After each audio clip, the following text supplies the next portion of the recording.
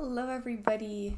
Welcome to round 4. Hello everybody. Rilton Cup. Let me Welcome just to check round that 4. Hello everything's everybody. Rilton Cup. Let me Welcome just to check round that 4. Hello everything's everybody. Rilton Cup. Let me Welcome just to check round that 4. Hello everything's everybody. Rilton Cup. Let me Welcome just to check round that 4. Hello everything's everybody. Rilton Cup. Let me Welcome just to check round that 4. Hello everything's everybody. Rilton Cup. Let me Welcome just to check round that 4. it seems to be Hello everything's everybody. Rilton Cup. Let me just Welcome to check round that 4. it seems to be Hello everything's everybody. Rilton Cup. Let me Welcome just to check round that 4. it seems to be Hello everything's everybody. Rilton Infinite. Welcome to Welcome round to round 4. it seems to be Hello everything's everybody. Rilton. Second. Okay, is it working now?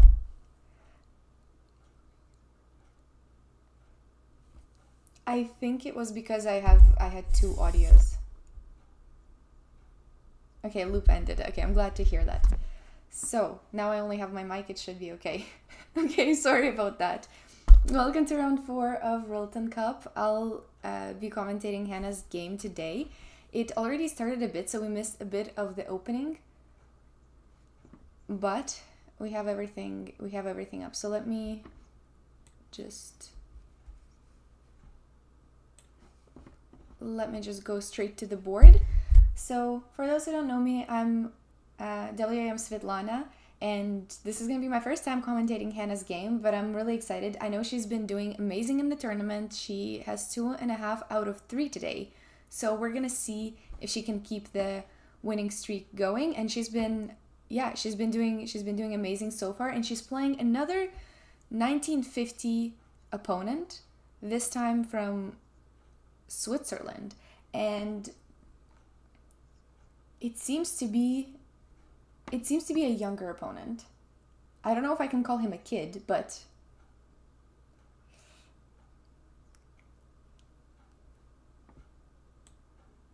hello AP Empyrean. Still not used to this new setup. Does she? We really hope to see her play a good game today. And let's just go over the first few moves. I know that the game is going to slow down once we get more into once the game progresses. So right now they just made a couple of moves quickly, and Hannah seems to be in theory. So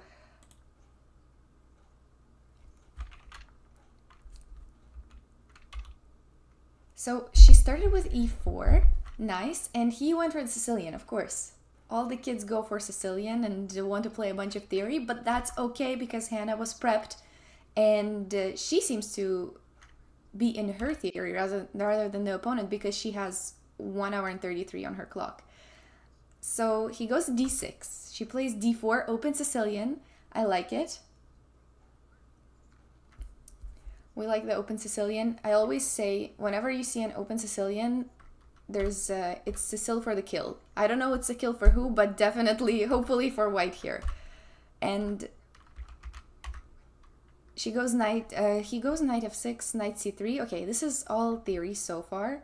And then a6. Okay. He wants to play the Najdorf. He wants to play the classic Najdorf. She plays bishop e3.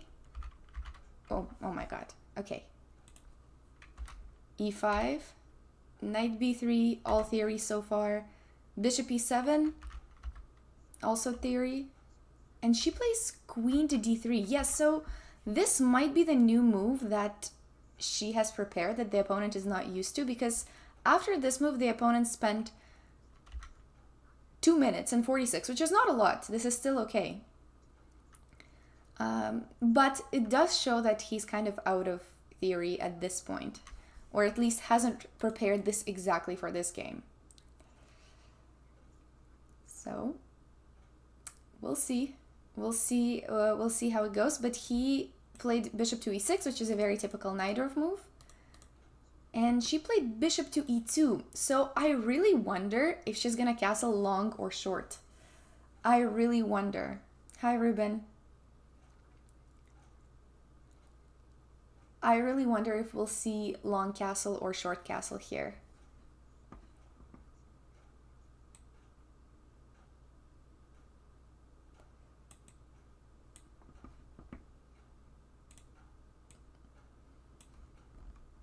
Okay. I think I'll read the chat like this.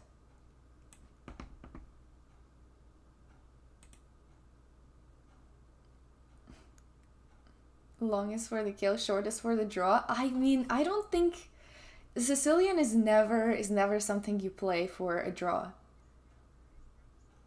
We can even do a prediction, but I don't know if there's a different prediction going on. Yeah, we have more important predictions going on right now. We have the game result prediction. So I'm not gonna ask for a castle prediction, but it would be a good moment to to vote on where she's gonna castle, because I think both are pretty likely. Hi, not Joel. Both are pretty likely. And yeah, Queen D3. So I play open Sicilian myself, but I honestly have not really studied this Queen D3 line. So this is definitely something she prepared, because she played it instantly and the opponent was a bit out of book, so it's definitely some sort of preparation. And I think the idea is exactly that, to castle long at some point. It's a bit more typical for the queen to go to D2. And I'm trying to think, yeah, so with the queen on D3, what are we doing? We're defending this, and the only disadvantage I can think of is that knight C5 will come with a tempo, but maybe you want to take it. You want to take it anyway. And another thing is that after B5, this C4 square could be something that black is looking at. But other than that, I don't really. Yeah, the position looks good, and she has a slight advantage out of the opening. Maybe the queen will go back to D2 anyway, and this is just a way to get the kid out of theory. And okay, this seems to be her first think of the game. Maybe she expected knight to C6, which would also make sense to make use of this queen placement. But knight to D7 seems to be, maybe she didn't expect it, because it seems to be her first think.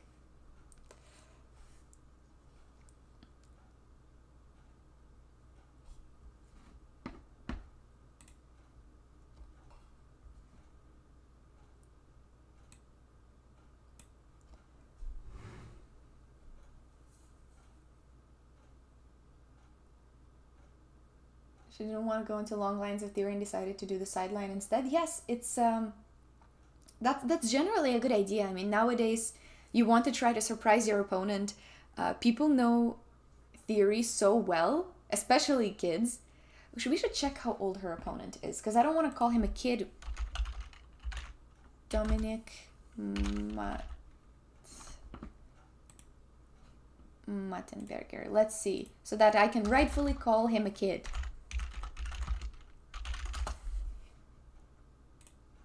Oh, yes, he's definitely a kid. Oh my god, he's definitely a kid. Because I was wondering, like, maybe he's a teenager. Yeah, guys, he's born in 2010. He is born in 2010. He is, yes, 14. Definitely a kid. That's good. That's good. Well, okay, not very good, because I know everybody's always afraid of playing kids, myself included. But this seems to be a good game so far. Okay, so she plays rather quickly, knight to d5. And this is a really good move. So this was honestly one of the top moves that the engine was suggesting. So I think she's still in her comfort zone, and this was some of the ideas that she looked at in her preparation. And so far, yeah, we have high accuracy, good position. But I expect it to get a bit more double-edged, because this is a Sicilian, and those ones are always really double-edged. Yeah, this was a Najdorf.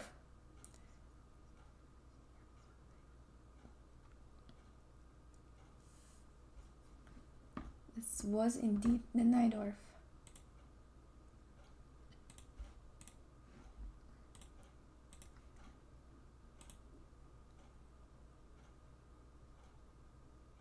Okay, we got a very quick capture. Interesting.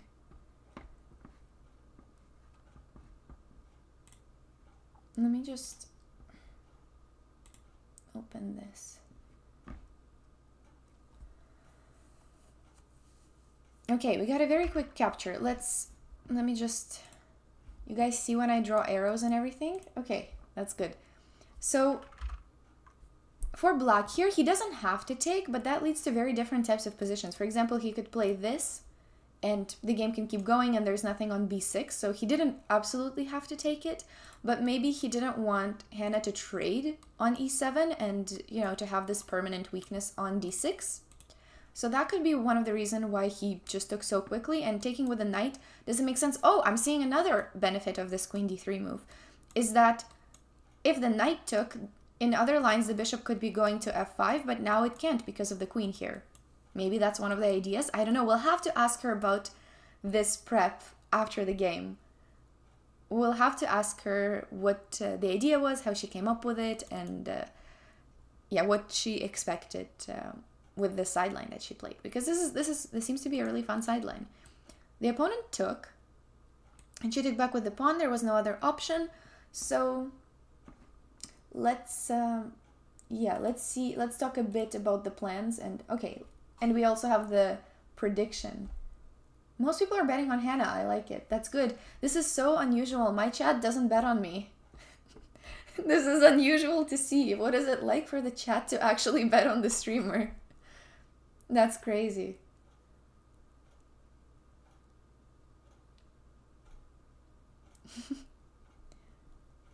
But in this chat, the streamer actually wins. It is what it is. I don't have a rebuttal for that. There's nothing to say. I'm getting roasted. But yes, I agree.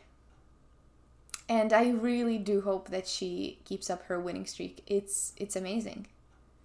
She just beat opponents who were, even higher rated than this guy, 2000 and another 1950. She's playing, and now she's playing another 1950.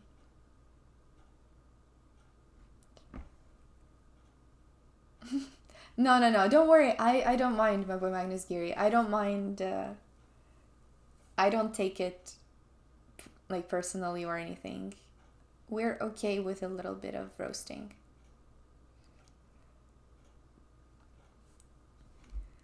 Okay. Her opponent castled, which is honestly a natural move because black cannot have these castling long options. So castling short was his only chance. Oh, I really like this next move by Hannah. I don't know if she's gonna find it, but try to find a really good move for white. What do you think we should go for? I really hope she takes a rather long think here and really decides on the next plan. Should Hannah play castle on c4, or long castle in g4? Well, yes, that's the question. But there is one move that I think is way preferred by the computer and that I really like. And I think it's very findable. I think that's probably the type of position that she wanted out of this prep.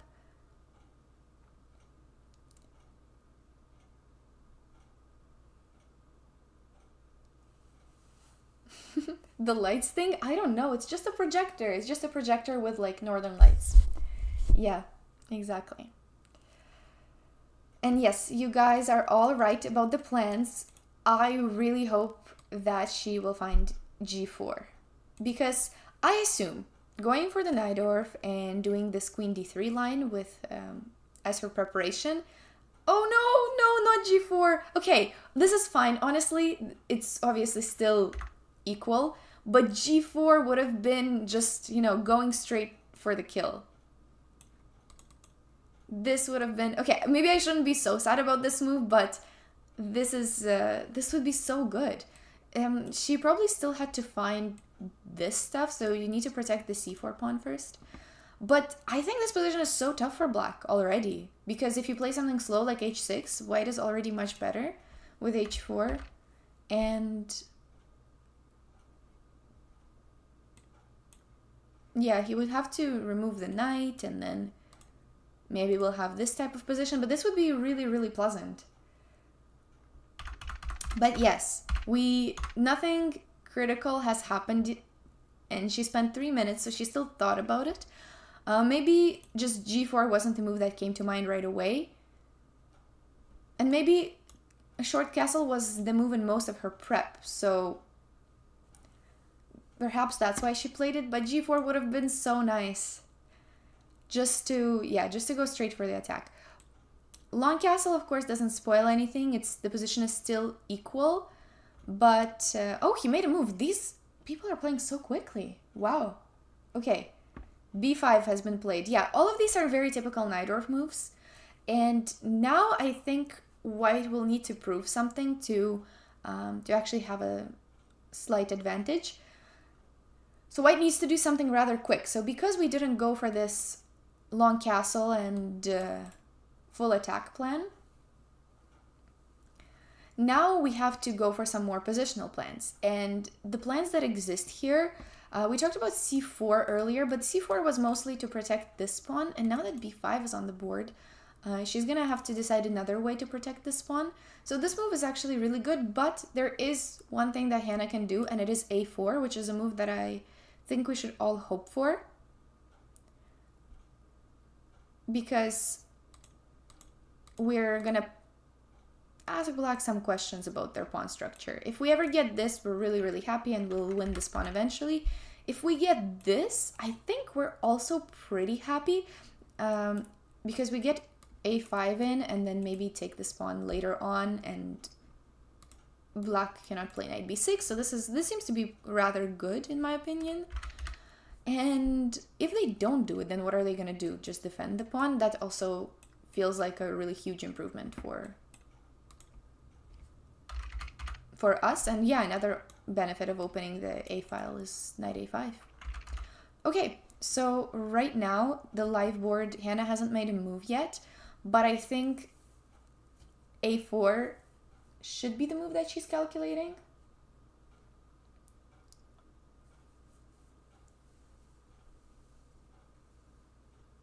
Let me catch up on the chat. Who will eat the banana on the table first? We could have that prediction later. Because they both have a banana on the board. So maybe it's going to be a power move. Whoever's more relaxed during the game is going to take their banana break.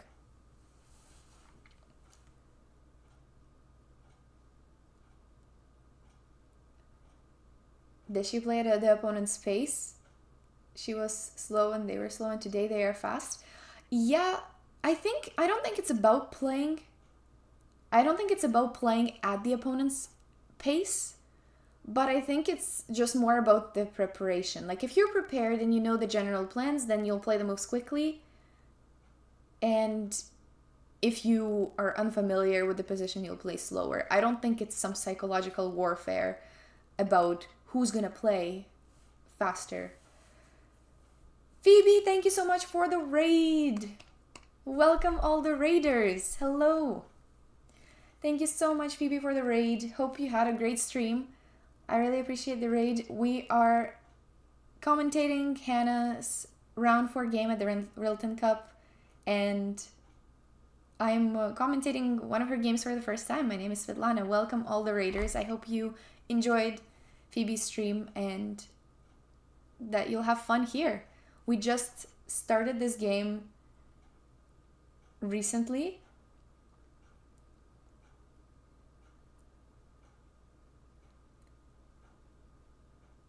Hello, welcome everybody. So we're just chatting while Hannah's opponent makes a move. But we got a pretty interesting Najdorf. Here with a novelty by Hannah. Okay, we'll have to check if it's actually a novelty, but a pretty new move.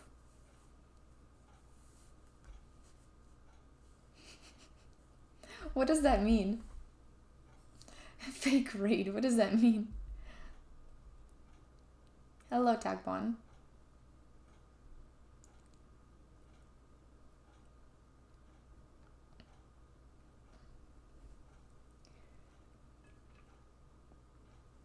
Okay, but I like that the opponent is thinking. I think that... wait. Hannah already played. I was like... She played a4. Let's go. She did find this right positional move with a4. This is good. Because I was like, why is the opponent thinking and it's not on the board? She did find a4. Okay, she's playing very quick. I'm actually so shocked at how quick they're playing this game. But yes, it is really good that she found it. Knight a4, knight a5, c6. Yeah, that's a really good plan once the a file opens. First, I think he's gonna actually need to have a rather long think to really decide what to do with this pawn. Personally, I think most likely is that he's gonna play something like b4. But because the top engine move is queen c7, which it makes sense, but maybe it's not the first move that you look at. And the idea is that you want to protect this pawn indirectly by attacking this pawn, so that white cannot really take it. Well, they can, but it's just going to be an unfavorable trade. So this is actually the best move, and honestly, maybe it's findable, but then white can just play rook c1 and play c4 maybe later, or, well, threaten to actually take this pawn. And now black should continue with something like this. And then after takes. Once again, this pawn is somehow indirectly protected by the fact that black is attacking this one. Pretty annoying, I must say, but first of all, yeah, black is going to have to find this queen c7 move and evaluate everything that comes after. But that seems to be the best move, because otherwise it's really white who's going to take over the initiative. Most engine moves make sense once you see them. No, I realized that is true. At first, they don't make sense, and then you realize why that's an engine move and why that's a good move.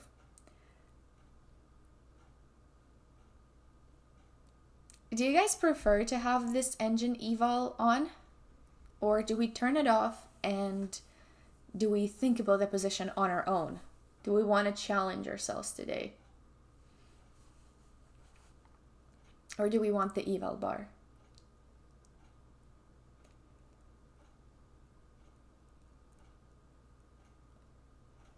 You like the bar? It gives tension.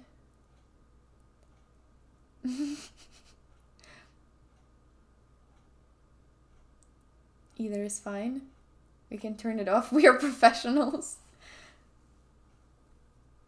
Can pretend we understand the position without the bar. One time we couldn't find the idea behind the engine move, and I'm analyzing. Yeah, I mean, sometimes it's hard to understand them, and sometimes I say they're like, completely unfindable, but this time I think it's findable by the opponent. It definitely takes a bit of a think, because you need to calculate what happens if this pawn is taken, or if this pawn is protected. How am I going to defend this pawn then? So I do think that this one is findable, but he does need to sort of evaluate all the consequences, because it's definitely black who needs to be a little bit more careful in this type of position. So, you know what? Honestly, this short castle and positional approach, I thought she was going to go straight for the throat with g4. But maybe it's better to just squeeze him slowly. Maybe that's Hannah's style. How would you describe Hannah's style? Do you think it's more positional or attacking? I wonder, because this is definitely giving positional vibes.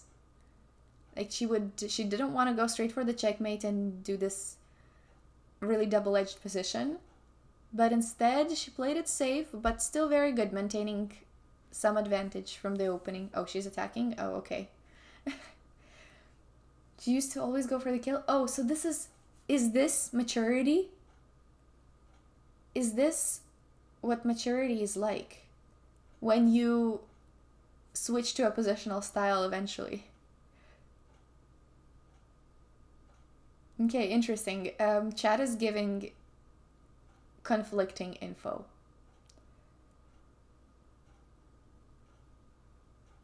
Conflicting info. Who do I trust?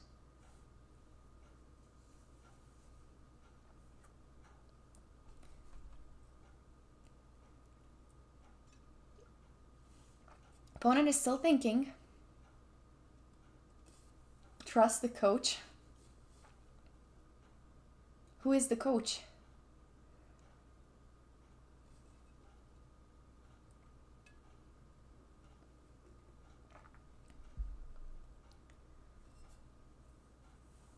Oh, nice. Not Joel is the coach. Didn't know that. Okay, so if anything happens in this game, we know who to blame. But no, I'm kidding.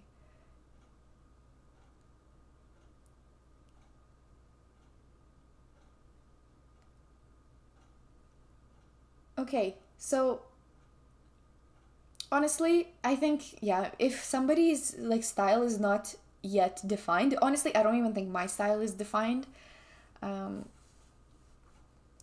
then we can just claim that she plays both types of positions well, and here she chose a more positional approach. Maybe this is what... Wait, we can get insights into the prep. Not Joel, was this prep? What is this Queen D3 prep? We can actually get live insights into the prep.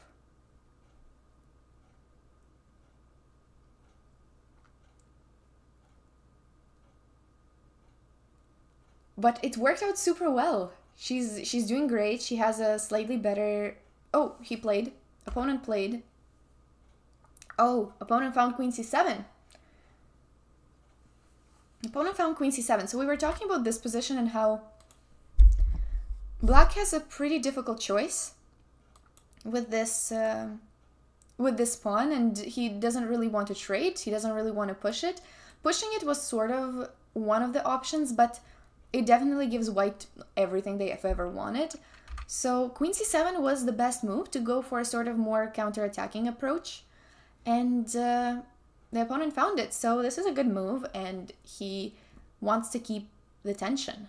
So he's not in it to get positionally crushed. He actually... Don't you hate it when the opponents actually want to want to not lose as well? He's playing a counter-attacking move.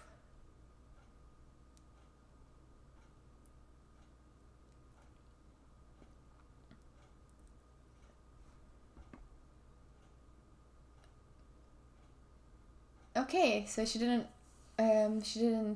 like that he knew 20 moves of theory in the main line, so wanted to play the sideline instead, as she should. As you should do, because in theory, whenever you prepare theory, you don't want to play against the computer. You want to play against your opponent. So the earlier you can deviate, I think the better.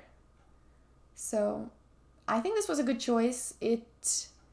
I don't think either of them are out of their comfort zone, but I don't think the opponent is in his comfort zone either. So I don't think he's uncomfortable yet, but I would say that it's definitely white who has the pressure. So now, because the opponent made this counter-attacking move on our pawn and doesn't allow us to take here, I think what she should consider is rook f to c1. This rook is already doing a useful job here on the a file, so we might as well join this rook, who isn't exactly working yet, but it's one of the last pieces to activate. And that defends this pawn. Here, Black has a few options. He can play knight b6 or knight c5. Knight c5 is probably preferable, although knight b6 is also pretty interesting. Takes, and if queen takes on b5, I would say that this is not... Yeah, okay, well, if we take with a knight, that's kind of not what we want to do to our pieces. And if we take with the rook, then that's also kind of not what we want to do to our pieces. It's a bit annoying, actually. So we are going to have to take here first. Oh, yeah, hopefully that happens. That's a mouse slip in real life. But something like this, let's... Okay, well, this endgame is great because we are actually just going to win. So he's definitely not going to blunder that. So this is the endgame I wanted to look at. Honestly, even though the material is equal, I feel like it's whoever's pawns have more potential, and maybe it's the B and C pawn. Maybe by a bit, not by far, but by a bit. These pawns have slightly more potential than these pawns. So this one will depend purely on endgame skill. So that's one of the possible lines. Let's see. Has she played yet? No, she hasn't. She hasn't.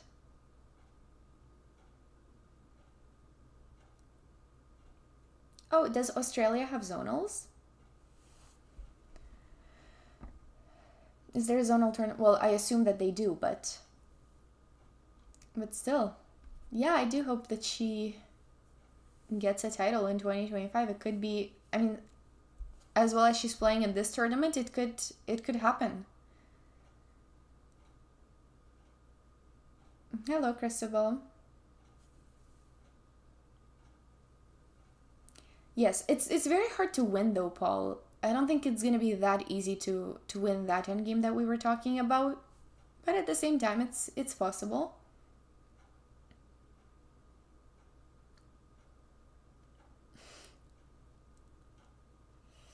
Timka is great. For those who don't know, it's my dog. He's not gonna join the commentary today, although maybe he will. If he comes by my door, maybe we'll get him to join the commentary to get his insights, but it's 8 a.m. for me right now, so I think he's fast asleep. What's her 2025 goal?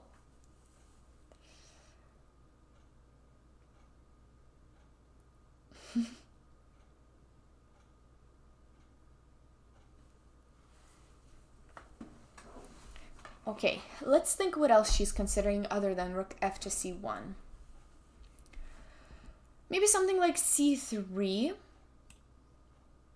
Maybe c3, because that's another way that protects the pawn without creating any further weaknesses, and you're preventing b4. Maybe c3 is also a move. Then we have to get this type of position again, and here I think, yeah, taking is probably once again the best option, and we get a very similar type of endgame. Very similar type of endgame. Then, oh, interestingly enough, here it's actually not as good to take like this. I wonder why. Why is this so different than the previous one? Because there's no knight b4? Maybe because there's no... Okay, it's not that different. The engine calmed down. The engine went back to 0.3 because it was a bit more than 0.3 and I was surprised. But yes, here it's kind of more clear with the pawn's path, and it's kind of difficult to stop it. It's kind of difficult to stop it because it's coming back really quickly. But I guess it's an improved version of the endgame. Maybe we could see c3. And what about knight to c5? Same stuff that we could get. I would say that white is probably doing good. And then we get some sort of position like this. So here the queens are on the board and the pawn structure is very different. So even though we don't have the passer, there is some weaknesses to attack. So this is also possible. But maybe black... Yeah, I mean, I don't really see black taking, even though the engine says he's fine with this move. But I just don't have really a lot of confidence that he's going to play this move. It's just relying on the fact that this pawn is just as weak as this one, and there's long-term pressure on the b file. But I think if black can avoid playing b takes a4, he will avoid it. If he finds that this is the only option, then maybe. But I think you don't want to play that move in general.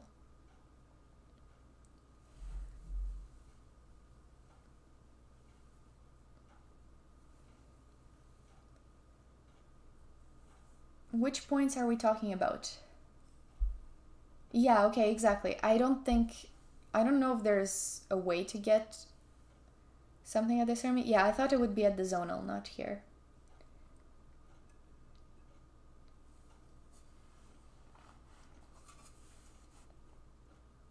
Why didn't she take the free pawn? Well, so far she hasn't played a move, so maybe she will take it, but we talked about this line where this pawn gets taken instead in return for this pawn, and I think... Okay, the engine says it's equal. It's honestly, maybe even this is interesting. I'm not gonna lie, there's a lot of interesting lines here. Even this is kind of cool.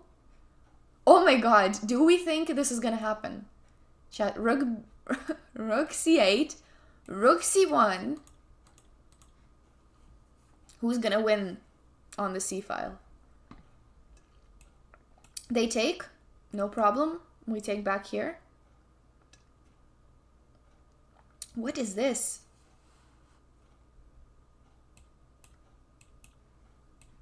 Hello? c8 queen. Bishop f8. Best engine line, by the way. And it's equal. Yeah. Totally. And just agree to a draw.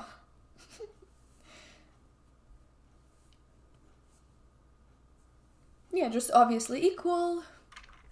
And that's all. No, if we see this, it's gonna be crazy. If we see this, this is crazy.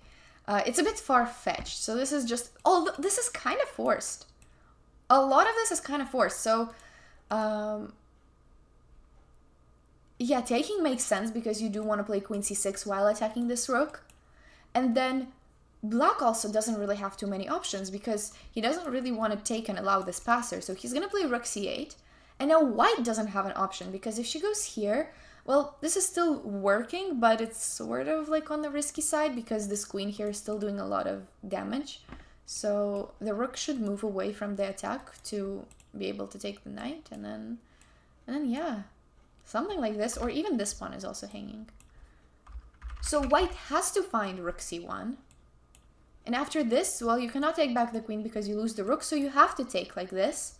Now black has choice. Black can take many things, and apparently one of these is better. So it's recommending against queen b3. I guess because you would rather take the bishop. And we don't even take the knight because we want a queen. And then obviously we get the queen and just settle on the draw. Although I would probably push this for white. Master Chess Dojo, thank you so much for the raid. Welcome all the raiders. Welcome raiders. Thank you so much for the raid. And yeah, we're doing commentary for Hannah's round 4 game at the Rilton Cup.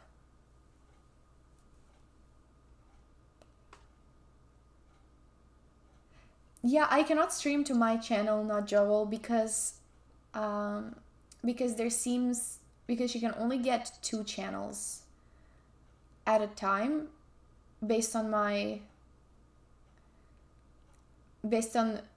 understanding of this whole technical aspect of it. You can only stream to 2 channels at a time, and she has her YouTube and her Twitch connected, so I think it just doesn't go through to my channel.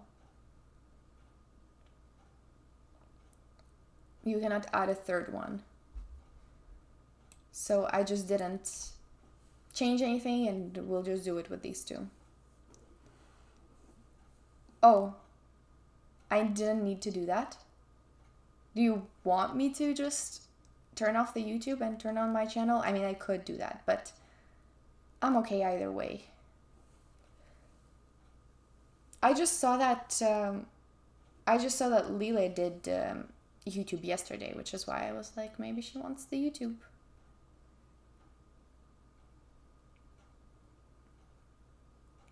Oh, a5 got played. Okay, we are too lost in this line. Sorry. This was one of the crazy lines. Oh, she played a5. Interesting. So that's not a move that we talked about. We were really thinking that she would protect this pawn to try to take this in the future. I think this takes away some pressure from b5. I kind of like that we were always threatening that.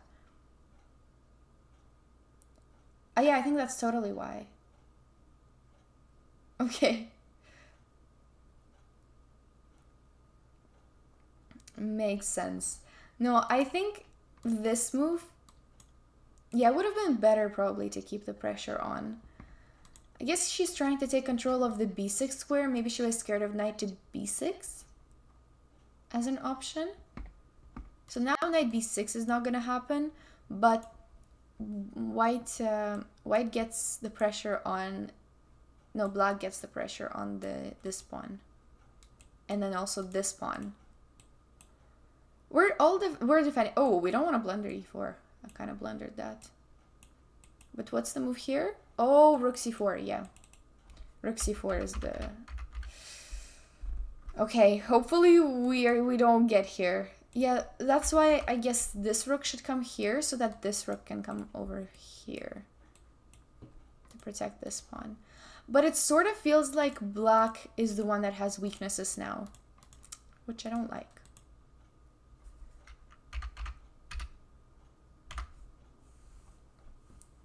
But she looks confident, so hopefully she, like, obviously the position is still even. And we still have yet to see who's gonna eat the banana first. They're twinning and they both brought a banana to the game, and I'm curious to see who's gonna do it first.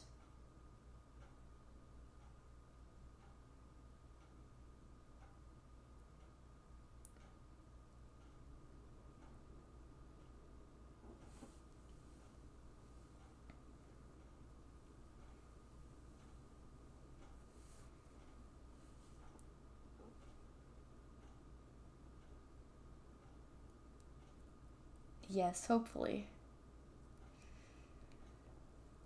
It's just there for emotional support. Yes, they're also even on time now. They're pretty even on time. You don't like the tension release, but it feels like black's... Yeah, that's what I was thinking too with the a5 move. Because I liked that we were always threatening on b5. But not anymore. Not anymore. It's all good. Hopefully she'll get... Yeah, it's just that the position will be slightly more on the defense side now. But it's okay. Maybe c3 is a little bit...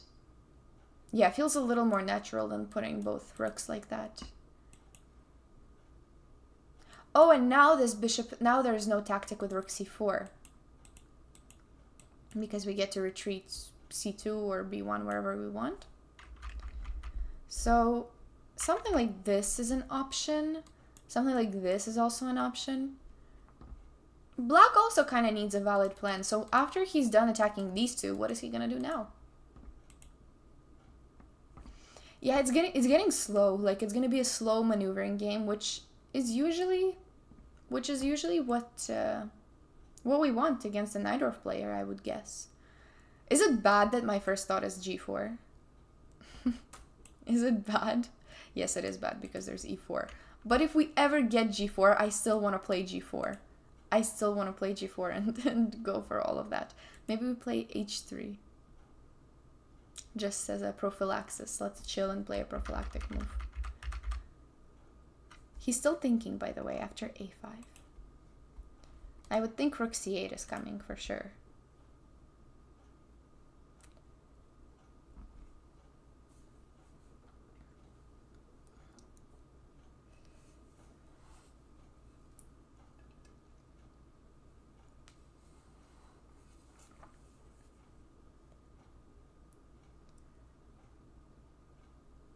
Do I plan to play OTB? Yeah, I'll play... Oh, it got so light in my room. It got so light in my room. It's because it's morning. It's because it's almost 9 a.m. for me. And it just got so much lighter in the room because we used to see the northern lights so much more clearer than this.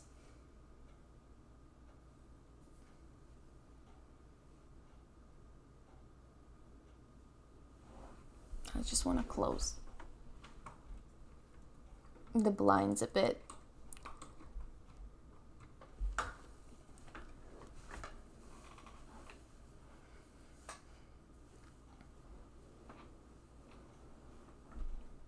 Opponent is still thinking.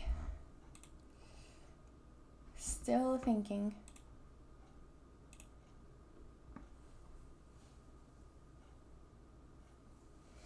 Never understand what's happening. You think long castle and g4, but she goes short castle.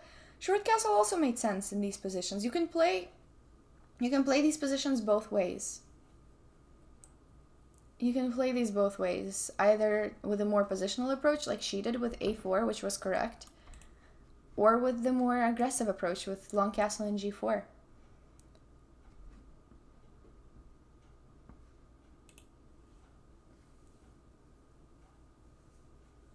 No, it wasn't. I don't live that much far up north to have.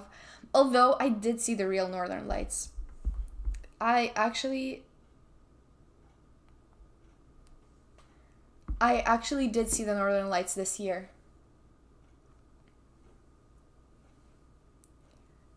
Out of my window. But I don't live that far up north. I live in Canada, but not up north.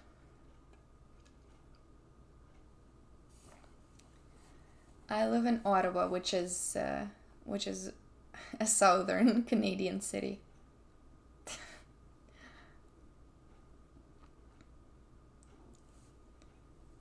So the Northern Lights aren't like a typical thing. They're not a typical thing in my city, but I did see them once this year when it was some special occasion that they appeared in my city, but not usually. But we have them every day with the projector.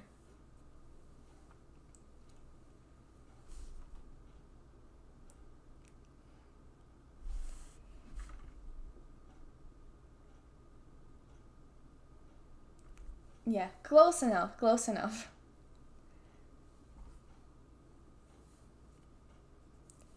Well, I think about 80% of the population lives in that little strip just next to the US border. I think about 80% of Canada's population lives about 100 kilometers away from the US border.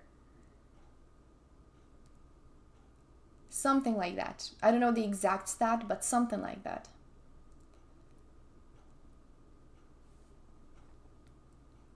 Oh, you see the Aurora Borealis now and here and there in Stockholm?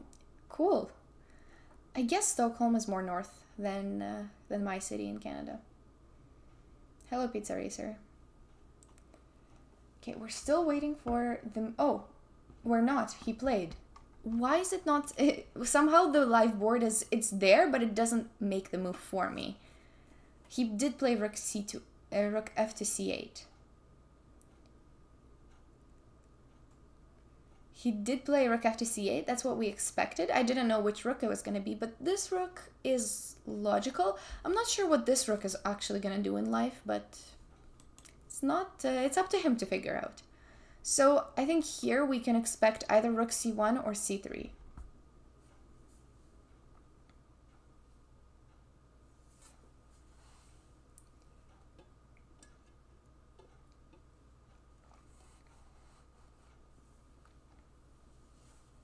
Thank you, Sign Felix. I appreciate it.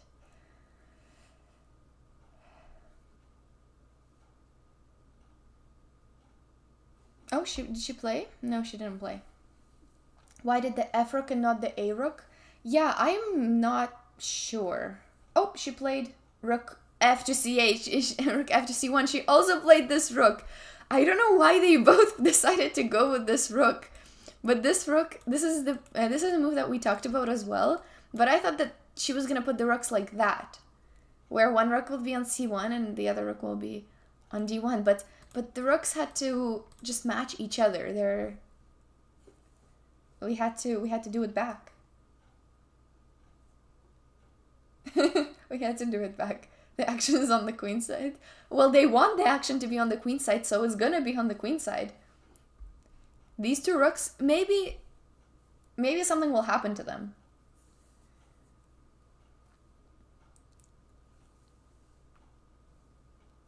Wait until the kid starts to eat the banana. He hasn't yet. Nobody has won the banana battle just yet. Nobody has won it.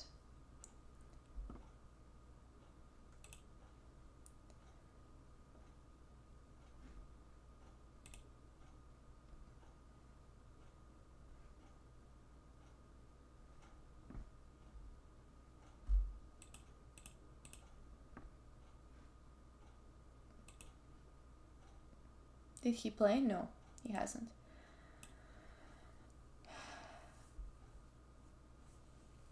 Yeah, so, well, one consideration is not losing the A pawn. That's true. So if you're concerned about something like knight to c5 and you're planning to take back with the knight, then this rook is actually protecting this pawn. But what is black's rook doing on a8? That's the question. I mean, I think the bigger question is this rook. This rook, fine, protects a5. But what is that rook mysteriously doing on a8? But so far, position is good. None of them have made, like, blunders or anything. So the position is pretty good so far. It's even and balanced.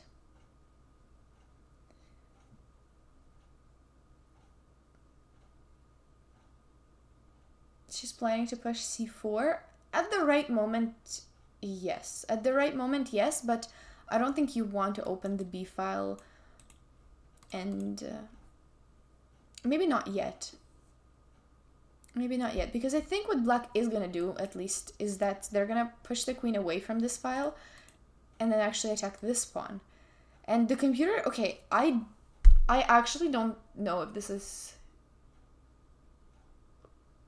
I'm a bit concerned about this position now, because we talked about bishop f3 being a blunder. Bishop f3 looks like a really natural move, but it's a blunder here because of this, which I think she's gonna see once we get there. It's just an unpleasant thing to deal with. And how else do you defend this pawn? Well, I think rook to d1 makes the most sense, which is what she's likely gonna do, but then black can just double up like that and once again maintain the pressure on these two pawns. So it would be annoying to defend, but nothing nothing critical right now. And if not that, the computer is suggesting knight d2. I don't know who plays knight d2. Who plays moves like knight d2? Okay, so I understand that there's some bishop f3 business going on and black cannot take, but knight d2 is kind of deep. It's findable. It's honestly findable if you don't like all the other moves. If she figures out that bishop f3 is not working and there's something she doesn't like about rook d1, then maybe knight d2, but I don't really know. I don't see it. I don't think so. I really don't think so.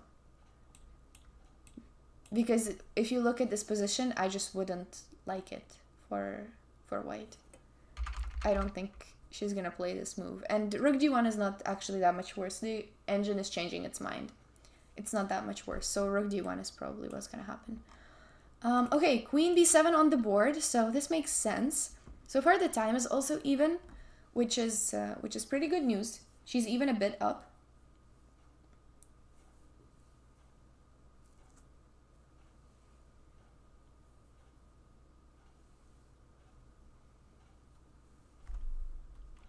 So this is good. This is looking good so far, but yeah, it's a bit... I would be a bit concerned about these two weaknesses, which hopefully she doesn't like get in her head and think that she's worse or that she needs to defend now. Like, this is still okay, the position is still equal, no worries, but I'm worried that she's gonna start to get worried about these two weaknesses.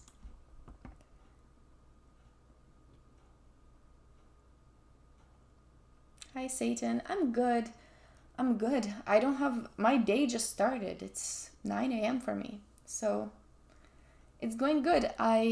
It's always fun to commentate. I don't do this very often, and it's my first time commentating on Hannah's channel. But it's always fun.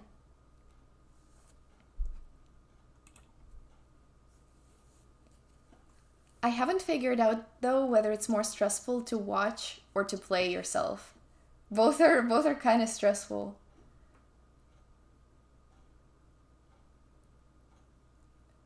I also don't understand what happened to the lighting. My northern lights are no longer visible. They are no longer visible.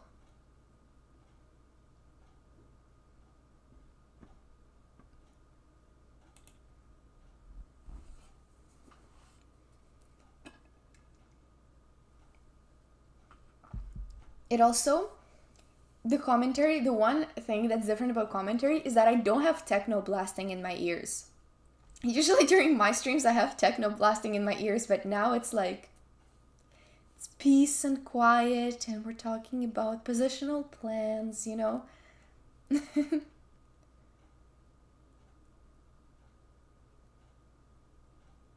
Not usual, but no, of course. It's nice. So Hannah's move, she still hasn't. Battle of the Bananas, yes. I like that we have the live cam without a delay, by the way. So there's no delay. This is the live position and the live board, which is awesome. And we will figure out who's gonna eat it first. Do we want to do a prediction of who's gonna eat the banana first? Whether it's gonna be Hannah, the opponent, or nobody. But it is funny that they brought the same one. How are they allowed on live? I'm not sure. I don't know if she had a delay before, but she told me that this is live. That I don't need to do the delay. Oh, there is another. Oh, right, we can't. Well, then we can't. That's true. The result of the game. The result of the game we already had.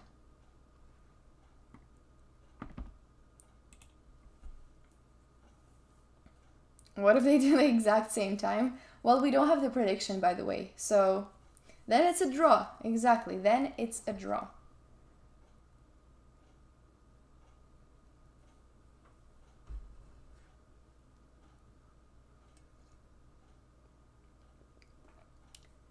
Dang, Nightbot being aggressive. Subscribe to the YouTube now. Nightbot being aggressive, but bringing up a valid point. Yeah, okay, that's true. There's too many variables. There's too many variables for the banana business, so we'll leave it. Anything can happen. Who was my favorite player growing up? I've always liked the Polgar sisters. I read their books growing up, and they were a big inspiration. I like Kasparov's games, but I think what had the biggest motivation and influence is probably the Polgar sisters.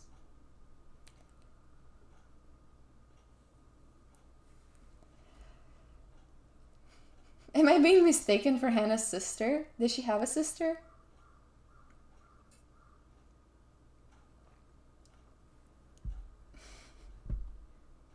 What are you spreading? What misinformation are you spreading? Oh, nice. Does her sister also play chess? That's cool. I don't have a sister. I only have a little bro. He comes on stream sometimes. Okay. It seems like she's in deep thought. She seems to be in deep thought. I'm gonna take one small break. I'll be back in a minute. I'll be back in a minute. I think and then we'll continue analyzing. Hola, Devo. Okay. I'll catch up on the chat right after. I'll catch up on the chat. See you in 1 minute.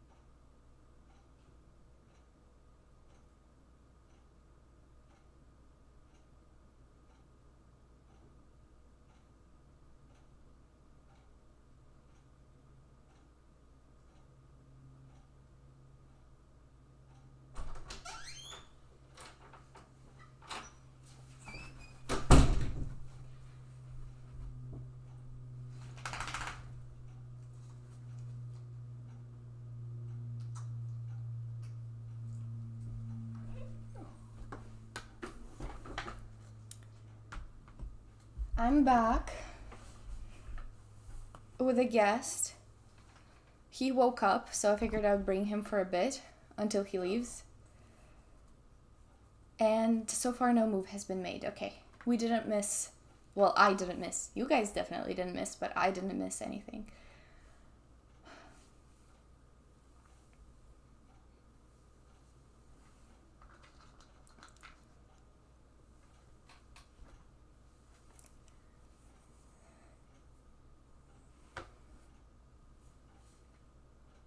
I didn't forget the snacks. Okay, so she's still in thought. I think she probably considered bishop f3, and hopefully she's not gonna play it because she sees e4. What else can you consider? I mean, c4 is not really working as well because you really don't want this pawn structure. It just looks a bit sus. And I think rook d1 is probably the move that she'll settle on. Okay, we'll let him out. We will let him out. He didn't want to stay too long today.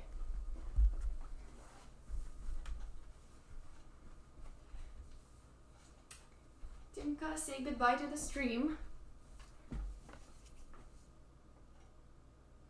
Hello and goodbye. Yes, sometimes he stays for a while, but sometimes he wants to go.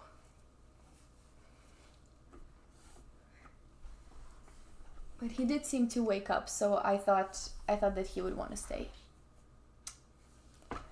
I'll let him out and continue with the chess.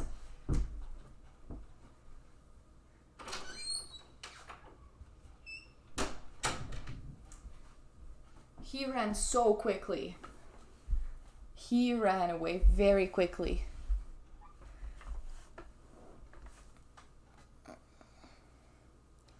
Yeah, exactly. He's got holes to dig, mailman to bark at. Yeah. Lots of busy man.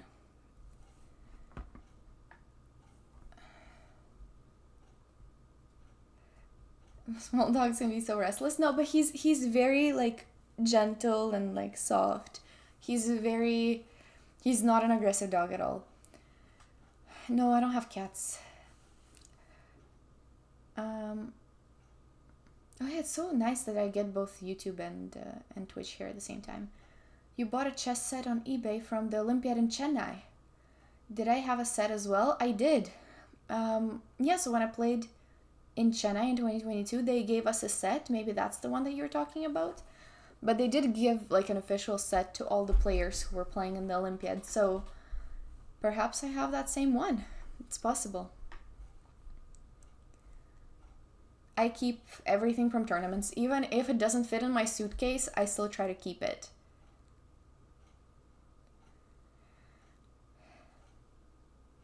He's a fluffy little guy. Yeah, he is. He is. But he made a very, very short appearance. So we are talking about rook d1. Maybe I'll keep the move on. Maybe I'll keep the arrow on the board.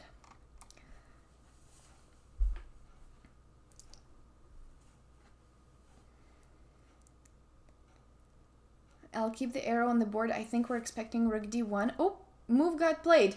Rook d1 on the board. This is good. I'm happy that there was no bishop f3 or something like c4. And knight d2 was honestly a bit unreasonable, and I didn't even like the position, even though the computer was suggesting it.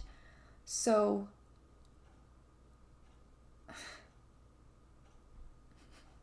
okay, Antelope. No, but I mean souvenirs from the tournament. Like, there's sometimes tournaments give you like a board as a souvenir. Or in India, they gave so much stuff to all the participants that it's like I cannot throw away a chessboard. I can't do that.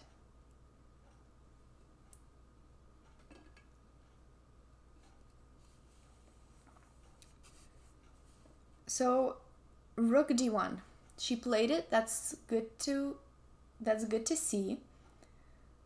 Position is still even.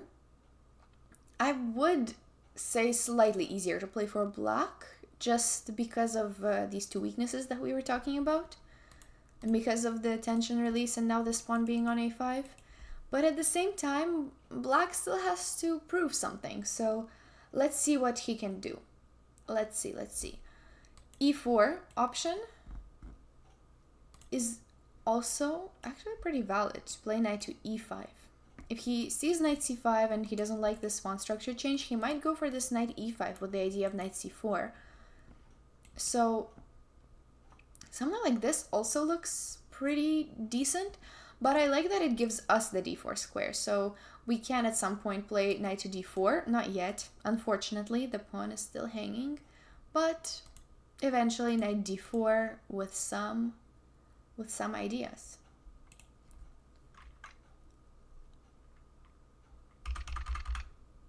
So e4 he could be considering. I think knight c5 he could be considering. But this is good, if we get d6 in, that's perfect. That's a dream position for a pawn like that. So I don't think knight c5 is going to happen anymore. Rook c7 to double up rooks. I think we'll see something like c3 and we'll see this type of position. So it's yeah, it's not perfect for either color. Like black didn't get everything that he wanted, but white didn't also get everything that she wanted. So it's that's why it's about even. That's why it's about even. That's the conclusion for now. How old is her opponent? Her opponent is 14, based on what we looked up. It's wild to me that people born in 2010 are 14 now, isn't it?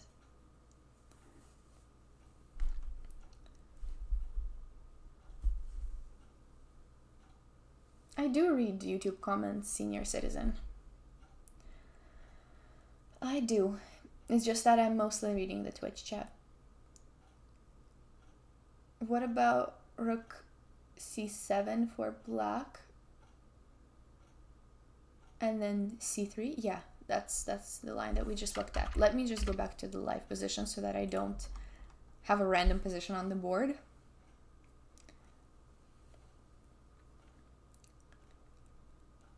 You would make facial expressions to confuse the opponent? I don't think Hannah is doing that. I feel like she has a pretty... I think she has a pretty, like, standard expression for all the moves. I haven't seen her make any specific faces right now. How many chess sets do I have? Be honest, I don't think I have that many. Like maybe 4? Maybe 4? Not a crazy number. Kids are scary. In chess, kids are one of the top scariest opponents. I agree. But I think I'm at a point where I'm used to it.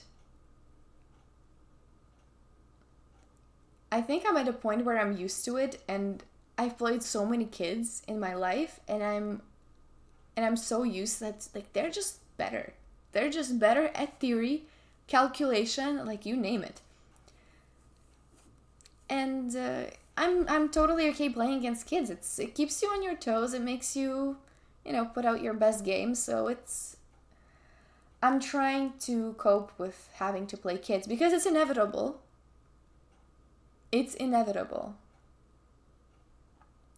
So I think I'm more or less used to playing kids. But obviously everybody loses to kids every once in a while. And it hurts. But this one is 14. This one is a teenager. This one is not a kid.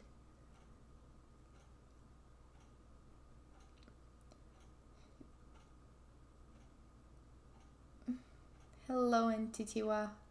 Do I like the position for white or for black? I've been saying that it's about even.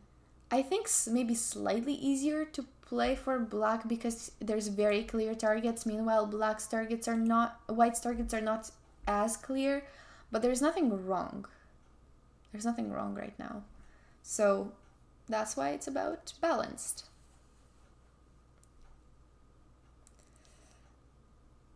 You feel black will play rook c7? Yeah. I think rook c7 is a very natural move, but e4 is also making sense. Oh, what did he play? Rook c7. Rook c7 on the board. Okay. So now it's very clear that he wants to double the...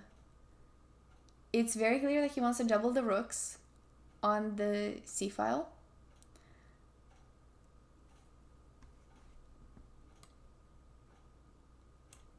So I think Hannah's gonna play something like c3. Because you cannot keep defending this pawn forever, so I think c3 is probably coming up. Let me think, is b4 ever concerning? I don't think so, because then we get c4, and this pawn structure is a big improvement from what we had previously. So I think c3, honestly, no risk. No risk in playing c3. Rook a to c1, yeah, rook a to c1 makes sense too, but the question is why?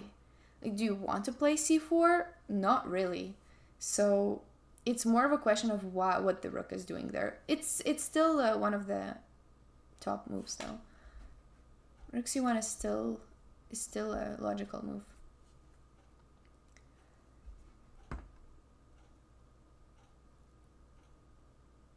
Do I think age matters in chess? In what way? Yeah, I would say kids are polite opponents. Not all of them, but usually yes.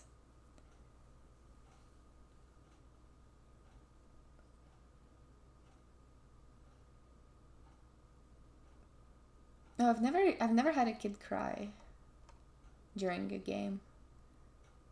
At least not in my experience.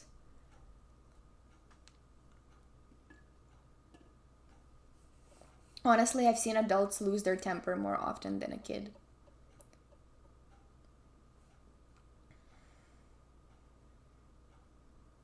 Oh, move got played. What did we have? Oh, rook a to c1 instead of c3. So she did play rook a to c1. I do think that c3 is gonna come later though. So let's say rook c8, and then I just don't know what other move to make than c3.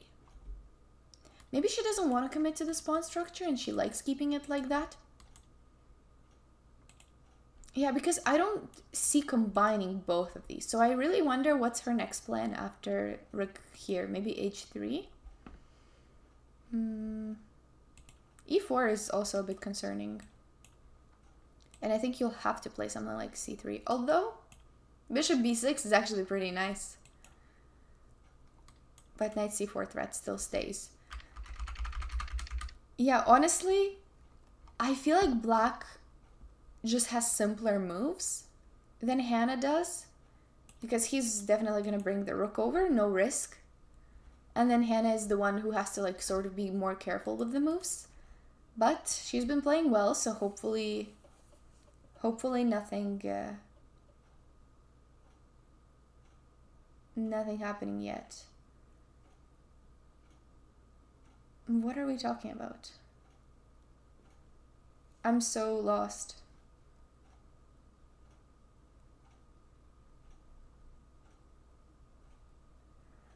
What elo was my strongest OTB opponent?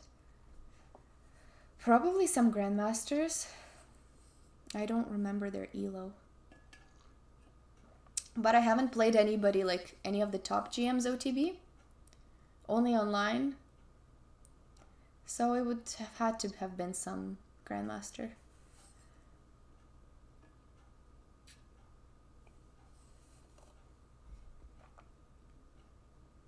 They're listening to what moves you're saying. Yeah, honestly,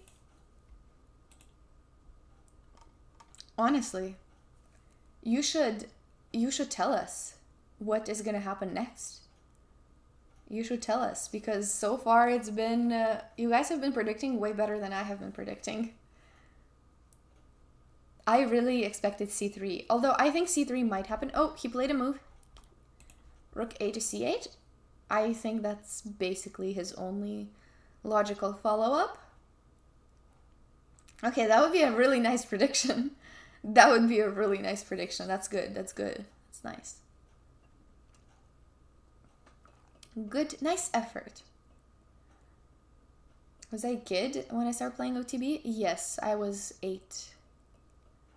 I was 8 when I started playing chess.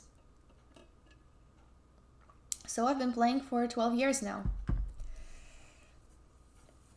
But I know that Hannah had a bit of a different journey with chess. I thought she played, she knew how to play earlier, but then took a break and then really took it up during the pandemic when she also started streaming. So it's always so nice to see people come back to chess like later in life, and I feel like that also makes you have this passion that you maybe wouldn't have had as a kid, because it's like it's a choice. It's not just something that you're doing because your parents told you to, or because, I don't know, you want some medal, but it's because you actually genuinely really enjoy chess. So it's always nice to see. Okay, she's deep in thought and the kid is walking around. The bananas were still on though, so we're safe. Hi, Ollie. Do I think she missed an opportunity to play c4? I don't think any recent opportunity to play c4. I don't think c4 improves the position here. If you were gonna play c4, you should play it before b5. h3 on the board. Okay, h3 was the best move. Let's go. h3 was the best move.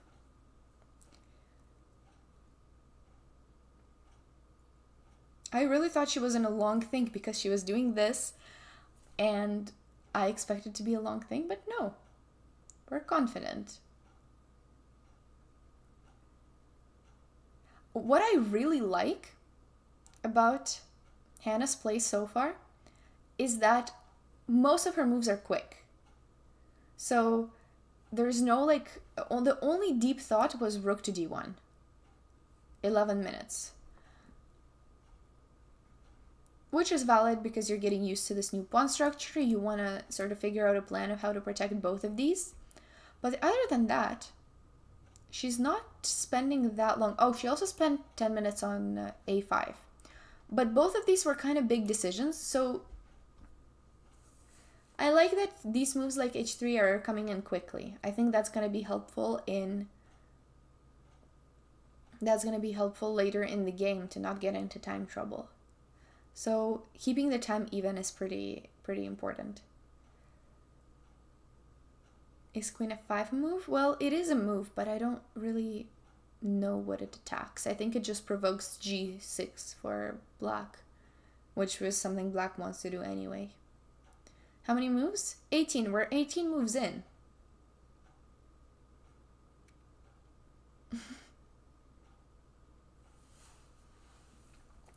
I like the support.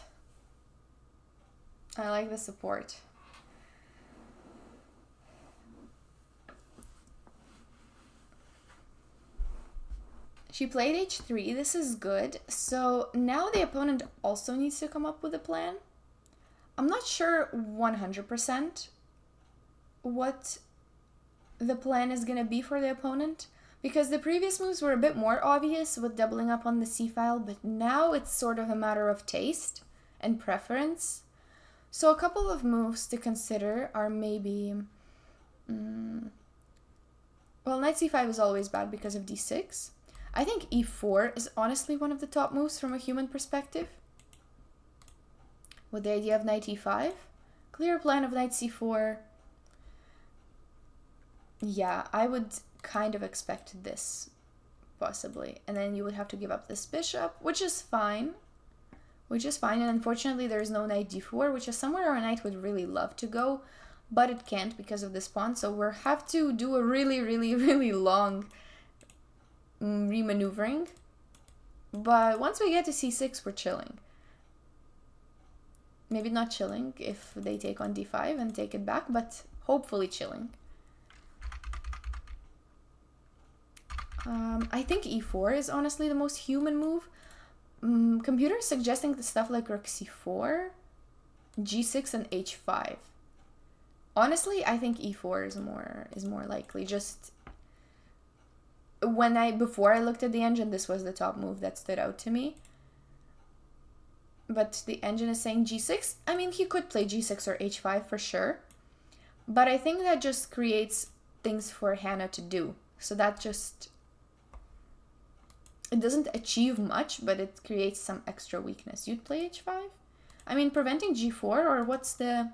People play with ideas, based on ideas. So what's the follow-up to h5 is the question. Every time, like, that's the difference. The engine can just figure out the absolute best move in the position.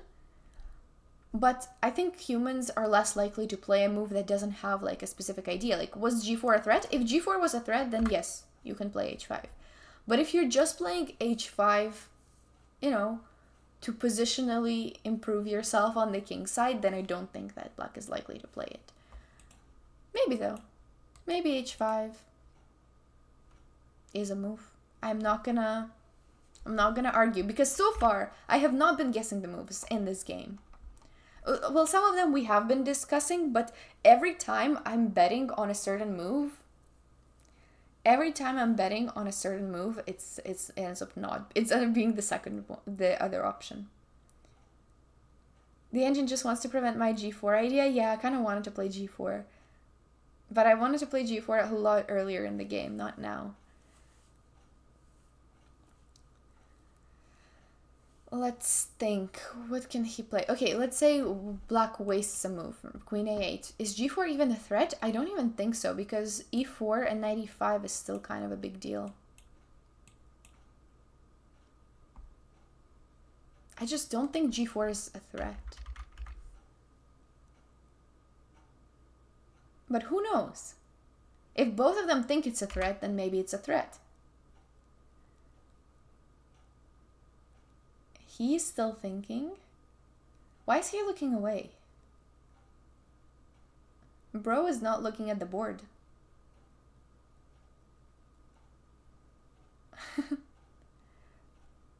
Discourage g4? I guess so. No, h5 is a logical move.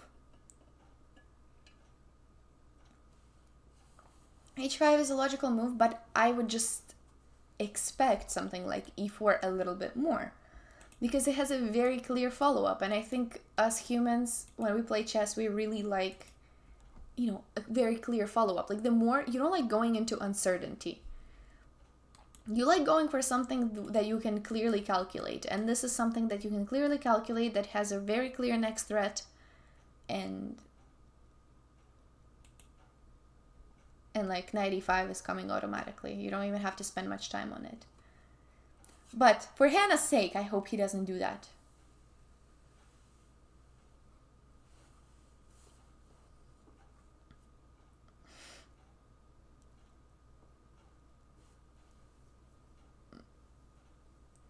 He's getting bored. This is good for Hannah. I don't know if he was getting bored. Maybe he just got distracted by some position next to them. Maybe he just got distracted.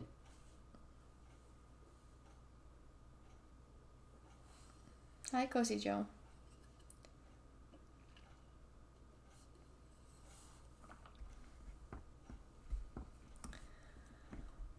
Our time is even, which is good. The time is even so far. And he's still thinking. This is good. They both look concentrated.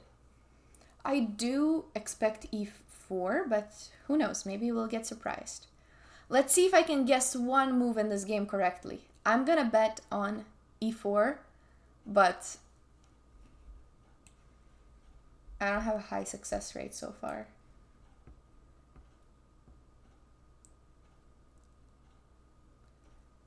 You bet on knight e8. What's the idea of knight e8? Like to play g6 and f5? f5 is a valid idea, but I think if you're gonna play it, you kind of started with g6. Maybe. Maybe you started with g6 to keep some more...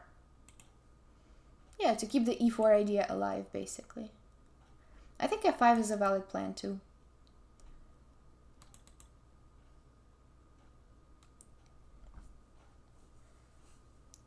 h3 was a good move by her. h3 was the top move. It's useful. Maybe you threaten some g4 at some point, and there's not much else that white can do other than, I guess, c3. I think c3 is probably the next possible plan.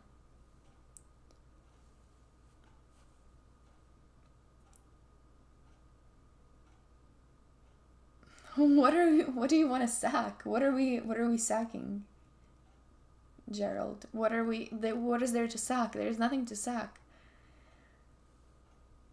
And I don't think Hannah is in that type of mood, because she had an option to go for long castle and go all out, but she didn't.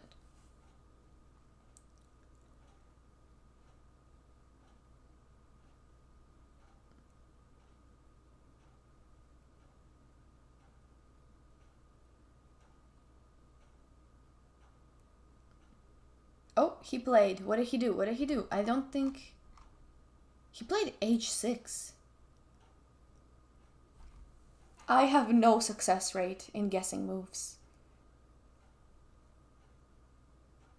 I did not even consider h6.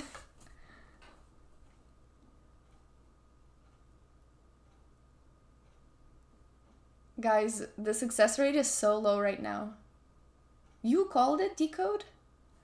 Okay, well, h6, still a good move. What is he trying to do is the question. Because we talked about h5. I think h5 is something more that you do in this position. Maybe he's just making a waiting move and he's like, play. Play something. What do you want to play? Maybe he is just passing the move. This is a useful move anyway. You know, just make some space for the king. Prevent some... Maybe he was scared of bishop g5? I don't think he should be scared of bishop g5, but...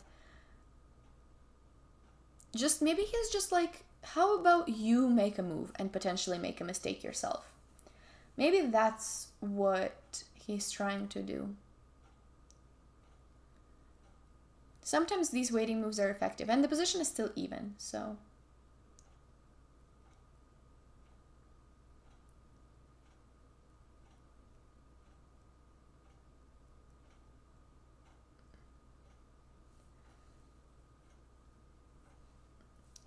So, scared of queen takes h7. Yeah, just as we talked about sacking and gambits, this was on the horizon.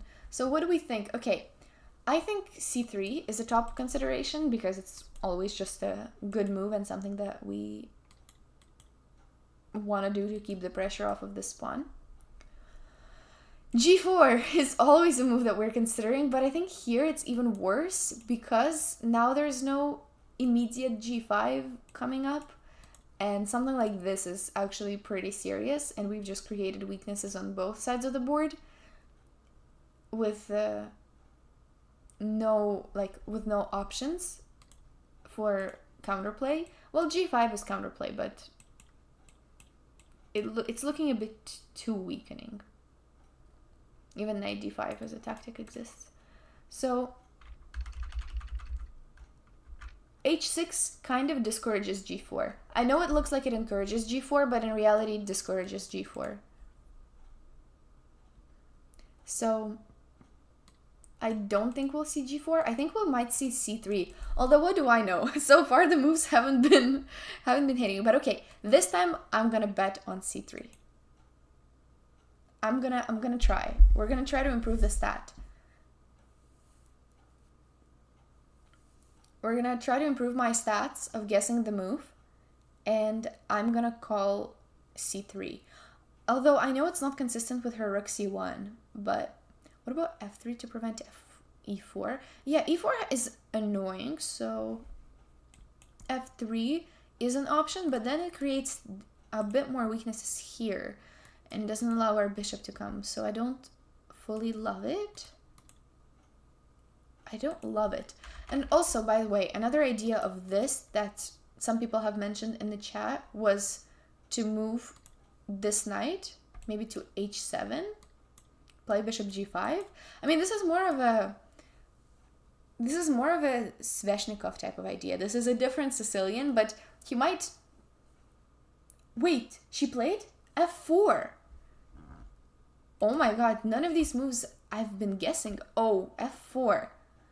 Let's see. So I understand that she's probably tired of waiting, because this has been a very slow position where she has had to defend these two weaknesses for quite a while now, and the rooks are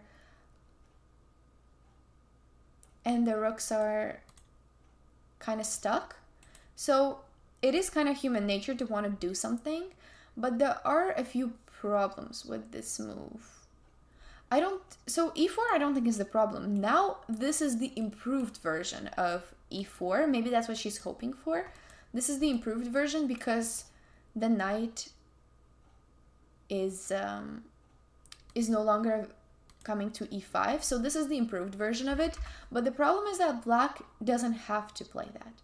So if e4, I think we're going to be really happy. What else can black play? So I think, yeah, the most natural is to retake. And this was the position that's a bit concerning because there's still knight e5. Maybe she was thinking that after takes she has d6. But the problem is that there's no d6. There's rook to d7. And you actually end up losing this pawn, which is really unfortunate. Maybe that's what maybe she just saw that she had d6 and thought this was working, but rook d7 actually wins this pawn. So after knight e5, we would have to, well, we could take and then bishop f3 to then threaten d6. But then bishop here, and I mean, both bishops are equally bad, but somehow I feel like this king is a bit more exposed and these weaknesses still stay weaknesses. But it's okay, we don't lose hope. We don't lose hope. It's okay, we'll see what he does. Yeah, exactly. So this is playable. It's not fun, but it's playable. That's a fair assessment. Other than that, what else can black do? Let's think about this f4 move. I think he's going to take.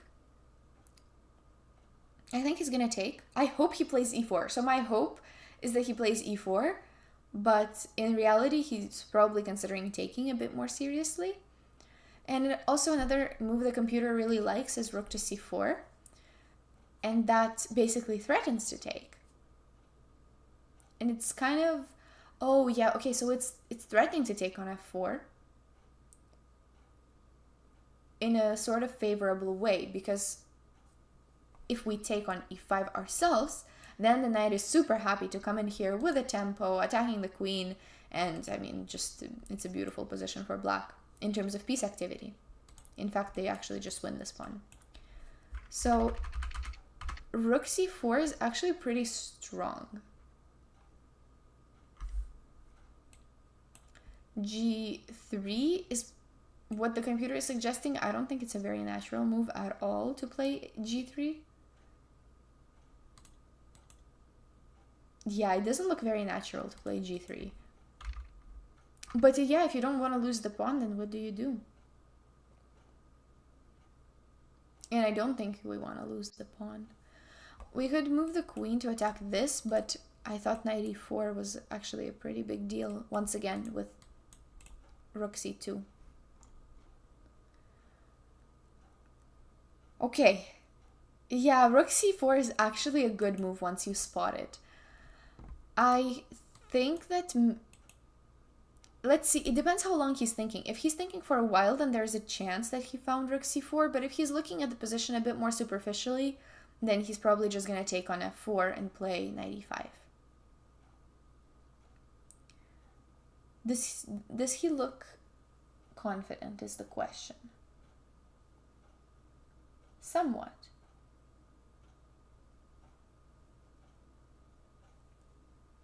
Okay.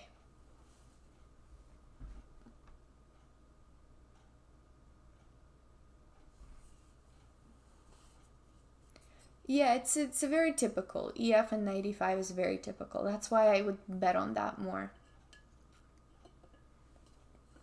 But I'm hoping for e4.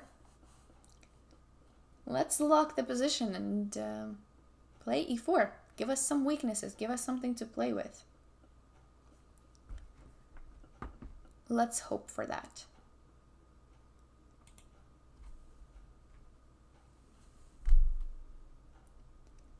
Also, let me say on my Discord actually that I'm commentating this game.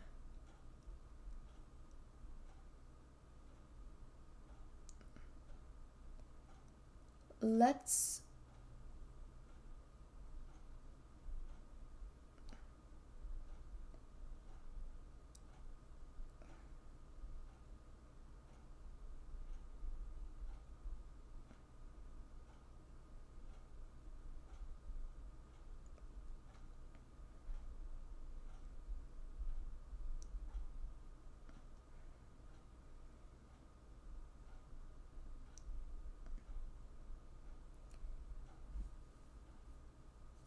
he probably knows this might be... Oh, he played. Sorry, I missed the move. Oh no, he found rook c4. He found rook c4. It's actually a really unpleasant move to deal with. It's actually a fairly unpleasant move to deal with. He's not winning.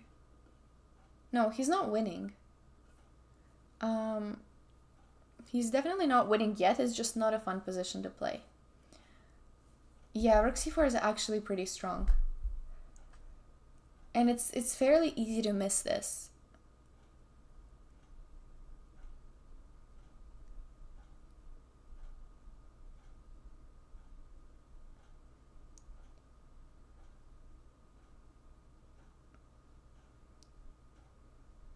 Okay.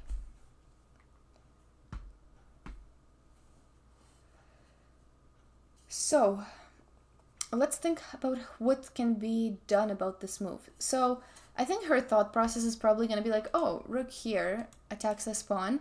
What can we do? Can I move the queen away? I could to attack this rook. Oh, but then knight e4. And this is really unpleasant that you have to give up this pawn. This is another reason why c3 would have been nice earlier, and that gives more spaces to the queen and also doesn't tie the queen and the rook to defending that pawn always. So then she's gonna reject queen d2 probably, and she's gonna start thinking, okay, what else can I do? Can I take? And you'll see this and you'll think, probably not. This is once again really unpleasant and you lose this pawn. So she'll start looking at alternatives, and the computer is suggesting two alternatives, whether it's g3 or c3. I think c3 is kind of unlikely now because she didn't play it earlier at all, and to play it now is a bit of a switch that is a bit that would be unusual, and it looks just like we're losing a bunch of pawns. So I don't really think c3 is a consideration, but g3 could be played out of just not having another move. I just don't know another move that white could play other than that. Maybe she could play f5 actually. f5 would be not great, but it's a move. f5 is not great, but it's something. And the computer is suggesting rook a4. Okay, rook a4 is a bit out there. What's the idea? It's annoying for sure, but what's the idea? I invaded other channels.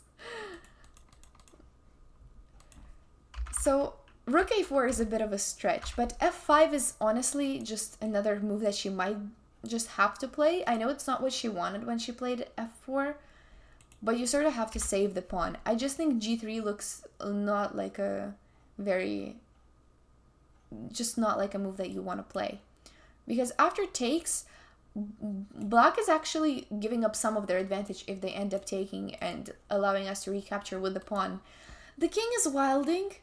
The king is definitely wilding a little bit, but maybe we get the g-file.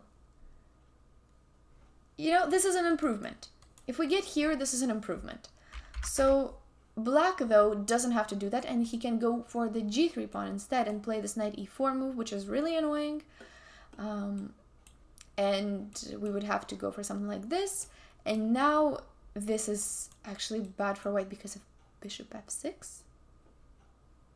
I mean, I don't see it being so terrible, but I understand why. Oh my god. Oh no. That's nasty, actually. Bishop f6 is really strong.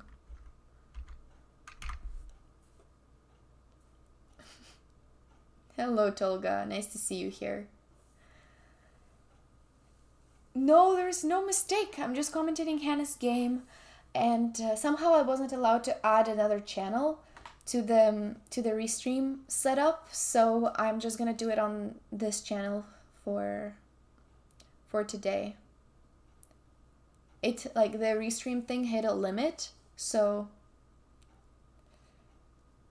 yeah, we're just gonna do it here for now, and maybe on both channels if I ever do it next time. And this is also my first time commentating for Hannah, but it's been fun so far. This is the current live position. And she's been playing amazing in this tournament. She is at 2.5 out of 3. She's gaining like, what, 35 elo, which is really good.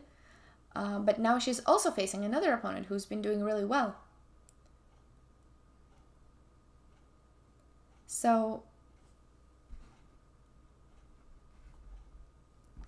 he is on the offensive here with his latest find, rook c4, which was a really strong move.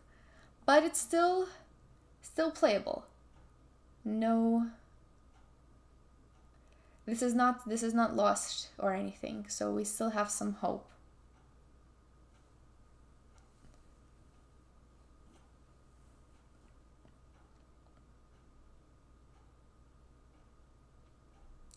Are we friends? Who, me and Hannah?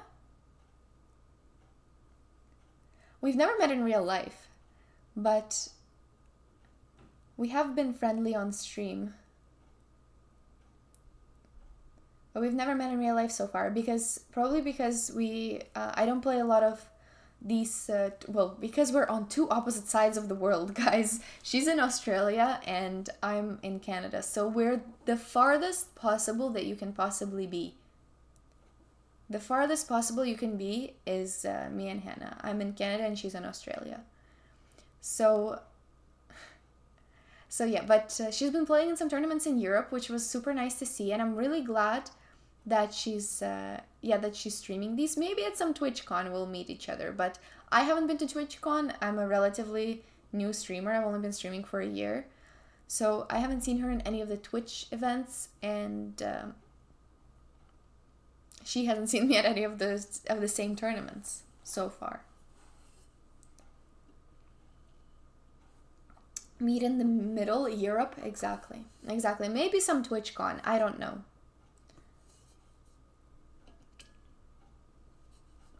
Yeah, or hopefully we can meet at an Olympiad someday.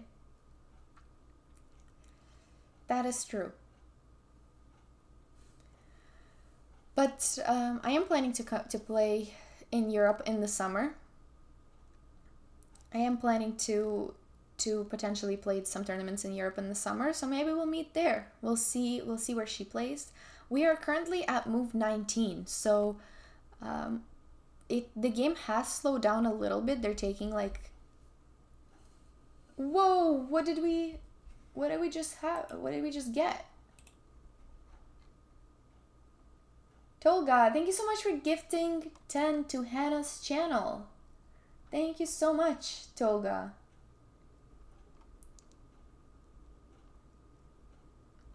Thank you for the 10 gifteds. We got a hype train. We got a first hype train of the stream.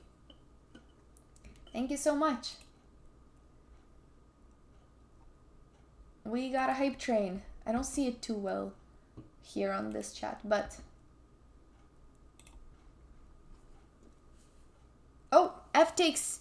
Wait, what? Wait. We gotta move. So, she took on e5, after which did he recapture instantly? Yes, he did. He played knight takes e5. So because of this sort of helped black activate a little bit more. I feel like knight e4 is gonna happen, and I really wonder what was her calculation here. Is she planning to play knight d4?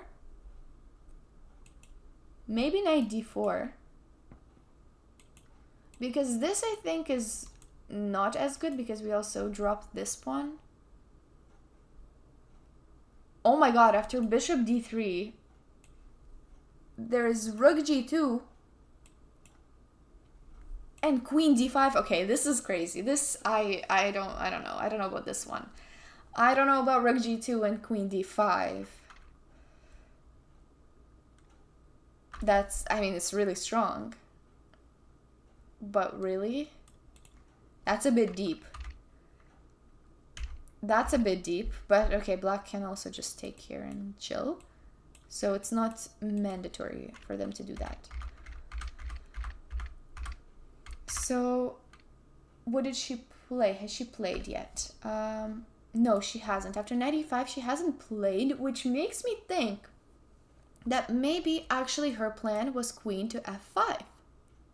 Now that I think about it, this might be her plan rather than knight e4, because on queen d2 there's knight e4, which I'm sure she would have spotted.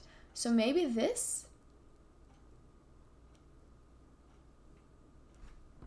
Maybe this.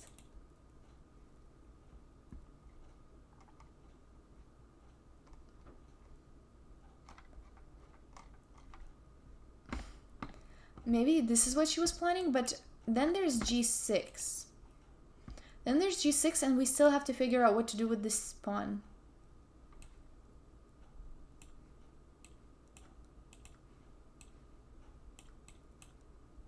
I mean, something like this, white has some counterplay, but I don't think it's enough.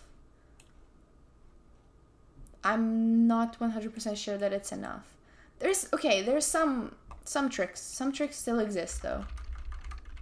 But overall, let's see where she decides to put the queen. Queen f5 is at least active. Yeah, but I'm not sure, like after g6, it's going to be the same story. It's going to have to go back. So I don't know which move she was planning to play.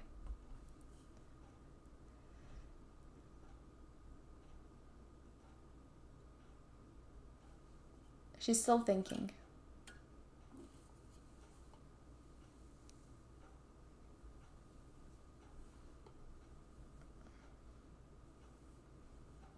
You don't hate the position as much as the evil bar does? Yeah, the bar is really evil today. The bar doesn't like white's position, and but it's not even about the position. I think it's mostly about the pawn. I think it's mostly about the pawn being, like, not being able to defend c2. But that's good. We keep some hope. We keep some hope. I do think that queen d2 is somewhat better, though. Queen d2, even though it runs straight into knight e4, I think the queen on e1 is a bit more useful than on f1. Although maybe she will want to provoke g6. Maybe she'll be like, that's an extra weakness, let's just play queen f5. Either one. But maybe queen f5 was the plan initially. But the fact that she's thinking now is a bit sad, because knight e5 is sort of like such an automatic move, which means that something that she planned initially, she just saw a refutation to what she planned initially. So generally, like, if she definitely had this pre-planned that the opponent was going to take back with the knight. So the fact that she's thinking means she saw something new. Thank you guys so much for the hype train. I see that it ended. Thank you, Tolga, for the gifteds earlier to Hannah's channel. I appreciate it. And we got our first hype train of the stream. What's up with the bananas? Yeah, we've been talking about that throughout the stream. Nobody has... we don't know who's going to eat it first, and so far nobody has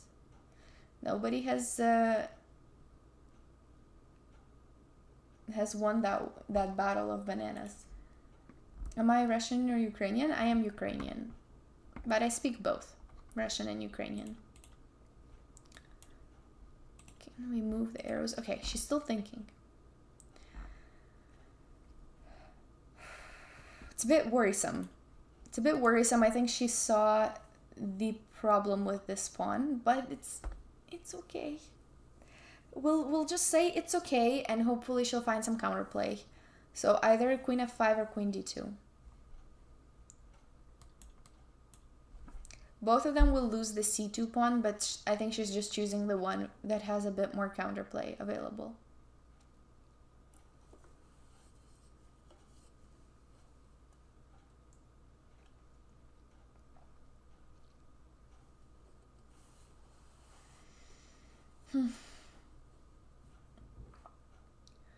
And he's not at the board. That's not good. Maybe he feels confident. But he's at 46 minutes, so we're not in time trouble yet, and I don't think we will be anytime soon. Actually, that's been a question. Somebody has asked that before, whether Hannah is my sister. Do we look alike? I mean, honestly, I feel like our similarity is just the hair. It's just the blonde hair, even though I think she's blonder than me. Oh, queen f5. Yes, okay, so this is kind of what we expected. More, yeah, either this one or queen f5. So now, in fact, g6 is not black's best move. So let's hope that he is just so spoiled for choice that he will not choose the right one, because he is kind of spoiled for choice. So he has a couple of good moves. One of them is rook e4, which is actually the best. This is the black's best move, but I don't think it's the most. Oh, actually, it could happen. I was gonna say, like, this is not the most likely because you'd rather go for a free pawn, but he doesn't give up a pawn, so he can actually just take it right away. So this is why this move is the best, is because after this, he gets to take here, attack the bishop, and oh, he played g6. Yes, okay, so we don't have to discuss about rook e4, but g6 was the move that we discussed earlier. Knight d5 was another option. Both of them are pretty equally good. g6 makes sense, though, because I think most of them are focused on the c2 pawn, not... Like, both of them are focused on the c2 pawn, not on the d5 pawn right now. d5 is a riskier pawn to take, so you would rather just... If you can get c2, you'd rather get c2. He did push g6. He found it, and he found it quickly, which is what I don't like, because there was so much choice. You should have just, like, spent some time, calculate other things.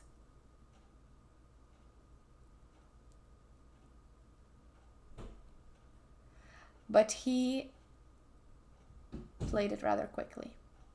Yeah, but I don't even know if rook e4 is worth it. Like, g6 makes a lot of sense, and you just win this pawn instead. So queen f2, queen f1 are two natural moves. I don't know which one she'll choose, but maybe queen f1 to not really be under any pins on the second rank here. Okay, actually, another thing, though. The computer is suggesting rook to b1. Okay, now the computer is changing its mind. Yeah, I was like, what kind of move is rook b1? I don't think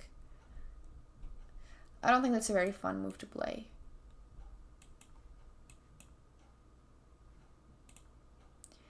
There's some life in the position, though. I'm gonna say there is some life in the position, so it's not one of those where you're just getting squeezed for nothing.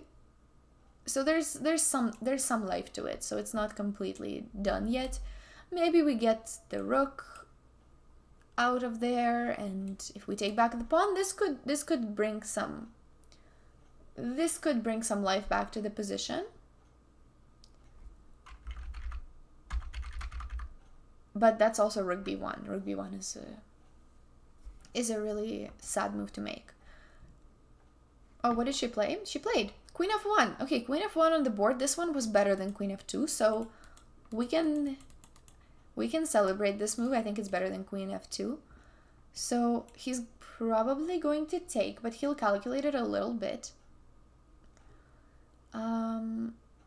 Knight d4 is another option, but the problem with a lot of these is that we're either giving up this pawn as well or this pawn.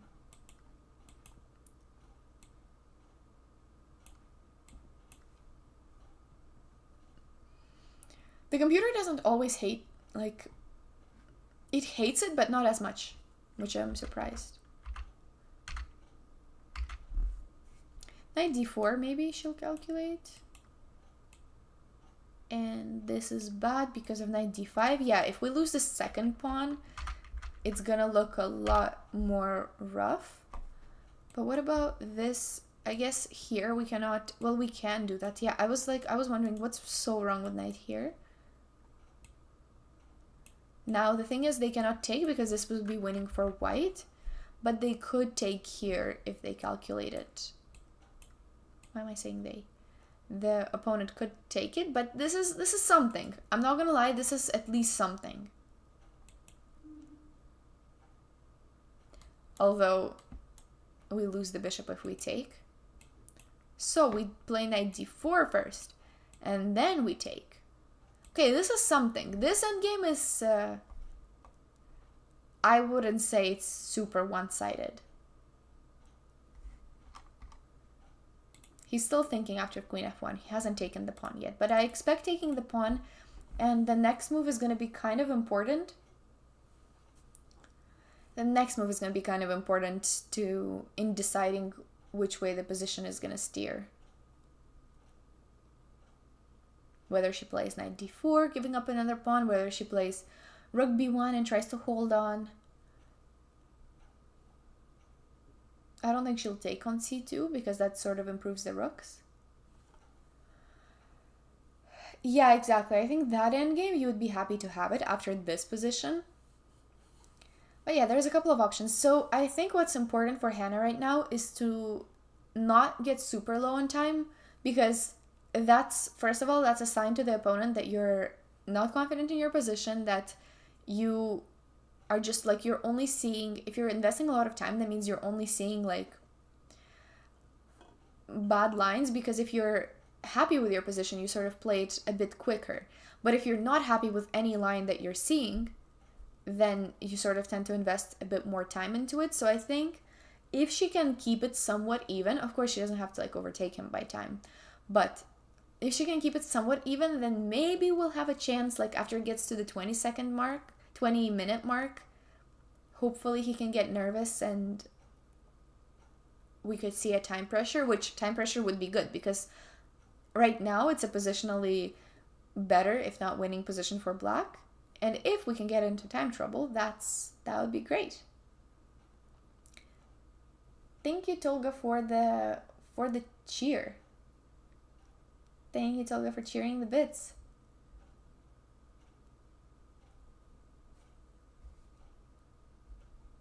Me spending 20 to 30 minutes in comfortable positions. That's so true. That is so true. Me talking about when I am commentating, I'm talking about the time so much, but we don't always practice what we preach. Yeah, it's Hannah's channel. I'm not sure about which alerts she has on. So I don't know how to turn on text-to-speech.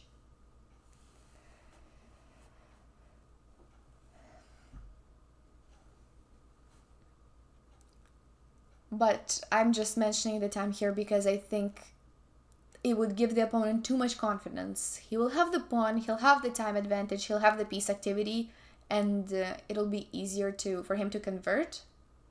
So I hope. I always say don't get into time trouble, and then you with 2 minutes and 8 moves to time control. Yeah, it happens to everybody. It happens to all of us, honestly.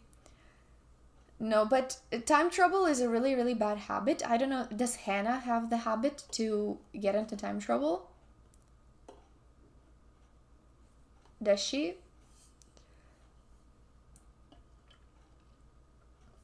Because for me, it really depends. Some tournaments I get into time trouble, like, a lot. And there's others where it's just like, who is this? Why are you playing so quickly? But I think I'm more likely to have it than not to have it. Okay, so not really. She doesn't really get into time trouble. Some games, yes, but usually not. Yes, that's good. That's a good habit. As I said, I think her moves so far have been pretty quick, and every time where she spent the time, it was on like somewhat big decisions. So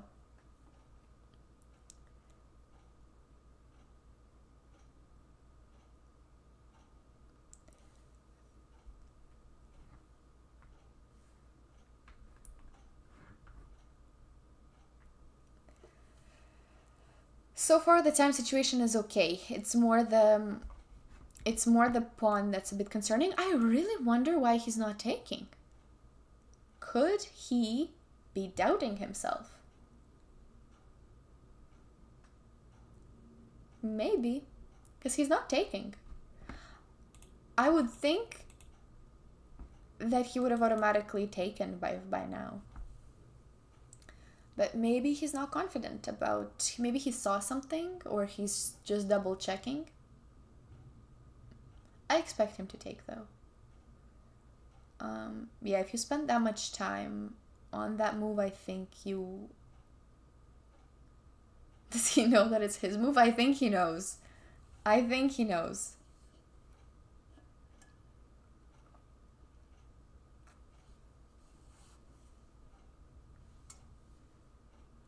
He's looking at the board. I think he just wants to be sure. But it is kind of encouraging that he's not taking for that long. Now, the ultimate power move by Hannah would be that after he takes the pawn is to play instantly. Play some move instantly, because she has to be expecting rook c2, right? So a psychological power move would be to play a move instantly after it. Like, yeah, you got the pawn, I expected it. Think again.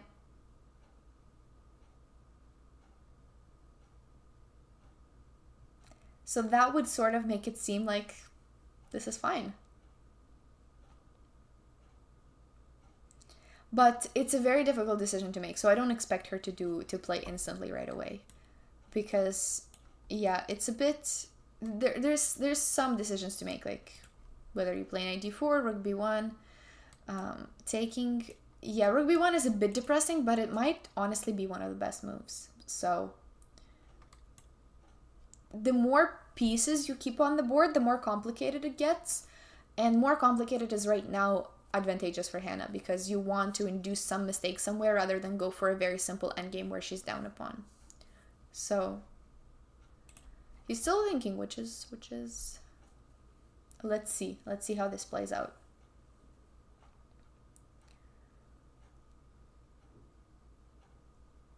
Let's see.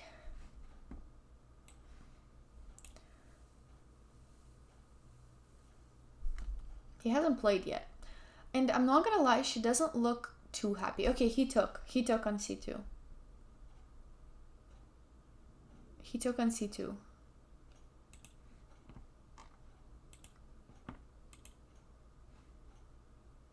Are we gonna see a power move of playing very quickly in response? I don't know. Oh no, he left. No, the power move opportunity was only there for like 10 seconds, and now it's not anymore. Now there's no point to make the move quickly. Now there's no power move. Because if you were gonna make it, you have to make it right away. Now he stood up and he's feeling too confident.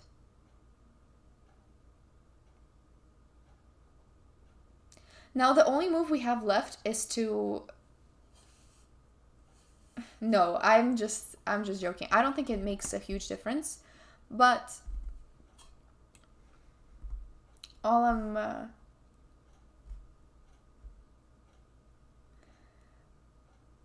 yeah, exactly. I don't think... No, obviously these are just like... They're just like psychological things. I actually don't think that playing psychological tricks on your opponent is the best way to play chess. I know some people really can play with them really well. Like, some people can play a really trash opening and feel super confident with it because they know that that throws the opponent off. And by trash, I don't mean like a bad line, like just like a genuinely bad opening.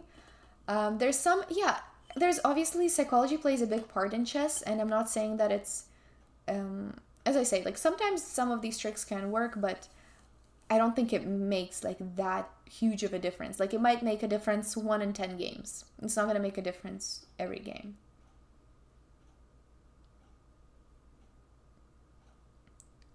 So that's why I said, because you expect rook c2 anyway. So if you did make a move instantly, you would sort of make him like doubt himself a bit more, as if you expected it.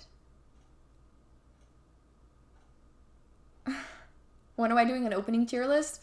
I'm not the best person to do that. I play some sus lines. I enjoy some sus lines. So I don't know if I'm the best person to do that, but I could do it at some point. But we would have to add my openings to it, because I'm pretty sure all the existing tier lists don't have my openings. Okay, so she's still thinking, okay, like he's back. He's feeling good, I think, because he won a pawn, but he's not he's not completely careless, so I think he's still concentrated and everything.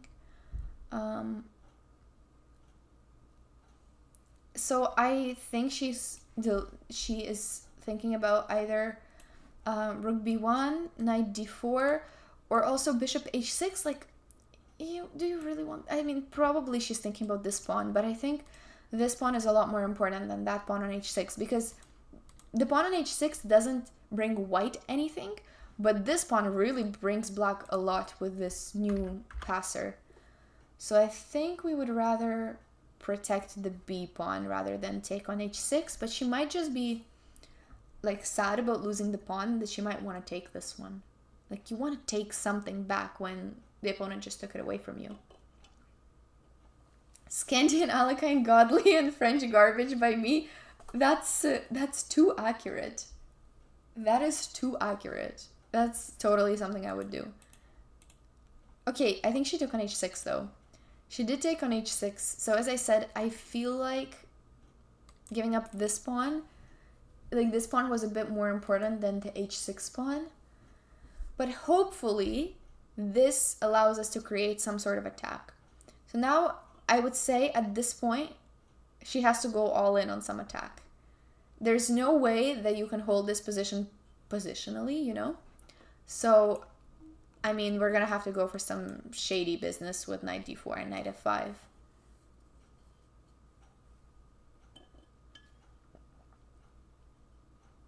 Because if you play it slow, then this pawn is going to promote eventually. So knight d4 is kind of like almost forced. And then maybe take like this. Oh, maybe take with the bishop to attack the rook, okay. Bishop f3. Oh, okay. Some moves have been played. Rook b2 played. Very quickly too. Very quickly too. So he seems to be in good mood and in the flow of the position. So he didn't even calculate this too much. Maybe he calculated it during his long think of rook c2, because he spent quite a while on that.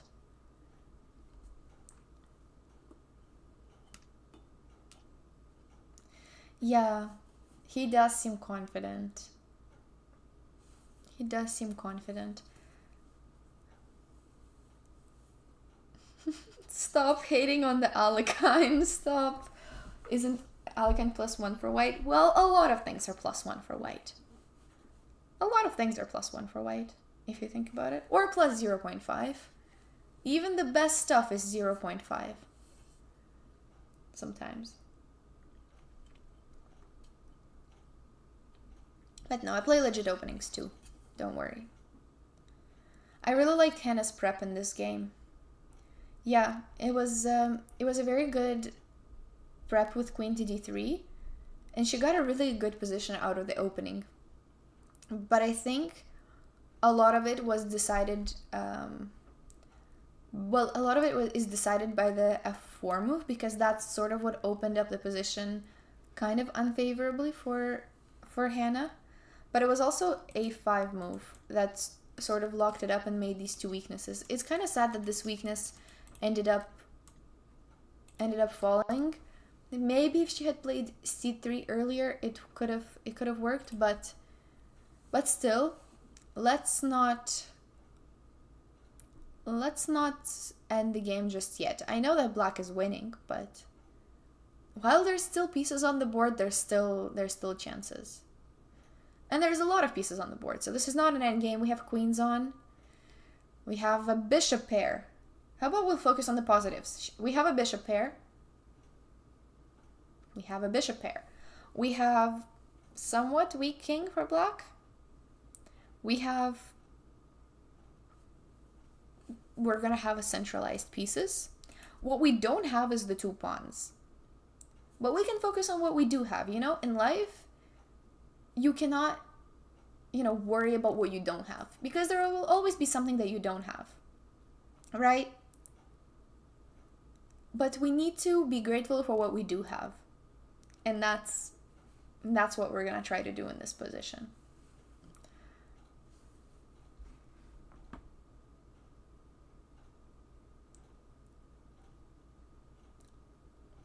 I've played Evans before and Benko. I've played basically all the sus things you can think of. King's... Okay, now we're hating on the King's Indian. Great. London. Oh, she plays London too.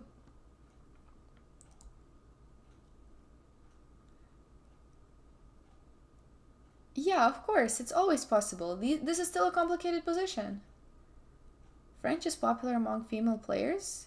I think it's popular among male players too. I think it's pretty popular in general. She doesn't need those pawns to win anyways. Yeah, that's what I'm saying. Knight d4. This is great if he blunders the rook, but I think he's gonna take and then take on d5. Something like that. So if only we could put the pawn here, that would be really nice. But he has an escape. In fact, because of his h6 move. Because of his h6 move that we didn't like, but now it turns out to be nice. Something like this is probably possible. But she might also take back with the bishop, because I don't really see a follow-up after queen to d5. And after knight to d5, again, I don't see a follow-up, and the computer is even suggesting to go all out with knight here and just try to checkmate him, but there's no mate. The issue is that there's no mate, and black can even go for this. Okay, but this is kinda... I know this is lost, but this is kinda complex. Maybe not. Maybe it's not complex. I was just hopeful.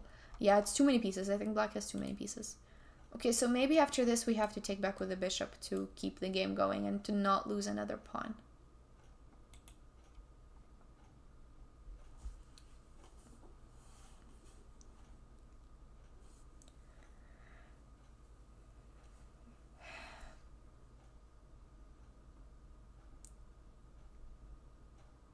What are these opening rankings?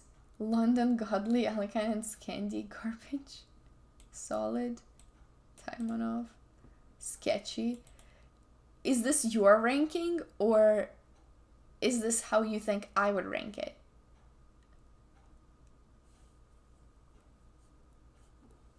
Is this how you think I would rank it, or is this your ranking, Kusha?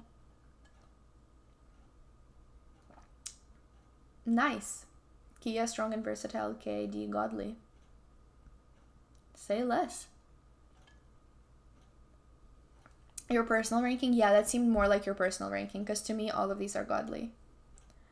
But no, if I ever do a serious tier list, I'll actually, I'll be serious. I'll actually make a serious tier list. We could do that. But right now, we have to focus on the game. And I think this is the first time Hannah has stood up.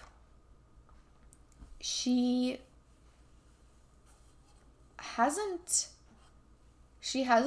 stood up a lot in this game. She's been deep in thought.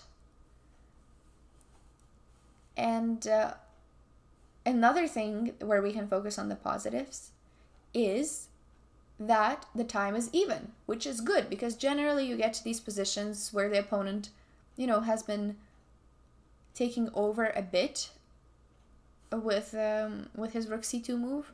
You get like the player with white tanking. And right now, she didn't tank and we're even on time. So if we can get him into time trouble, we should do it. We should do it. Yeah, I call it Kia. Nobody else calls it the Kia. It's just me. I mean the King's Indian attack when I refer to the Kia. Okay. She's back at the board. She's ready. She seems like ready. She's ready. She has looked a bit sad after rook c2. I think she looked a little bit sad after rook c2, but I think now she's ready. Like,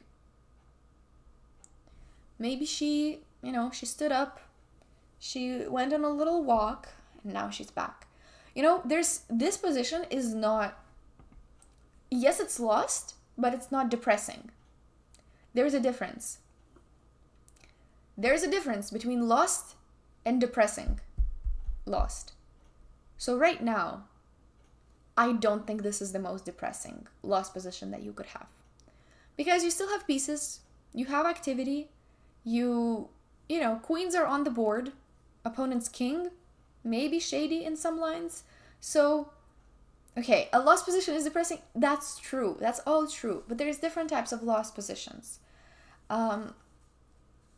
That when that pawn starts moving, then it's gonna be the B pawn could decide the game eventually, and it would be very sad to see it like that and to have Hannah lose her winning streak because she was on such a good streak.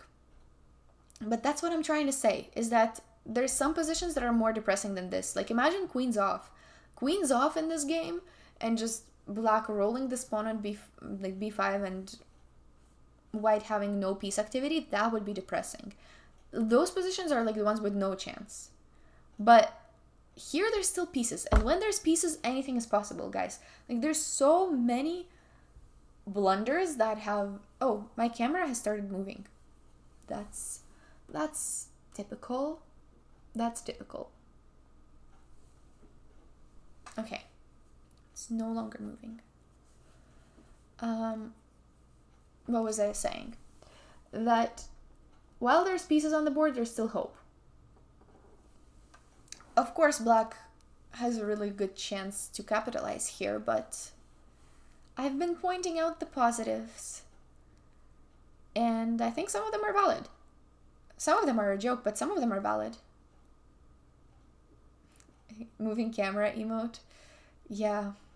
Will there be a game tomorrow? Yes, I believe so. I believe it's at a different time, though. I think it will not be me commentating it, but it will be another streamer commentating it, and it will be 2 hours earlier than the start of the stream today. It's gonna be New Year's Eve.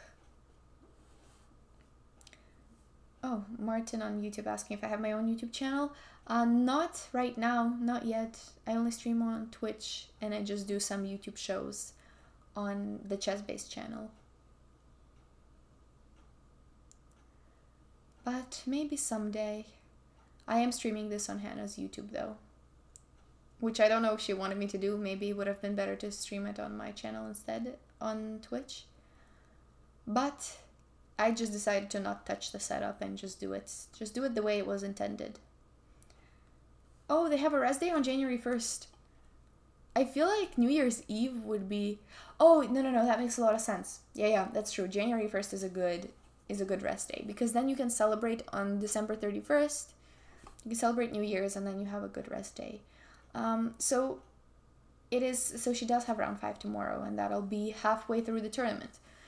But, no matter how this game goes, she's still having a great tournament, and she's gaining rating. And even this game is still on. Should we remove the evil bar? I don't like the negativity that this evil bar is spreading.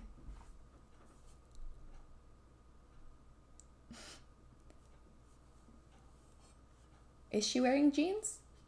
I mean, I understand all the jeans hype, but it's been a lot. Every single comment nowadays online is about jeans.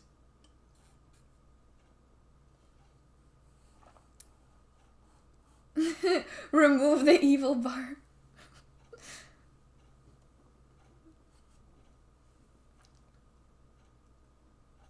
Yeah, the evil bar is not, it's not on the same page as us with the good vibes only. The evil bar is not giving us it's just ruining the mood, honestly. Like we should just remove it. We should just remove it and be delusional.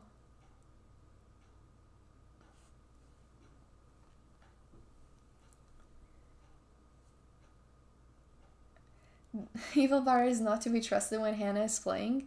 Does it jump up and down? But no, I think I'll keep it just because that's how we started the stream, and we do need it in case of any big jumps.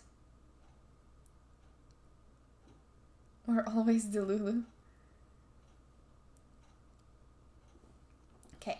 The opponent is thinking, this is so far, I think this is a good sign. Once we get to under 20 minutes, it's getting into time pressure. We just need to not trade, maintain some pressure, create some threats. Yeah, just any threats that we can create, we should do it.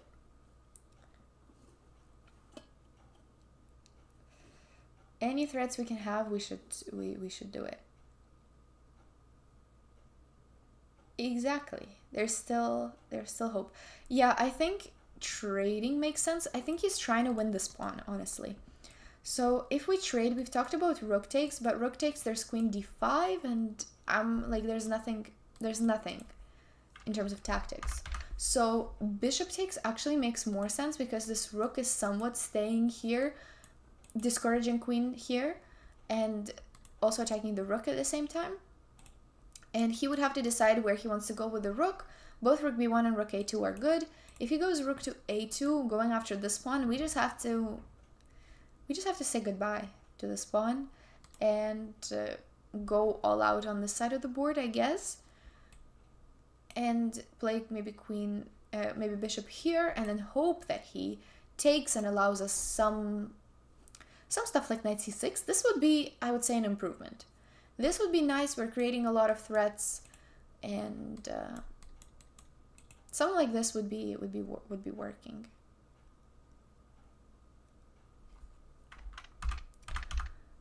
So maybe even taking this pawn would be nice to allow some counterplay for Hannah. Is he playing? No, that was the opponent. That was somebody else taking his cup. Okay. This I don't like, though. This I'm not too optimistic with. This is not something that we want to see. This is too simple. This is too simple. Although, let's just some tactics here, but still. The rook a1 unfortunately gets rid of them, or knight c3, yeah. Some tactics. Okay, it's not so clear, but I think if they get to this point, it's pretty simple for black to calculate that. So also bishop f3 has not even happened yet, and rook c1 has not even happened yet. But we're just looking at some possibilities, and I think rook c1 is probably happening, and then I'm betting on bishop takes back, not rook takes back, because that one gives up the pawn a little too easily.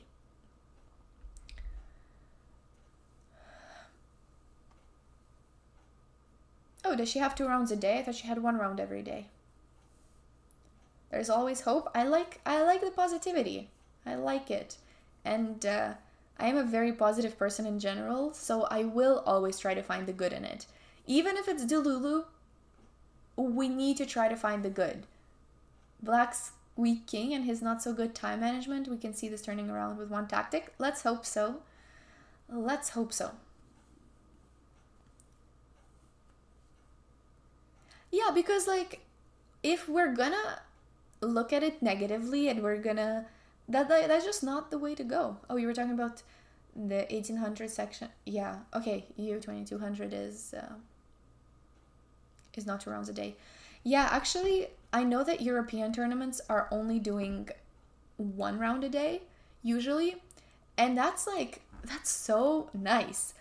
Us in North America, we don't have that. We don't have that luxury. I know that most people who play in Europe only do 1 round a day, but all of these like Canadian and US tournaments, they're like, how about you play 2 rounds a day and I'm gonna post the pairings 10 minutes before the round? Let's do that. Let's do that. 2 rounds a day, pairings 10 minutes before the round. You're on your own.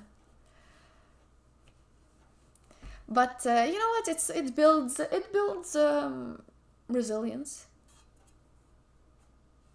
It builds resilience because then every European tournament feels like a vacation to me, because it's 1 round a day. You get your night and morning to prepare. It's chill. It's very chill. Also, Hannah's from Australia, and I don't think there's a lot of tournaments in Australia because I've never heard of a lot of chess things going on in Australia, but I assume that's why she plays mostly in Europe. But it would be nice to see her play some sort of Australian zonal or anything like you guys were talking about to potentially get some title. Yeah, I wonder what the chess culture is in Australia too. Okay, I am honestly really optimistic because of his time management.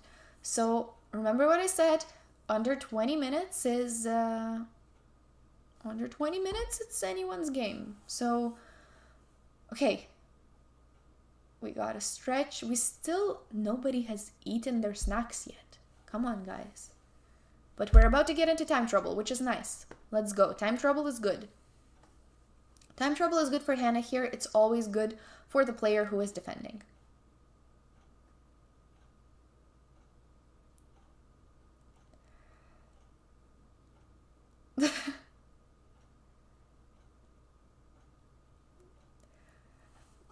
Right. So I really like that he's still thinking. This is maybe he sees something that is out there that he finds dangerous. But okay, we also shouldn't underestimate the kid, because they're really fast at calculating. They're really my camera is moving again. It gets activated by hand movements. My chat knows this, that it's moving all the time, but it gets activated by hand movements sometimes, and we get jump scared. Do you guys want to get jump scared?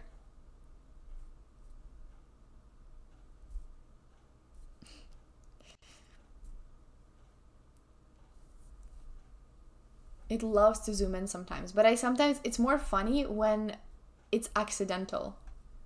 It's sometimes because I'll make some hand movement and then it accidentally zooms in on me and now you guys saw it coming, but sometimes it's accidental during bullet, it's okay. Now I'm gonna stabilize it and we're not gonna mess around. Also, now that it's finally 10 a.m. for me in my country, I'm finally woken up. Now I have a lot of energy and I'm gonna transfer that energy to Hannah.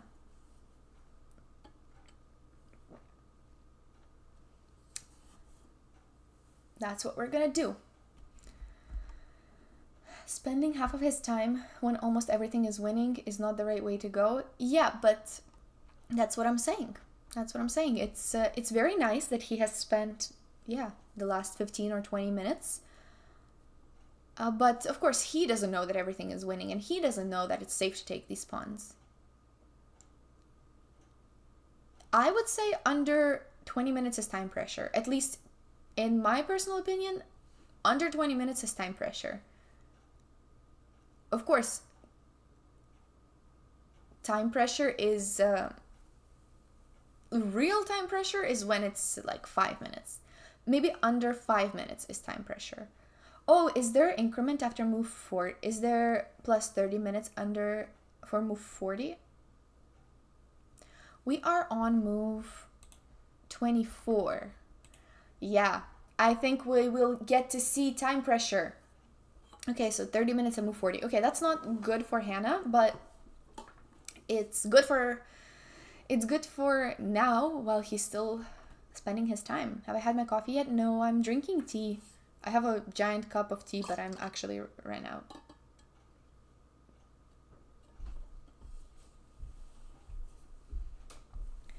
Anna is also winning as black and burning through her time. I mean, honestly, I don't judge people for spending time. Okay, he took on c1. Bishop takes. Okay, good. I like the power move. Recapture immediately, no time to think. You think again. I like that. I like that. Instant recapture.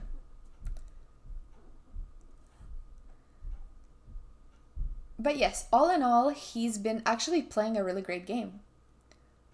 I'm obviously hating on the time management because we're all rooting for Hannah here, but he has been playing a very, very, very precise game.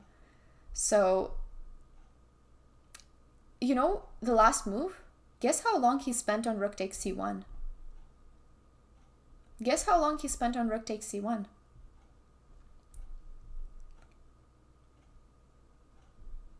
After move 40, they get 30 minutes plus 30 seconds for the rest of the game. Do they not get 30 seconds now? I think they get 30 seconds now too. I remember. He has spent 18 minutes and 41 seconds. So that's exactly half his time. Exactly half his time was spent on rook c1. So I really wonder what he was seeing, what he was like looking at, because right now he's still thinking, maybe deciding between rook a2 and rook b1.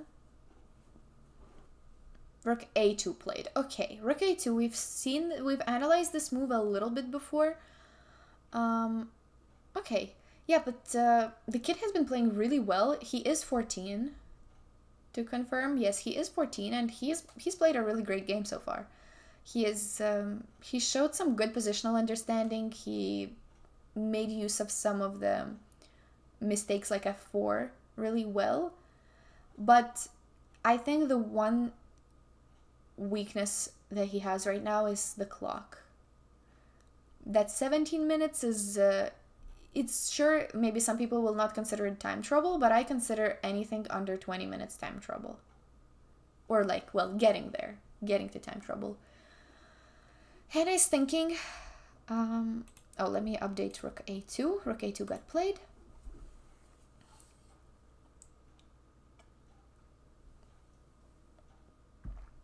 Queen c7, queen b7, rook c4 are like really high level moves. I agree.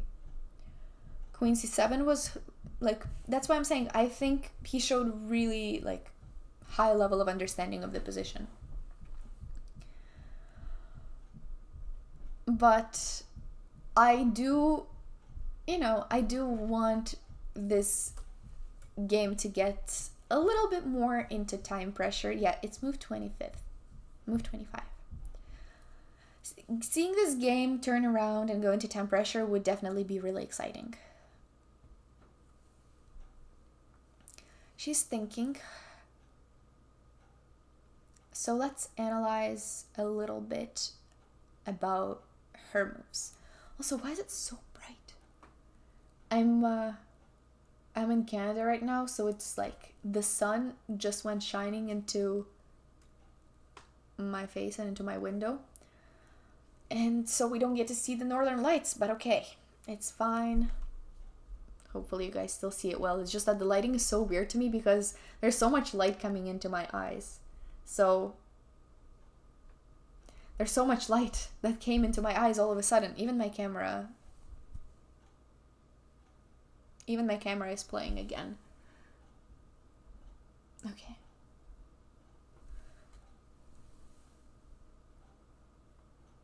Yes, the tournament is the Rilton Cup. Okay. So, let's analyze the position. We've been chatting a lot. So let's get some moves in. Rook a2 was, by the way, also well played by him. It was a good move.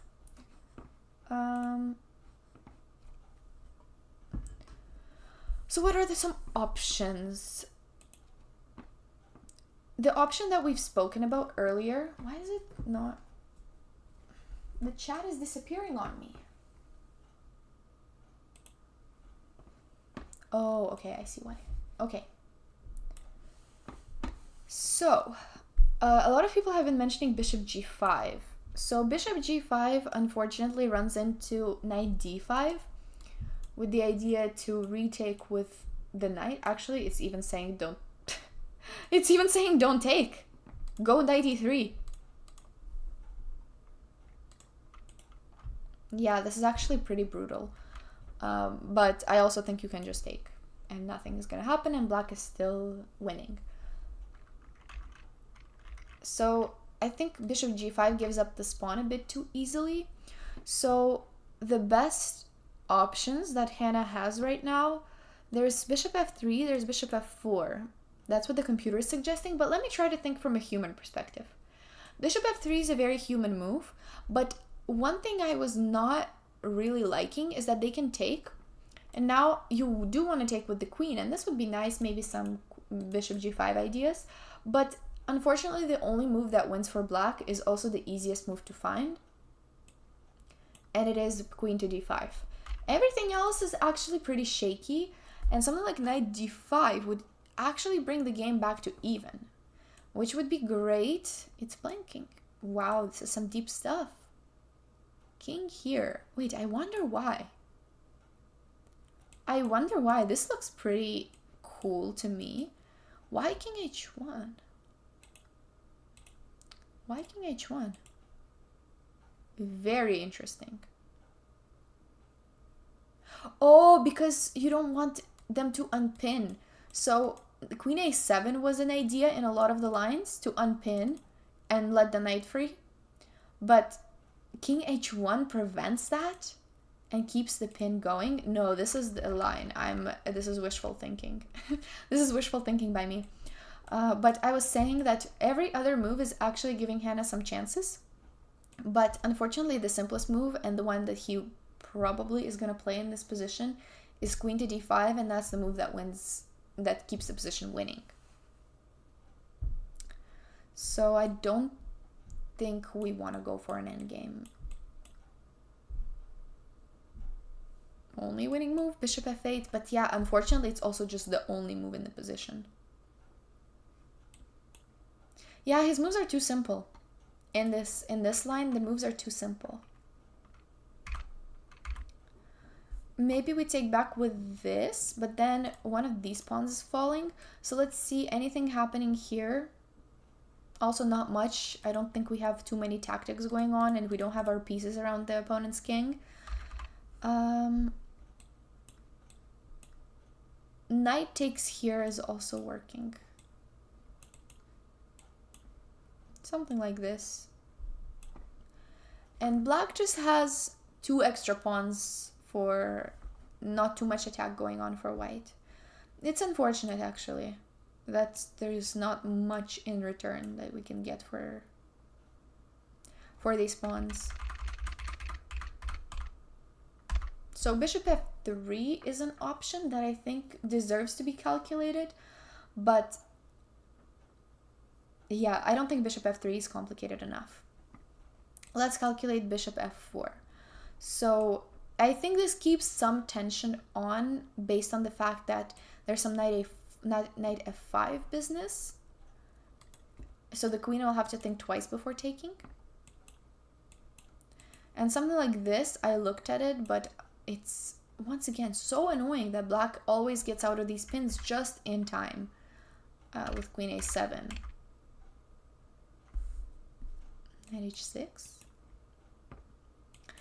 Some complications. So this is not like, it's not gone, but there's some complications, but I just don't like that the taking is actually harmless. Oh, Hannah played. What did she play? Oh, she played knight to b3. So that's not a move that we considered, but it kind of indirectly protects both of these pawns. So she does protect this one directly, but this one, she's not allowing queen takes, which has been a problem in a lot of the lines. This has been a problem. But the one thing about this knight here is that it no longer has all these knight f5 and knight c6 ideas. So we don't have these attacking ideas that the knight used to have here. It was actually a really good piece. But the thing is, I understand that she doesn't want to lose another pawn. When you're already down one, you don't want to lose a second one. So, makes sense. Okay, what happens if he takes with a knight though? So this one is actually a pretty valid question though, because bishop f3 is what I assume she's calculating, but there's queen to a7, which is just like ruins our whole plan.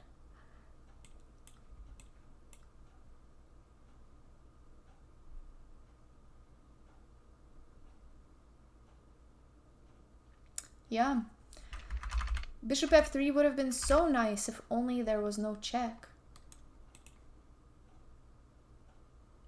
But maybe he'll take and then play queen a7. Can we do some wishful thinking again? This is very holdable. This one is holdable. But queen e3 right away is kind of a stretch, because black's pieces are just too good and too active. But okay, maybe some other ideas. I don't know. There's still some stuff around the king. So let's see how he reacts to knight b3. Let's see how he reacts to it. Hello, Oliver.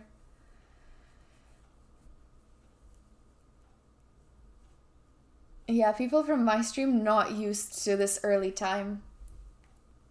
I woke up early for the European time to commentate on this game.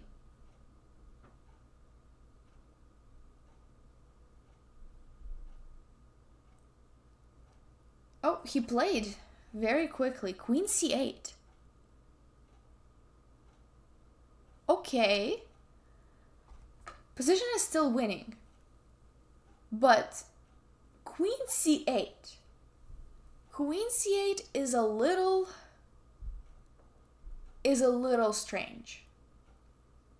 Because I thought we were all focused on this pawn, so it would have been pretty depressing if he just took it. And found queen a7. Well, maybe queen a7 was the move that he didn't consider. I thought he wanted the pawn. I thought so. But I think he wants queen c3 and just invade. Queen c2, queen c3. Very logical move, still winning. Let me think of some options. Well, bishop g5, knight d5 is always there. Why does it always have to be there? I mean, it looks pretty. It's just a pawn. It's really just a pawn, but it's not. Black's position is actually just really good because of this passer. So queen c8 definitely good move. Maybe we just, how do we protect against everything though? Because queen c2, knight d4. Yeah, something like this. Maybe we still lose the d5 pawn. But queen c3 and queen c, yeah, they're pretty serious threats. He's playing really well. He's playing really well. Of course, taking the pawn maybe is a bit more clear, but he's really not after the pawns. He's what he has done well here is piece activity in this game. If you notice, all of his pieces are basically just doing their best. So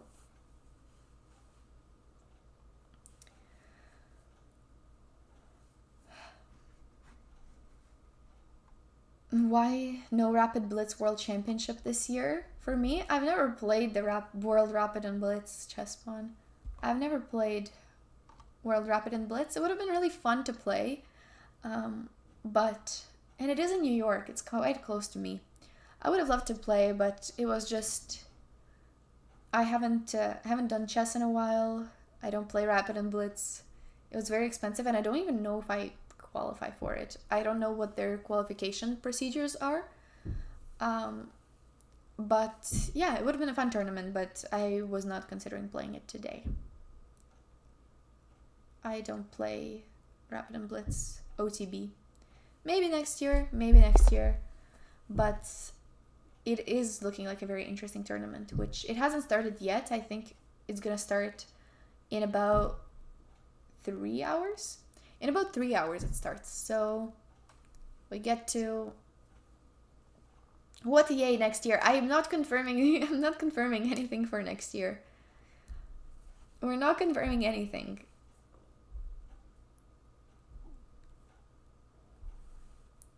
No.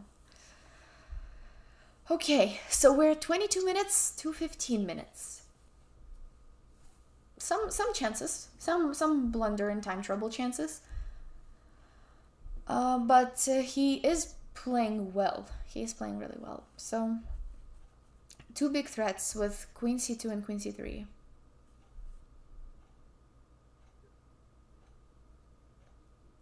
Honestly, I think you gotta move the bishop. I don't know what else than to move the bishop. F4, G5. Yeah, like you have to play something like that.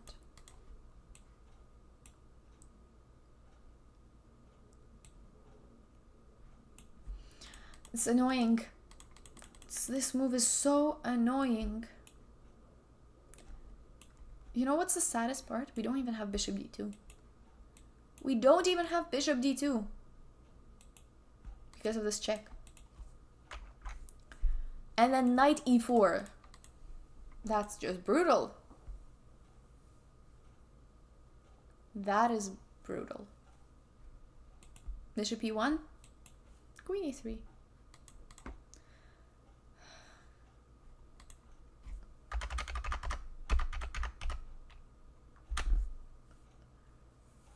I was just looking at bishop. Sorry. I was just looking at bishop f4.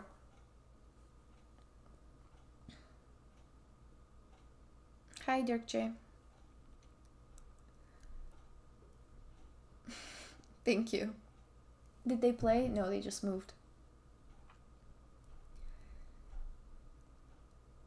Is that in German? Is that bless you in German?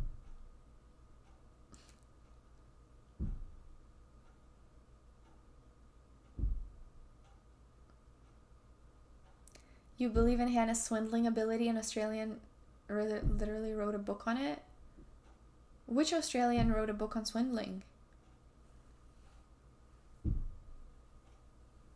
I'm confused.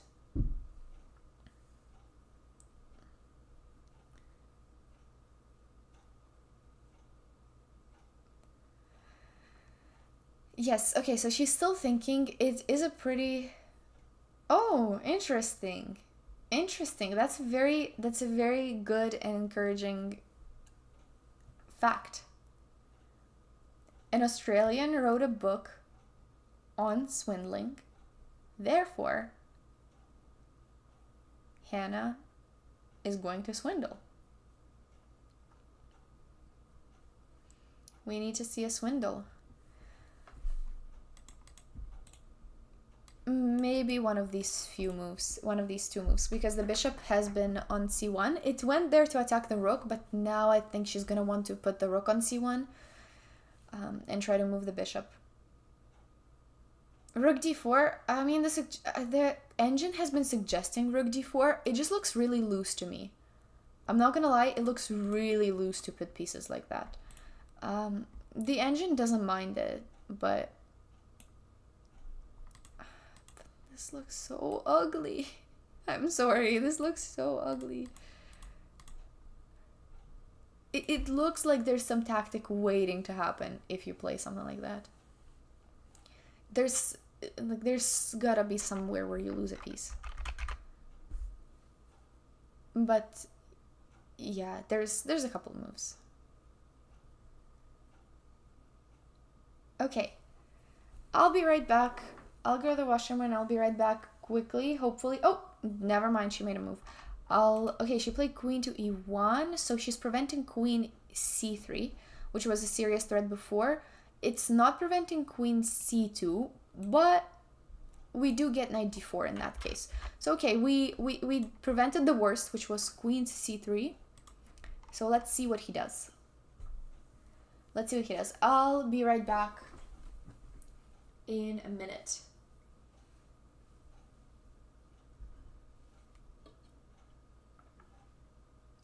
We do need complications, exactly.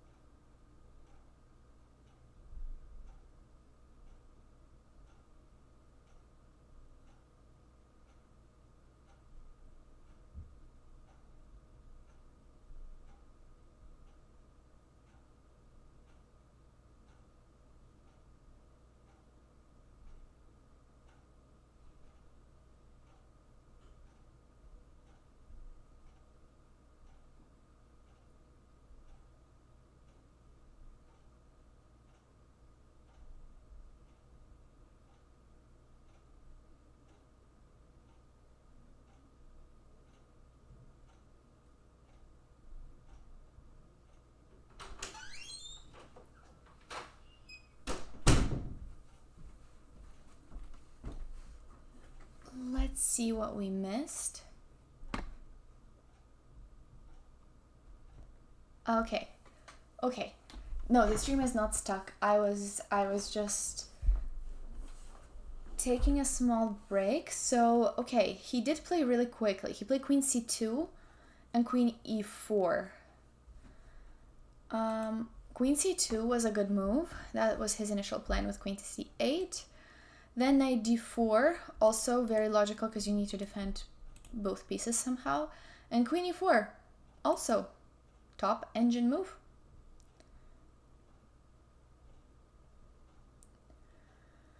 Yeah. Okay, so let's see. He's starting to take on d5 with either the queen or with the knight. So the engine is suggesting queen bishop to f1, but I don't like that at all. I mean, maybe you have to, but I just, why would you go for an endgame? Yeah, there's a lot of pressure. I don't even know if there's other alternatives and why the engine is suggesting so so much bishop to f1, but this is just a depressing endgame. Now this is depressing. You know the previous position I said it's lost, but it's not depressing? This one is depressing. Rook d2 maybe to relieve the pressure. Takes, knight d5. Still down 2 pawns, but with the queens there's always like increased chances of... There's always a bit more chances of some perpetual or some winning back some of these pawns. So maybe we prefer to keep the queens on the board with rook d2. Other than that, I don't see moves. I don't know what she can play. Bishop g5, knight d5 has always been the issue.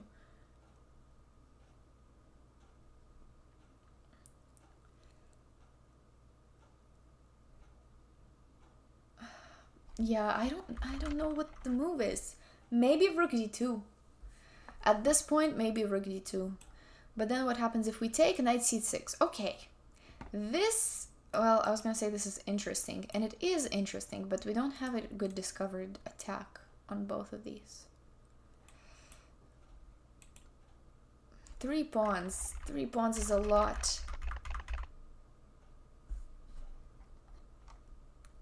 Tough position. Tough position. It's, you know, it's tough when it's hard to suggest a move.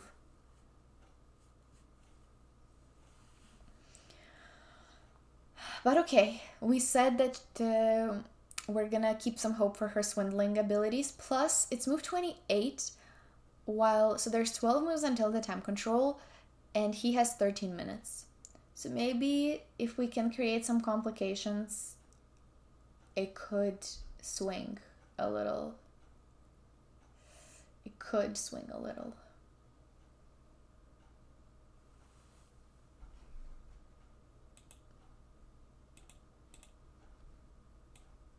Hello, Justin. What did I miss in the chat? I understand why Hannah's opponent's chat cheers for this guy. He's a great player. You're the only one who's cheering for him. You're the only one cheering for him. But I do agree that I want to check I want to check the accuracy of this game. I feel like he has played like really, really well. Finding rook c4 was really good.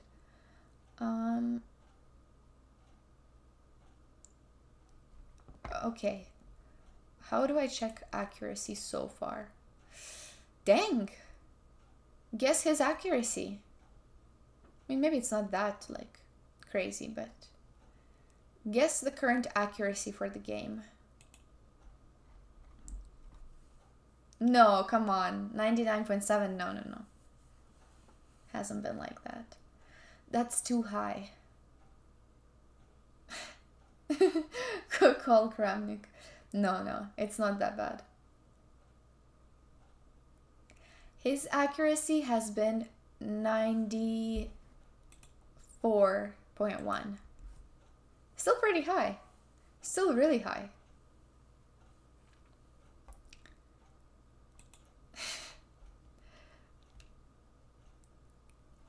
And Hannah's accuracy has been 86, which is still a good accuracy, but he does have the upper hand with his previous few moves and the extra pawns. Yeah, it's not even the pawns that are the issue, it's that he really did a good job at not letting white have any counterplay.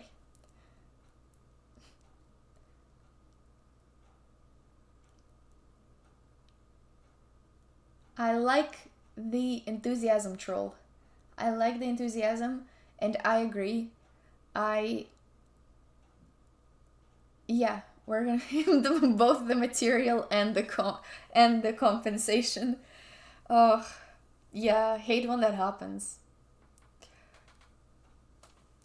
Before that, I felt like white had a lot of options for compensation, but now he has activated his pieces so well that it's really tough to find a move. But it's fine. It's fine. While the game is still going on and while there's still pieces on the board, there's still chances. I always say this. I always say this, and this is still true, even for this position. Oh my god. Doing the procedure. No, I think the kid is legit. The kid is legit. He just played a good game. And, kids are cracked nowadays. They're just really, really good. Yeah, that's what I'm saying. I don't know which move to even guess for white. I guess rook d2. I don't see bishop f1 happening. I don't think there's any hope there. Bishop g5. Hope he doesn't find knight d5. He's gonna find knight d5. What else is there? Queen c3, and he's gonna take on e2. Yeah, a lot of moves run into issues. So I think rook d2, but that loses some of the pawns too. That loses a5, that loses d5. I really hope Hannah stays strong and still tries to keep up some fighting spirit.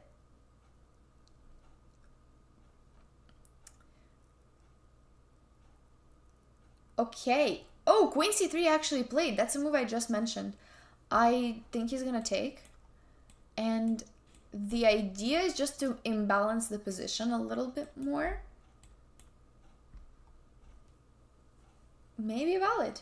Maybe valid. Sure, she probably realized that she's losing a bunch of these pawns, so she's like, might as well have a rook against two pieces and try to have something against the opponent's king. Honestly, valid. Black's pieces are super active, so honestly it's probably black who's attacking. But it's okay. I mean, yeah, some of these threats are looking pretty rough, but oh, gross. Yeah, it's a stretch though. It's a stretch though, but I think that we're very likely to see rook takes e2, knight takes e2, queen e2, and then maybe not queen c8. I thought queen c8 was the idea. I mean, that seems to be the plan with queen c3. But yeah, here I don't like queen c4. And we're a little bit stuck.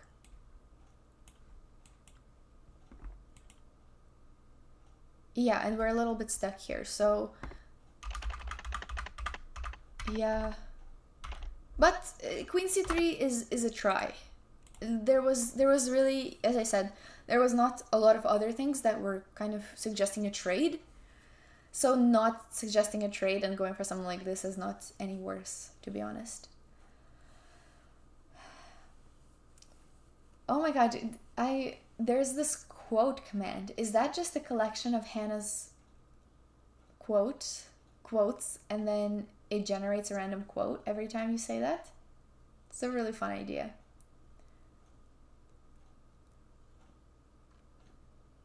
The knights are so strong, I know. Knights are really strong.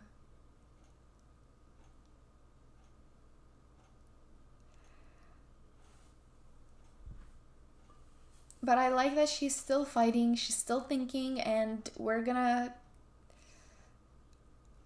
Yeah, I think queen c3 was surprised. It was maybe surprising, but I'm almost sure that he's gonna take on e2. I'm pretty sure he's taking on e2. Or knight d5. Knight d5 looks a bit... it's a bit off, though. Like, you don't want to get into this situation. It's still winning, but... Oh, rook a4 is strong.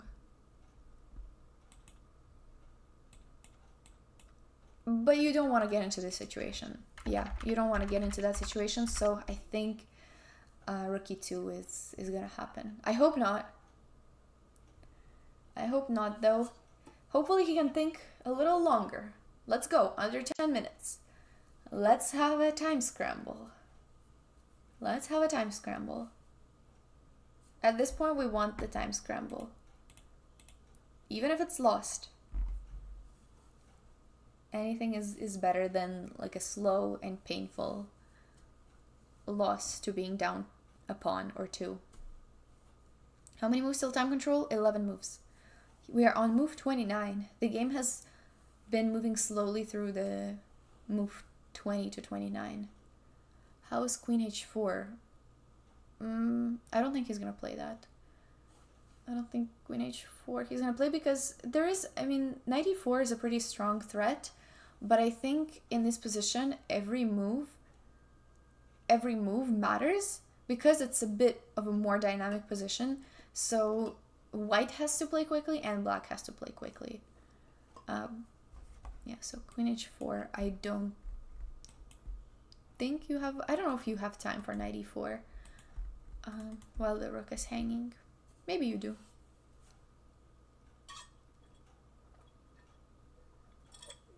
But I feel like black is gonna take. I think that's what he's calculating. But he is taking a solid 4 minutes. Okay, she stood up. She stood up from the chair, and he's still thinking. We like to see that.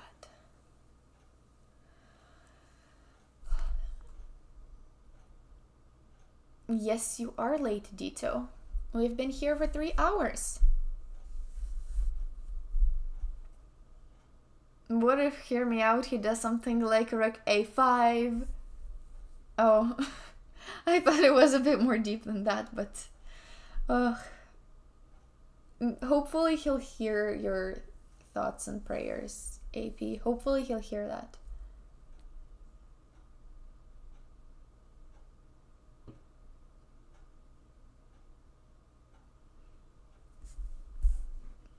He's still thinking. He is taking quite a bit, so either he's just a very methodical, he might be just a very methodical kid who, you know how some kids really blitz everything out and they don't think about it, and when they're winning they're super confident and they're just gonna blitz it out. That has its own advantages and disadvantages too, but this guy seems to be very thoughtful, very making sure that everything is right. He's not making any rush decisions. Once again, that approach also has its advantages and disadvantages. It's just rare. Usually kids blitz it out.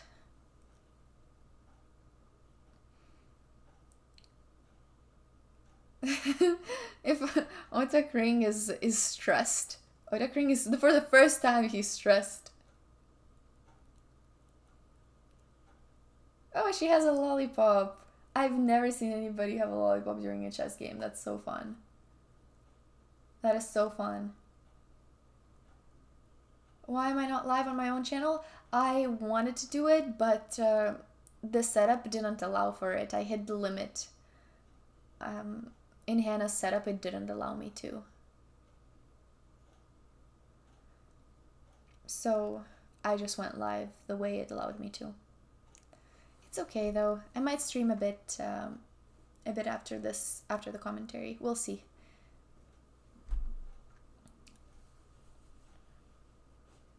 Time to head out. Best of luck to Hannah. Thanks for the commentary. Take care, Ennett. Thank you for the support. She's making the kid jealous with the lollipop. Yeah, maybe. Maybe.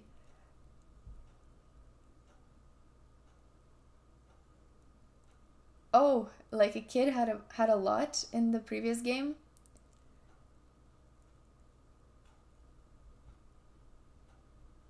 Oh, where did I get the mug?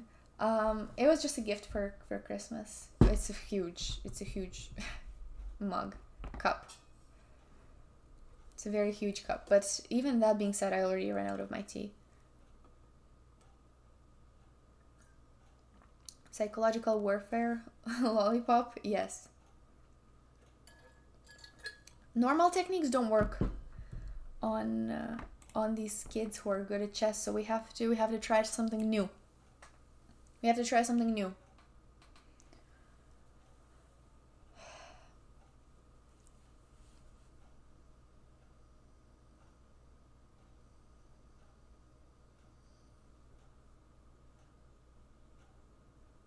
she looks kind of relaxed, surprisingly. So either that means that she's like, you know what, I got this. He's at 4 minutes. Let's see him convert this. Or she's like, this is lost and I gave up. And I hope that it's option number 1. I hope that it's option number 1. Or maybe we're playing psychological warfare. I don't know.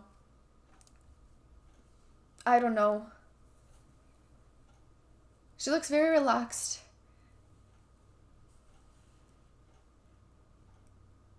Oh, he played. Oh, wait. I did not see a capture. Hold up. This is good. Some swindling chances. Okay, this is good. I like this move. I know that it's still 2.9, but I like this move. So he missed. Well, I'm pretty sure he saw rook e2, but he hates counterplay. No, but like bishop f3 is like basically forced now. Not forced, but it's forcing black to make a move, and black's only move, for the record, black's only move to keep the game winning is queen h4.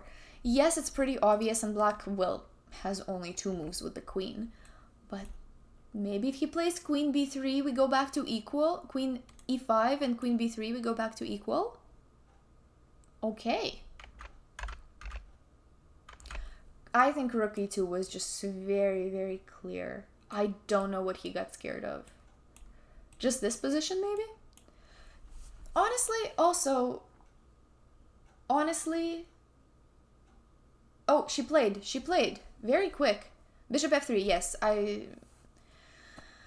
We discussed bishop f3, almost automatic, and I think that this knight was a bigger menace on e5 than it is on c4. It is a menace on c4 as well. These knights have been insane, but okay, some swindle ideas. Okay, this I honestly think. Okay, he did find queen h4. I honestly think some swindle ideas. He did play this, so this was the best move. The position is still winning, but some swindle ideas. You know, this is there's hope.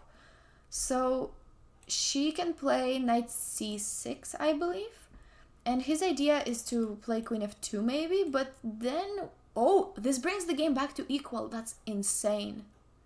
That's actually insane. Well, it's not that insane. Everything is defended, and even if you try to go for some sort of mate, there's always this bishop still hanging. So queen f2 would be not the right time to go for the check. Yeah, it would not be the right time to go for the check, but I like knight c6. It protects a5. It protects it.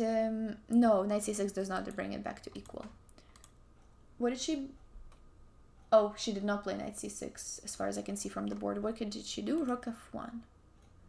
I preferred knight c6, but I guess she was scared of that check on f2. We should have baited him with that check on f2. That's the problem. But I agree that this rook has been a little sad, so maybe it deserved to be brought somewhere. He has knight e4, which is a pretty strong move. But even this, I don't know. His king is loose. It's looking, but okay, the evaluation doesn't change and black is still winning. But I must say that the position is looking much better now. Based on like a human and practical perspective, it's looking much better. Knight c6 would have been probably nicer though. So what happens if he takes the pawn? Knight c6 now is really strong, because we're attacking both of these and we're forcing black to take, and then this pawn actually becomes a beast. So what about rook a5? Knight c6 again. Oh, okay. The threat is stronger than the execution. The threat is stronger than the execution. So we're keeping knight c6 as a threat.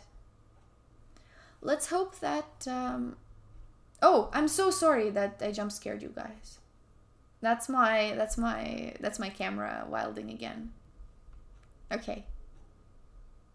Okay, it's back. It's back.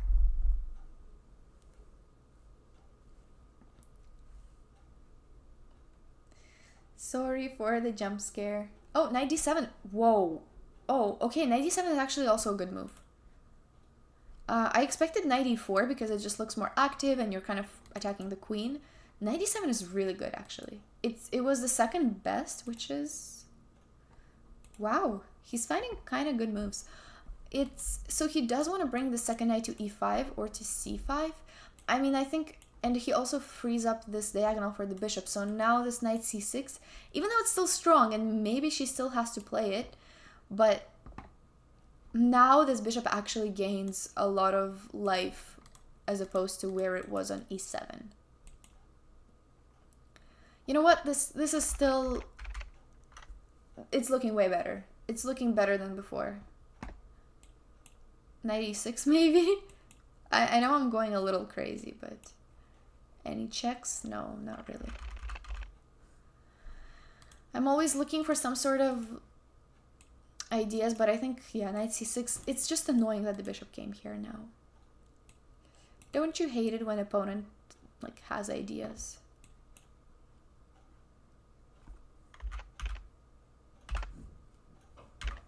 I think we have to play it, though, because bishop f6 would come otherwise.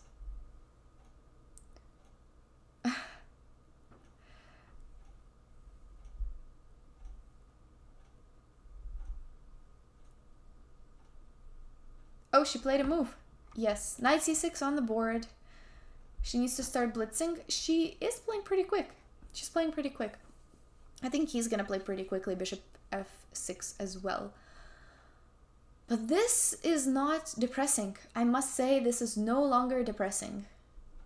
This is something.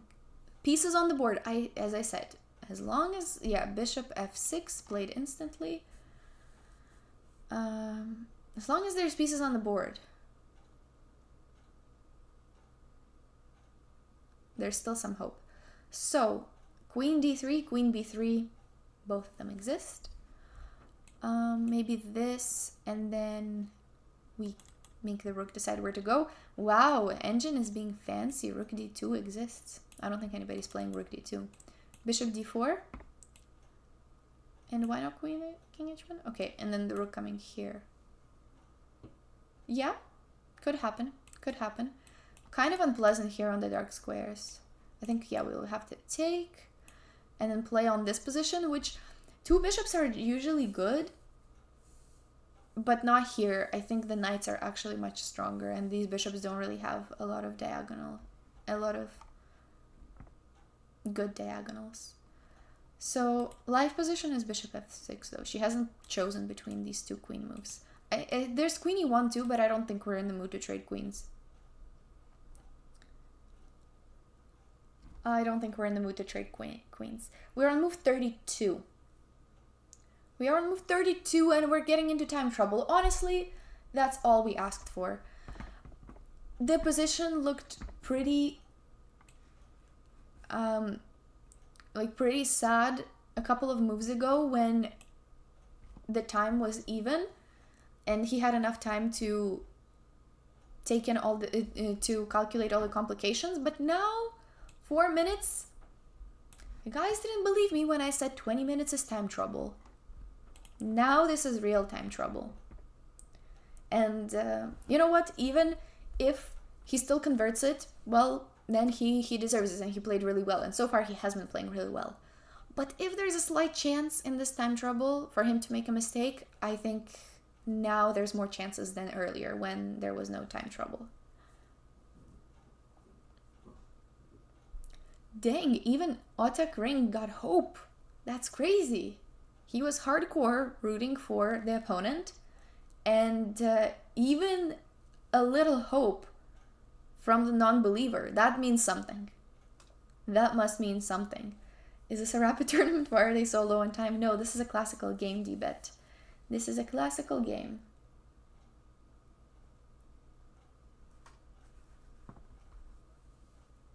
Oh, moves are being played. Moves are played. What did he do? Rook a1. Okay, this is also a really good move. Actually, this was...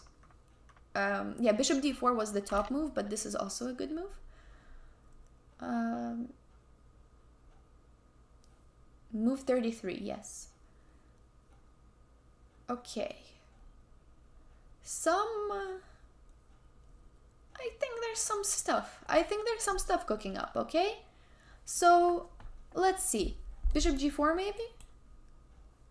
Bishop g4, knight. I don't know if he intended knight c5 or knight e5, but knight c5 would be nice because this is giving us some pressure on the f-file. But maybe he'll play knight e5 instead. g3, giving him a little scare. Queen h8 though. Queen h8 though, and he's safe.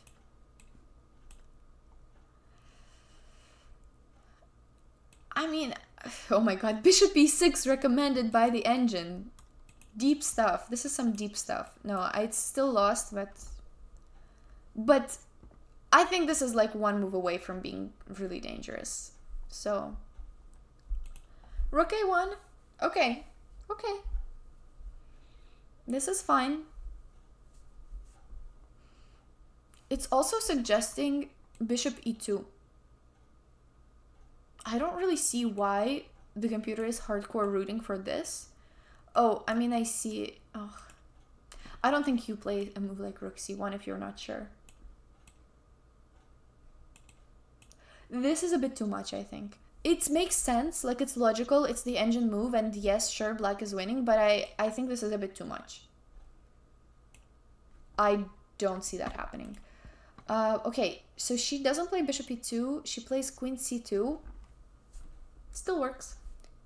I was looking at this, I was looking at bishop e2.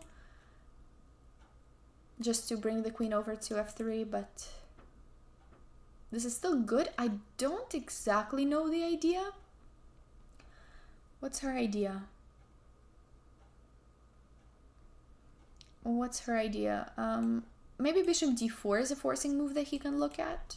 And then knight e3. Oh, this is good. This is nice. Oh, wow. Oh, wow. Oh, wow. Okay, wait. We're getting moves in very quickly. This is also a good move by him. So we won't consider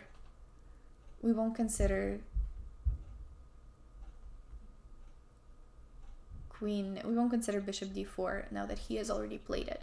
3 minutes to 6 minutes. We're officially in time trouble territory. Okay, so now that the knight moved here, I think we should keep our knight on c6, because if we ever get this pawn rolling, that could be our saving grace. So maybe move the bishop to e2, just, I don't know, attack this. Knight a5, I don't know what to do though in that case. Oh, she did play bishop e2, and I still don't know what to do in case of knight a5. Computer is saying take, and this. Kinda cool. We're down 2 pawns, but there's some tactics. So he has to, in 2 minutes, he has to decide, do I take this pawn? Is there a tactic or not? And it's kind of tough to decide when you have no idea.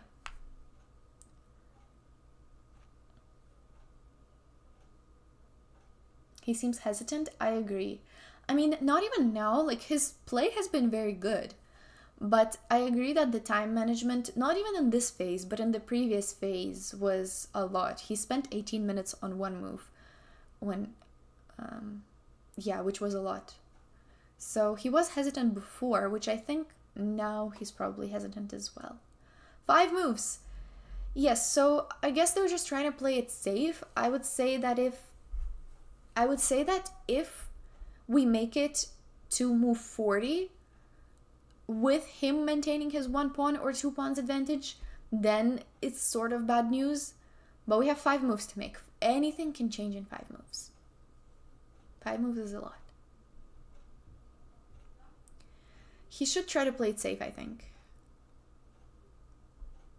He should probably try to play it safe.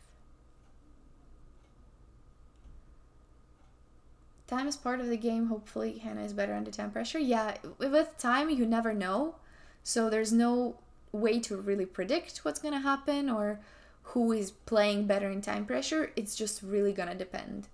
It really just depends on the position, depends on who finds the one tactic that turned out to be the most important in the position. Like, there's no way to really predict it. So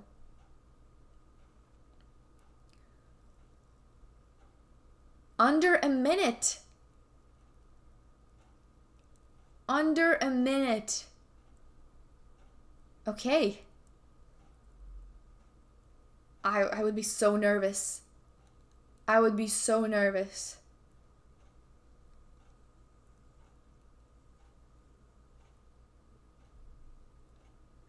Thank you, Gitana Chess, for the raid. Flag him. Well, guys, it's not like she can induce the flag, but the clock is ticking. The clock is definitely ticking. Oh, I think that's hesitation. I think that's hesitation. King h7. Okay. So he... Oh, g7, sorry. Surprisingly, this is the top move of the engine. This is actually the top move of the engine. But he played it so hesitantly. He played it so hesitantly. And he's down to 38 seconds. He's down to 38 seconds, so we have to stir something up here. We cannot let him hit time control. So we need to stir something up. Hannah, it's time to cook. I don't know what she should play though. Maybe bishop d3? I don't want to trade. I want to allow trades. Trades is not something we want to allow, but I think she feels a little bit more confidence from this time pressure situation. Move is a big deal though, because I don't know what move she can make. No, rook f4 blunders the rook because of queen f4. Knight b4. I don't want to let him take the pawn so easily. I'm trying to think. Computer likes bishop c4, but at this point it doesn't matter what the computer likes, because at this point it doesn't matter what the computer likes, because it's not gonna it's still lost for white, so we have to look for the most practical move that exists, which doesn't matter what the evaluation is. Bishop h6 check is a really good point, but it unfortunately loses because there's knight to c6 in the end, opening up the attack on the rook, and there's no... Honestly, this is kind of valid. I'm not gonna lie, it's kind of valid with this pawn promotion, but what a genius move by him to actually queen h8 and protect it. No, but there's even better stuff like queen here. No, if that was the idea behind bishop g7, to bait bishop h6, that was genius. But this would be lost, unfortunately. Wow! Allow the queen. But there's mate. Wow. Wow. That's crazy. That's a crazy line. She might be tempted by bishop h6, I'm not gonna lie. But I think bishop h6... What did she do? Queen b3. Okay, good. She wasn't tempted. That's good, because that gives him a couple of really easy moves to make and recaptures to make, and we don't want him to get to move 40 without any trouble. I think he's gonna take on a5 now. Hello, STV.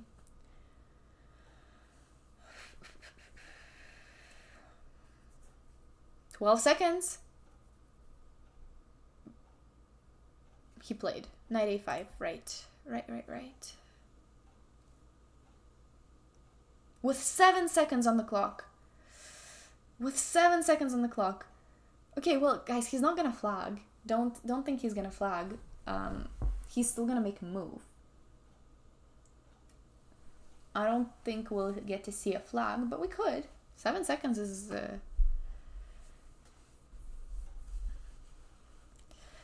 Knight takes a5, so we don't have to take back, but we probably should.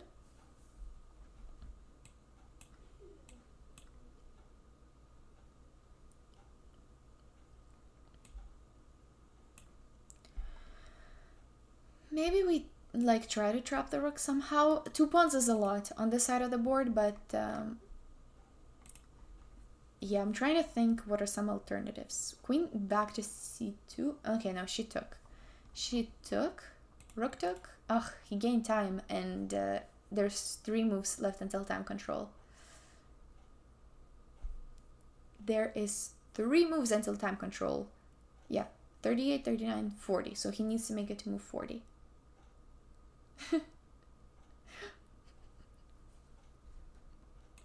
Shows the character of some people wishing the kid to blunder. Listen, we are wishing for a good game, but obviously we're rooting for Hannah to have a good tournament. We're not wishing misfortunes onto people. That's not what we're doing. In fact, we've been praising him a lot. He's been playing amazing.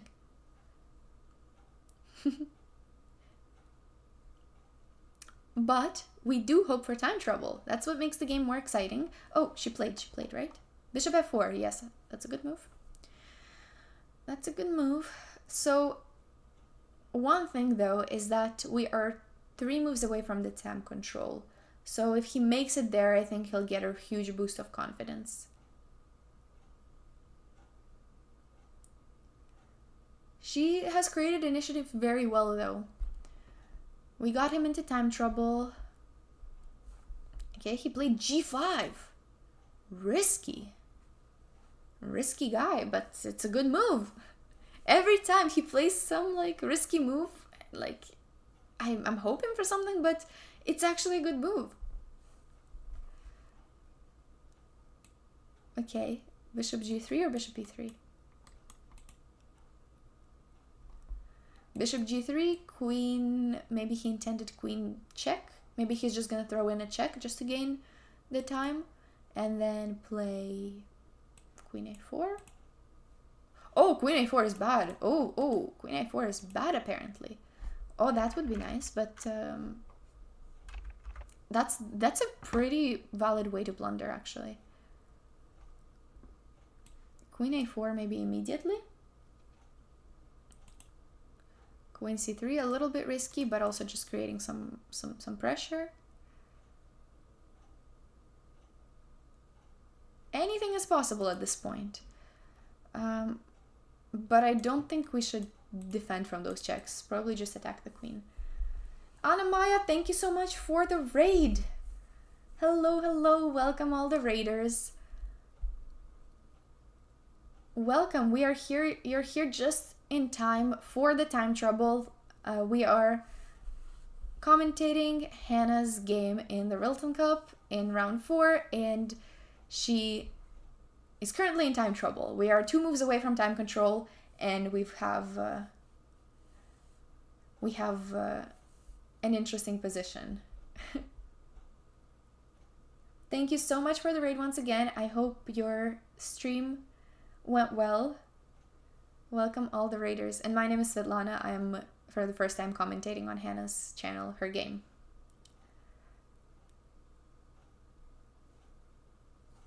Okay, bishop g3 move was made. That's the move we were looking at.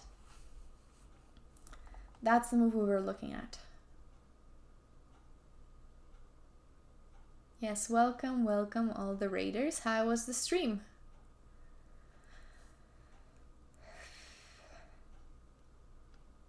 Okay, he made a move with 13 seconds left, queen e4. Once again, a really good move. Honestly, he's been making really good moves even in time trouble. He's been making very good moves. Queen e4, what can we do? Maybe, so there's 1 move until time control, so we have to make this the trickiest move possible. We have to make this the trickiest move possible. Maybe rook e1.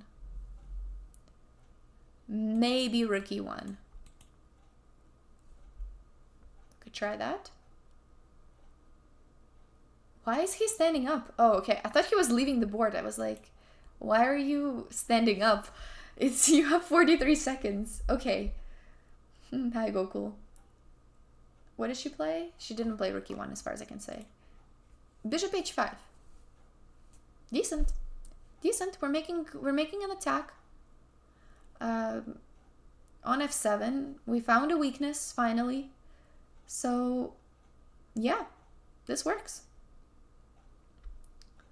Now he has to make his last move until the time control. And we all know that move 40 is the hardest ever move to get right. Move 40 is the one where you just have to be super precise. And that's the most common move where people make mistakes. 7 seconds. 4 seconds. He played with 2 seconds left. He played with 2 seconds left. 32. Oh my god. The kid played with 2 seconds left. He really wanted to give us a heart attack. Wow.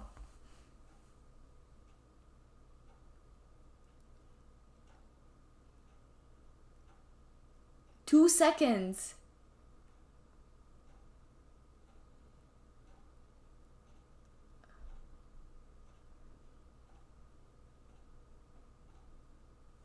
Wow. So, we're officially in the second time control. We've hit move 40. So, oh, the northern lights turned off. So, we are in a bit more maybe relaxed tempo now because there's not going to be, we're not going to have blitz chess anymore. I was kind of expecting queen e3, but queen d1, I think she wants to keep this pawn protected. Let me turn the northern lights back on.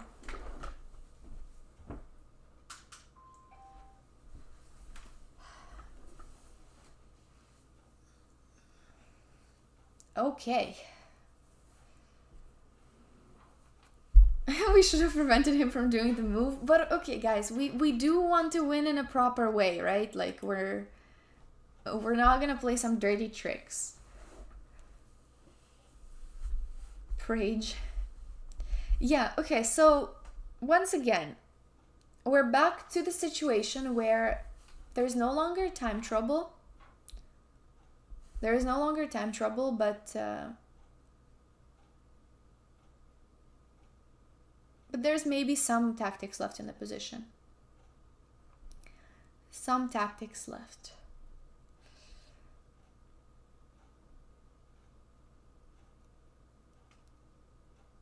No time trouble, only positional trouble. True. True. Only trouble with the position. No time trouble, at least. But honestly, I was not worried for Hannah in time trouble. I'm not gonna lie. Because the player who is defending should be the one who wants the time trouble, because that imbalances the position. Yeah, the time was a really big hope, but honestly, like, she made it this far. She made it this far. He's been hesitating a little bit. So now I guess the only other hope that's left is the black king. Because we're losing on the queen side. These two pawns are, one of them is going to queen if we give him like 10 more moves. One of them is going to queen. So we have to create like very immediate threats on the king side. Rook A1 simplifies a lot. Oh, I think he might find that actually. That's a really good move. He might find that.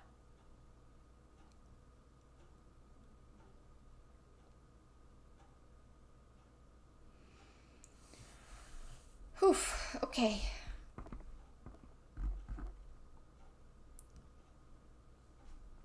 She stood up. She must be pretty tired after such a tense time trouble. So Rook A1, he might find that.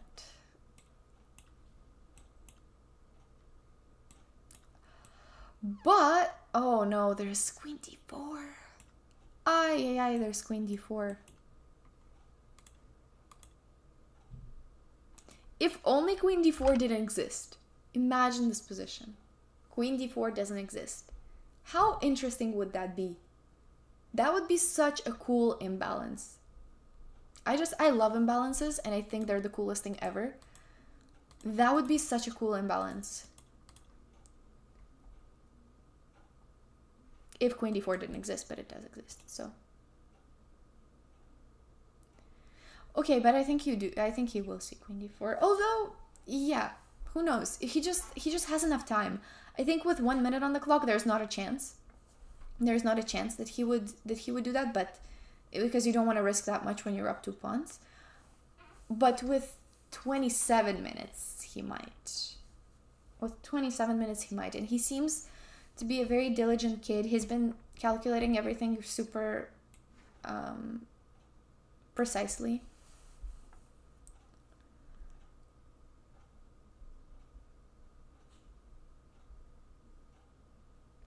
So he has time now. But last time he also had a slight time advantage over Hannah. And then he... Oh, is he looking in the A1 corner? I need to look at him more precisely. Okay, he's looking away. Is he that confident? Maybe he is. He's been playing a very good game. Okay. Why is he looking away? Is there something more interesting on the other board? Ask him to be disqualified because of jeans. That's when everything else fails. Last resort.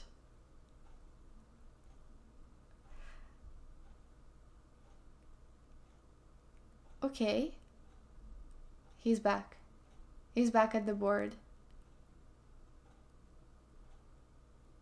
Yeah. Okay, I guess it's just other people are like messing around next to them. Other people are just, finishing their game, or this guy was just holding on to his piece for like 5 seconds. So maybe there's just more interesting stuff going on around. So he got a bit distracted, but he has enough time. So, and Hannah looks a little bit sad, in my opinion. I don't know though. Maybe she's just relaxed after.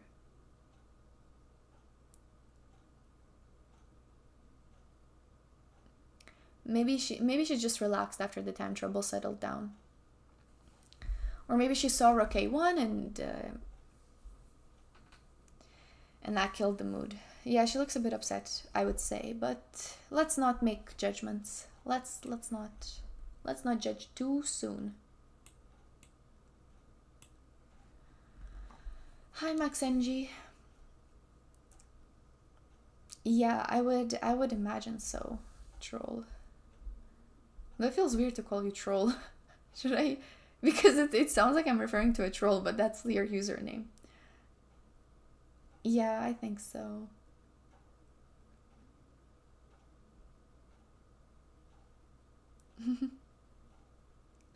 "4 a.m. in Australia." Don't know how she does it. Well, she's been in Europe for quite some time now. I would think she's used to it.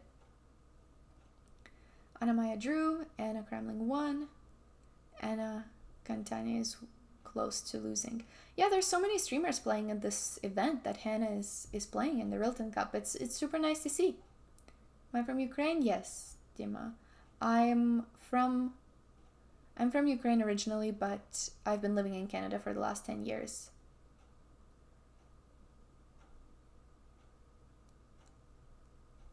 Okay, good. Sounds good. He's still thinking, so honestly, if you see Rook's A1, it makes sense to invest a little bit of time into that decision. Other than that, I don't know what he's thinking about.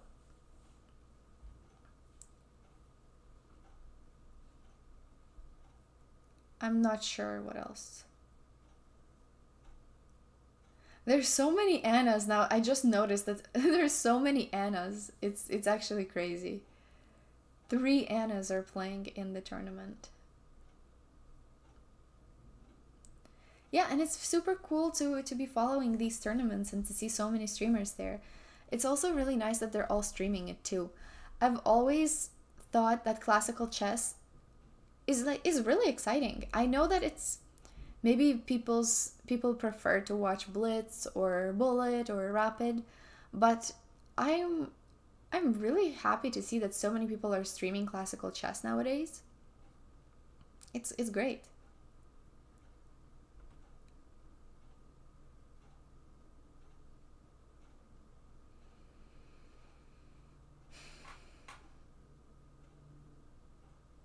Hannah, for instance, yeah, exactly. But yeah, it does take more effort with like the camera setup, with sometimes when they ask you to get a delay or for commentary. It is quite a big effort, which is why I'm really happy to see so many more streamers are doing it now. It's been 10 minutes. Dominic, it's been 10 minutes. What are you calculating? Probably rook a1. Realistically, he's calculating rook a1 and he's calculating his win. I think he sees it, honestly.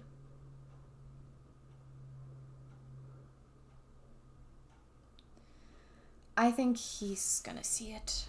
Because, and the thing is, what do we do other than take? We can play queen e2, but that trades so much stuff.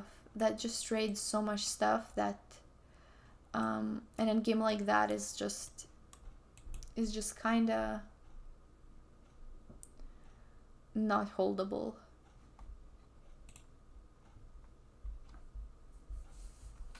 I know, I also couldn't believe he went down to 2 seconds. 2 seconds was actually crazy. I don't know how he would allow something like that. I mean, I know how, like, obviously we all do that every once in a while. We've all been there, but that was so close. That was so close, especially move 40. It would have been epic if like that also came with a blunder that brought the position back to equal, let's say, but it didn't. He was really precise, even in time trouble.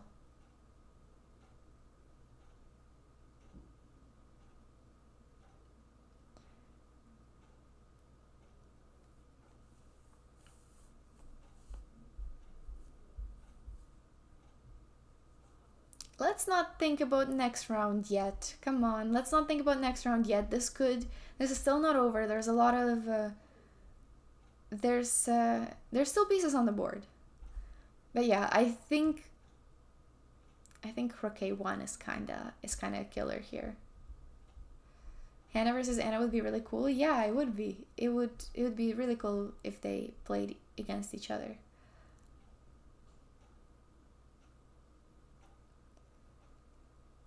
I'm not sure who will commentate tomorrow, but I think Hannah has her schedule about what would happen tomorrow, and it would be such a nice way to like end the year.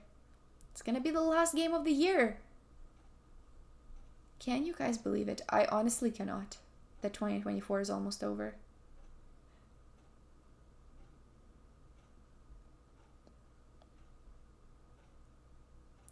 It's been 13 minutes. It's been 13 minutes. And he's still thinking. Does he? Maybe he doesn't see. Maybe he doesn't see rook a1.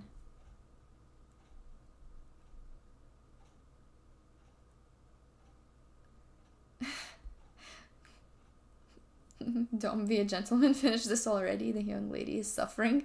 I don't think she's suffering, but what is this torture? The waiting for rook a1 is torture. Playing with rook a1 is actually like we don't know if he sees it or not. I think he does. Oh no, I thought his hand went up. Oh no, rook a1, he played it. Brilliant move.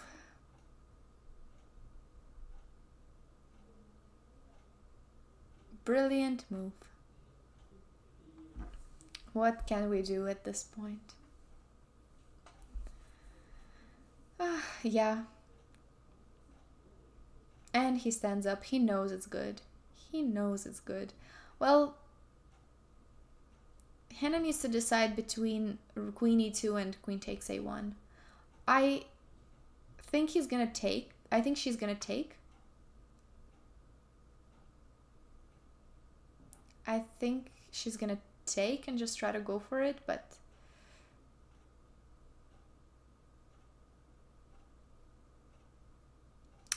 yeah, that's just good. Honestly, I don't think there's much to like feel bad about. I don't think there's much that you can feel bad about. He played amazing. It's still not over, of course. We might get this endgame where we got a rook and a bishop for the queen, but unfortunately the queen is also supported by these two pawns, which is probably a bit too much. Hello, Summer. So, yeah. I don't know. We could also go for this and just be down 2 pawns in the endgame. Maybe that one has higher chances to hold. I don't know which one has higher chances to hold. I think queen e2 has higher chances to hold. Because 2 pawns in the endgame, sure, it's lost. But this is also like a queen. So even if he messes up massively, we cannot take this bishop. That was the unfortunate part because of queen d4.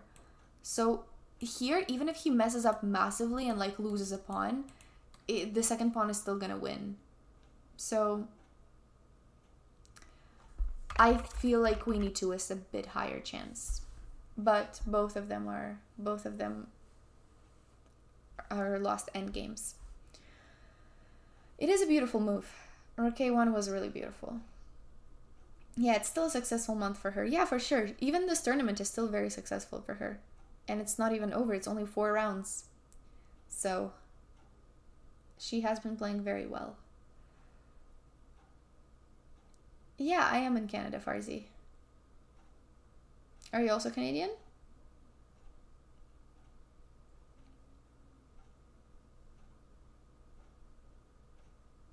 I do see YouTube chat sometimes, senior citizen. I see it a bit, but I mainly see the Twitch chat.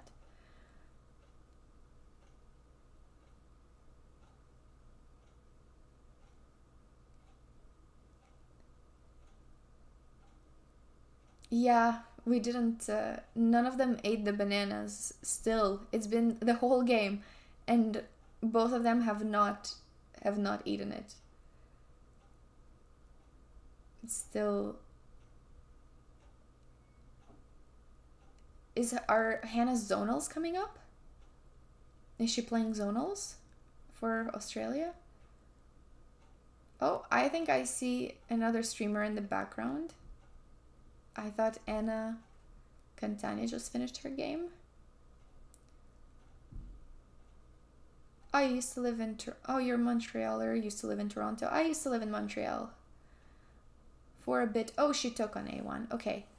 She took on a1. He's gonna see it. He's gonna see knight f3. Of course, if he doesn't, this is great, but he is going to see knight to f3. End of January, Hannah can make WCM. Oh, cool. Cool. That will be a very good tournament. Hopefully she streams it so that we're able to follow it.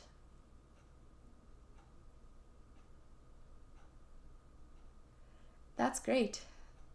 That's awesome. For us in Canada, zonals happen once every 2 years. Not every year, but once every 2 years. Yeah, this is sadly GG, basically. Yeah, he's gonna play knight f3. Right. Knight f3, such a good move. Great sacrifice of the rook just to get a discovered check. Well, discovered attack and check at the same time. And I honestly know, I think she's gonna play a little bit. Okay, she took back with the rook.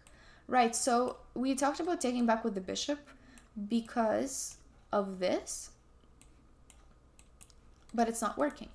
So what she's trying to do is take back with the rook to get at least the pawn on f7. Honestly, makes sense. Might as well try to get something. Rook f7 and pray, yeah. Yeah, we can start praying now. I think she's considering whether she should take with the bishop or with the rook. The thing is, if we take with the rook, then we might have a little bit of trouble defending on d5. But with the rook, we will not. But at the same time, just anything that creates counterplay, honestly. Anything. Rook takes, okay. Rook takes, every king move is good, so honestly this is not too big of a decision.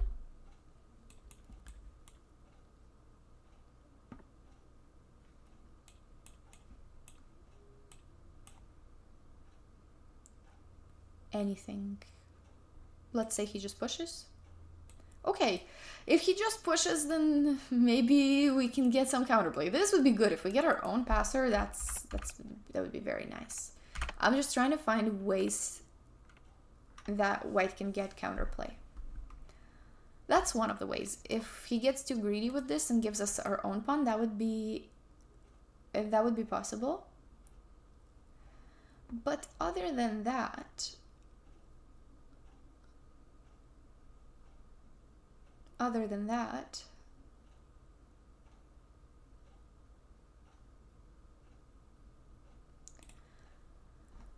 so rook f7 is already here, but let's look at other king retreats. Let's say this king retreat. I think the only way to defend this pawn would be to do this and to attack this one. This is good. I mean, she's creating counterplay. That's exactly what she should be doing in this position. Another 15 minutes of thinking. I mean, it could be. He's been investing his time, but the thing is, he's been in time pressure, but he's been playing really well in this time pressure. So I think he's just thoughtful. Some players are like that. Some kids, we're used to them blitzing out, but this kid is really thoughtful, and he's not a blitzing out type of player.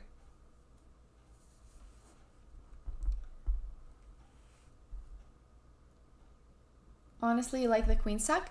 Yeah, it's something. It's something. I feel like queen e2 was a bit more depressing to play.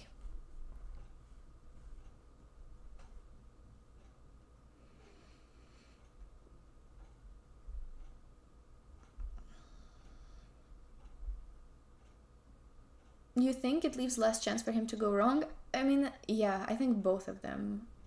It's just my thought was that, okay, if he loses one pawn, then there's a chance. But here, if he loses one pawn, I'm not sure. Here, if he loses one pawn, it might still be winning. But the question is which pawn and how, and yeah.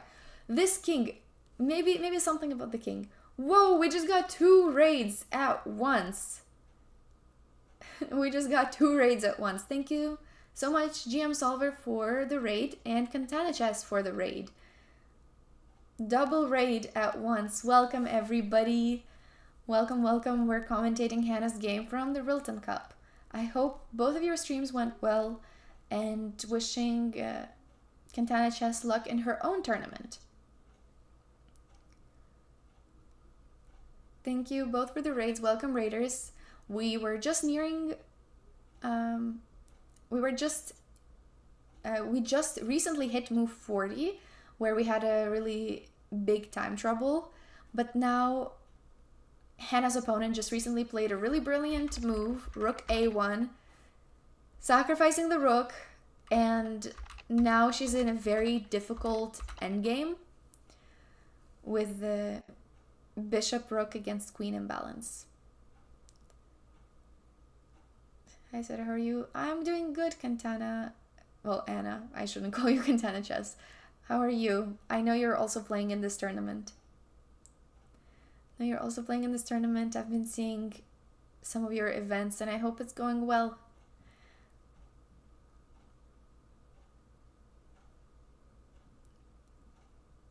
He hasn't played yet. He's still thinking. Bro is still thinking. But Thank you once again for all the raids and welcome all the raiders. Hope you enjoyed those streams and that you have fun here. My name is Svetlana. I'm commentating on Hannah's channel for the first time, just in case somebody confuses me with Hannah's sister, because some people have said that. Some people have said that so far.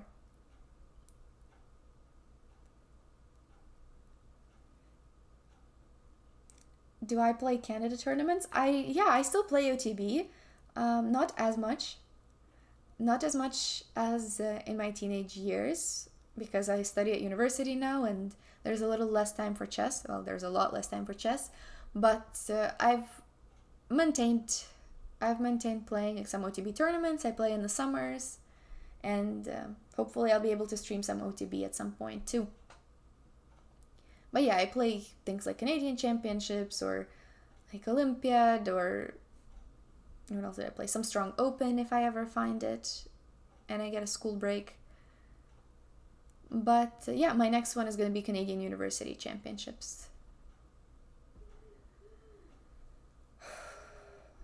Also in January, just when Hannah is going to be playing her zonals.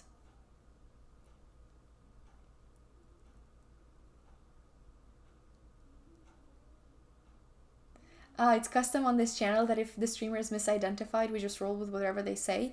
So am I just Hannah's sister at this point? Is that how we're gonna troll new viewers? We can always troll new viewers.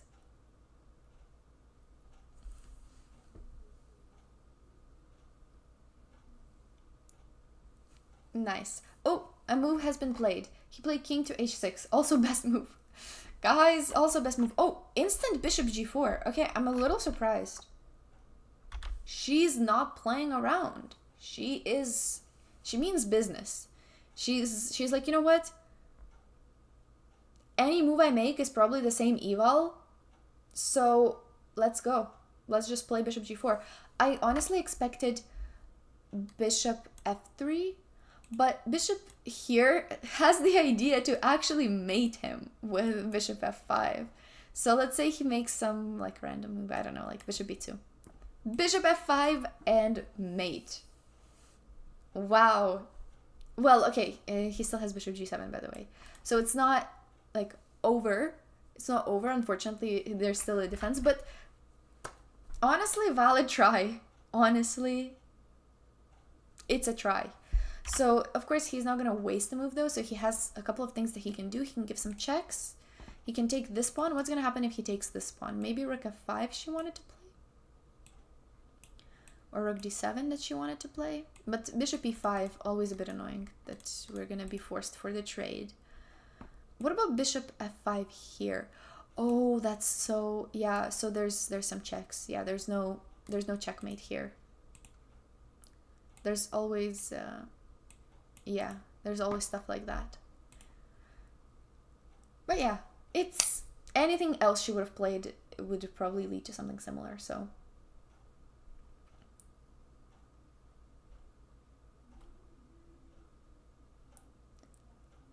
Okay, I guess I'm Sister Sveta now. That's what it is. Yeah, so far it's okay. It's still going on, and yes, it is depressing, but I'm gonna ask her after the game if she feels like doing an... Oh, why is my camera moving again? My camera moved again. Y'all didn't tell me. As always. Focus.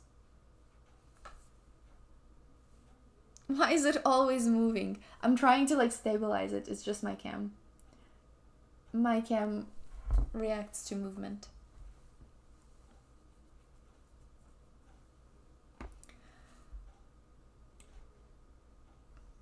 You know what? This guy is thinking so much. This is super untypical for a kid.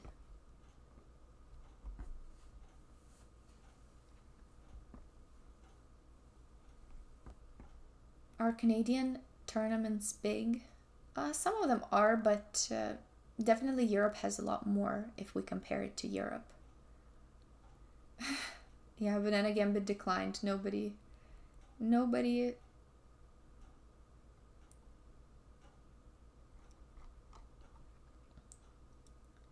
Oh, okay, he played. Queen d5. Okay, yeah, we expected him to take this pawn if...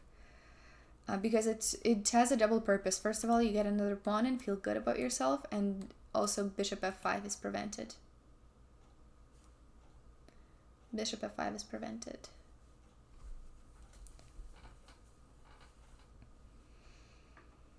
Oh, she's playing instantly. What did she play? Rook e7. Oh, rook e7. Okay, so I like the approach.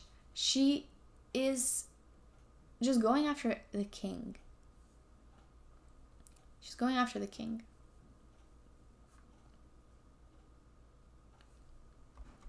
Rook e6 happening. So I think bishop e5. Very natural. Oh, bishop d4 first. Okay. Okay. Also makes sense.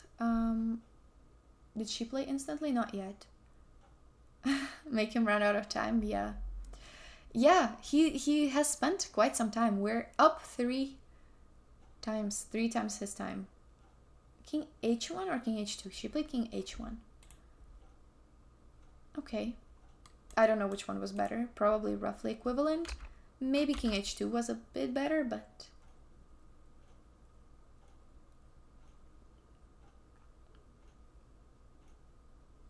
Have I ever played with somebody from top 100 men or maybe women? I've definitely played against a lot of the top 100 women, but I don't know if I've played against top 100 men. OTB. I've definitely played against a lot of them online, but I don't know about OTB. I don't know if I've ever played a 27 or 2650 OTB. Potentially, but I don't think so. Definitely people who used to be in top 100, but I don't know about now. I'm not so sure.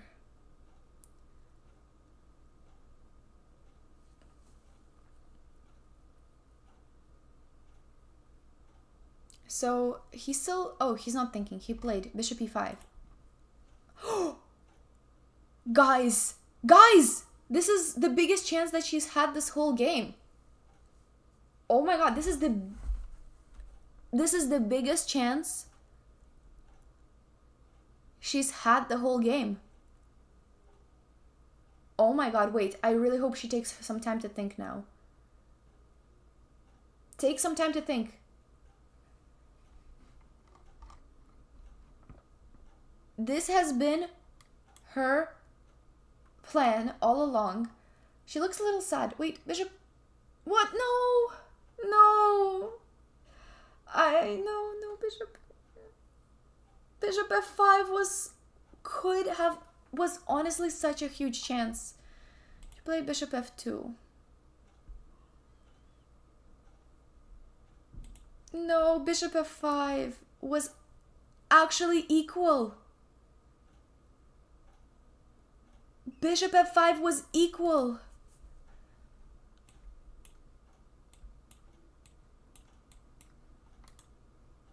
Oh my god.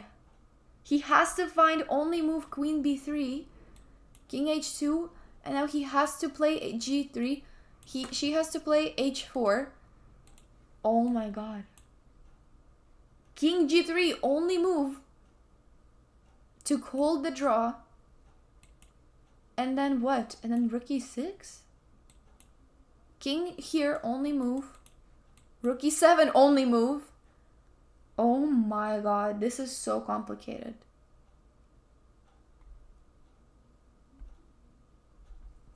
Wow. To me, the wow move is king g3. It makes sense, but like seeing that in advance is insane. He also has g4 right away, but then h4 with very, very similar ideas.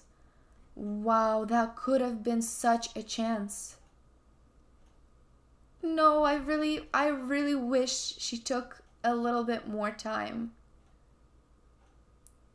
I really wish she took just like she's been so in the mood.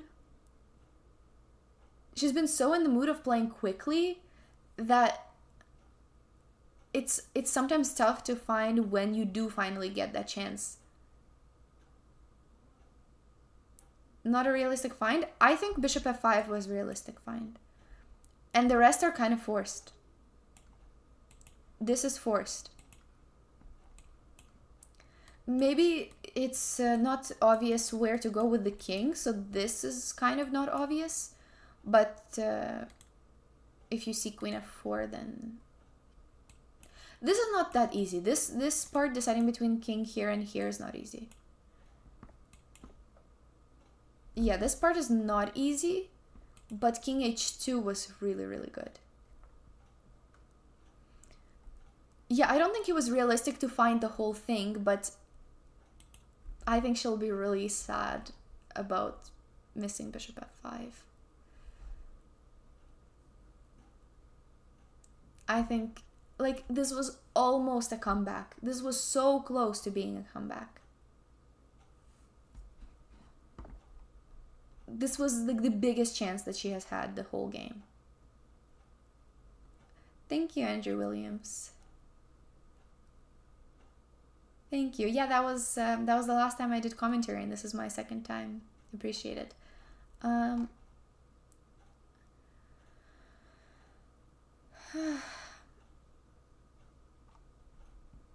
I think she'll be sad about bishop f5.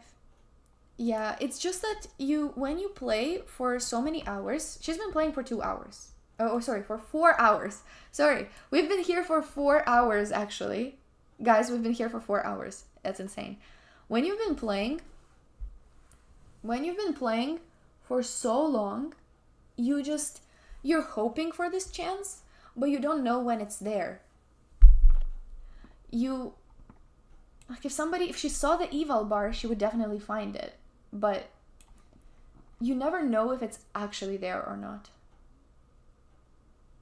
Bishop f2 is what she did in the game, though, and that, unfortunately, brings it back to lost. But I don't know, the game goes on. Maybe we get bishop f5 next move. Let's hope for bishop f5 next turn. Yeah, she retreated the bishop, not within 20 seconds, but within 1 minute. Yeah, she played it in with 1 minute.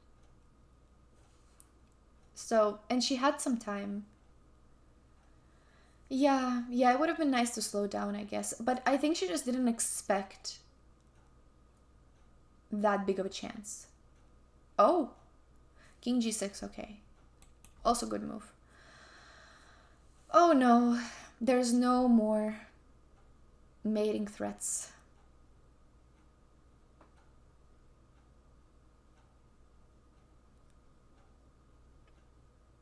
No more mate.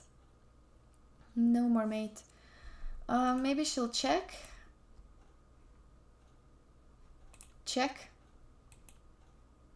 And yeah, I feel like bishop e6 you want? Bishop e6 is queen d1 though.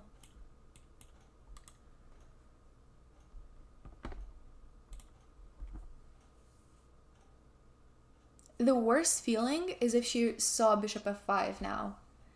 The worst thing that could happen is that she sees bishop f5 now and she's like, oh my god, I missed that.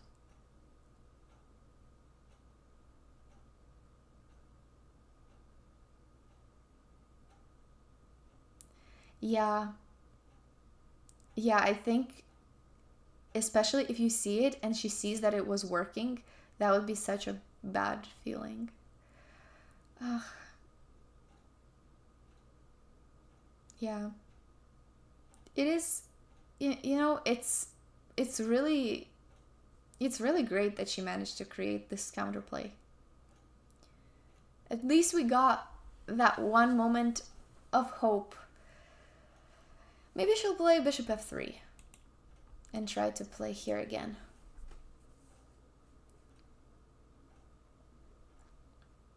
Maybe that's what we'll see.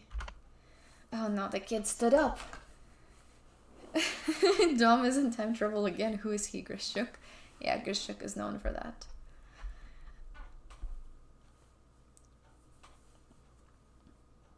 You're gonna get dinner, be nice to Hannah. Okay. I will. Thank you for hanging out, not Joel, and for prepping Hannah, I assume, for this tournament. There's still hope, you can feel it. You've been such a positive influence, Troll. It's been great. I'm a big optimist in life as well. In chess, I guess I'm a bit more of a realist, but honestly, in my games, I'm a pessimist. In other people's games, I'm an optimist. Let's say it like that. Because you never know. When you watch other people's games, like anything, such wild things happen. But in your own games, like, where are the swindles? They're not always there.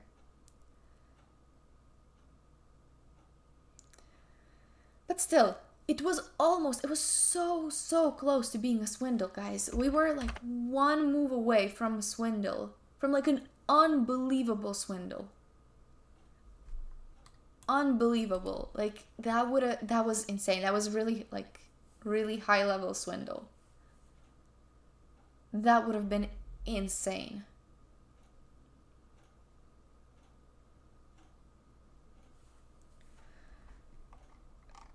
I guess we'll tell her that after the game.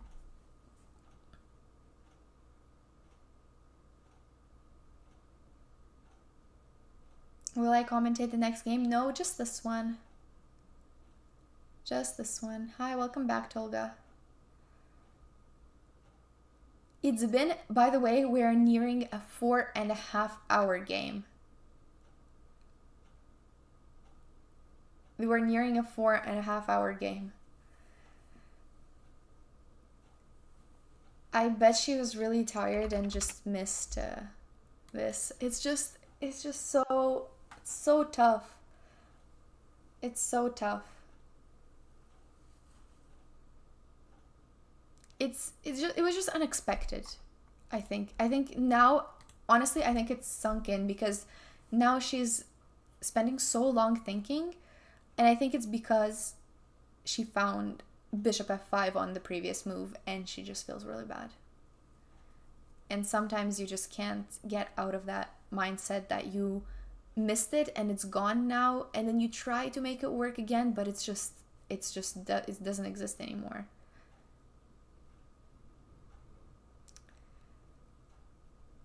But well, because she was so blitzing so quickly earlier. She's still looking for some checkmates though. Maybe some h4 or some... I did show a bit of what Bishop f5 led to, but I guess we'll show it one final time and then we'll move on from this Bishop f5 moment. But this was a move that would save her the game and that would lead to a draw. This was a move that would save the game. And the reason is actually the fact that this king is boxed in for a checkmate. So she actually played a move. She played rook c7, by the way. But I'll just explain Bishop f5 and go back to the board. So this was a draw because this king is boxed in and this bishop cannot be taken or else it's mate.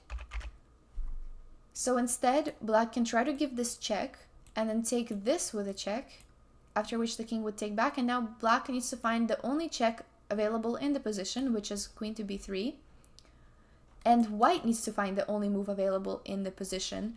There's only one correct king retreat, and it's king to h2, so you don't want to allow extra threats and checks, because otherwise there's some extra checks and some ideas with queen to f4. So instead you hide your king here, no more checks, and black needs to find the only possible move, which is g4. If they play this right away, then this is actually winning, because here we win the queen. It's still kind of complicated as an endgame, but white is winning. And here we actually just checkmate on in a couple of moves. So now black has to find the only possible move, which is g4. And now white has to maintain this this box around the king with h4, and this is a draw. By the way, also black's only move, queen to g8, and there's no longer this mating threat here. So now white has to find the only move, king to g3, and yeah, and this game goes on. Black can play a lot of things, but let's say a5 or I don't know, d5, you can play anything. Let's say b4, and the draw happens because not even king g7 because of this, king here, rook e7 threatening mate, so black has to go back, and then you make a check, threaten mate again, and keep checking for a draw.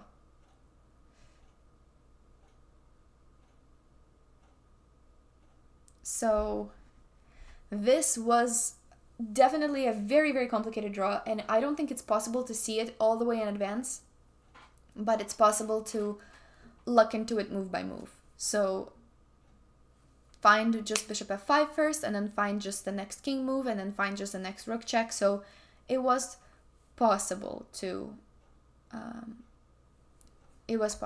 that. So yeah, this is honestly, it's such a sad, no, don't worry about asking again. It's great that that we looked at it in full detail. This was such an important moment. But she was really in a blitzing mood, so she played really quickly bishop f2 just to avoid the bishop trade. Positionally, it makes sense. You want to keep some more pieces on the board to create some more mating threats. So positionally, it makes sense to do that. But that does allow the king to escape from the mating net. She played rook c7, and we are currently in this position. This is the live board, and he just played queen to d2.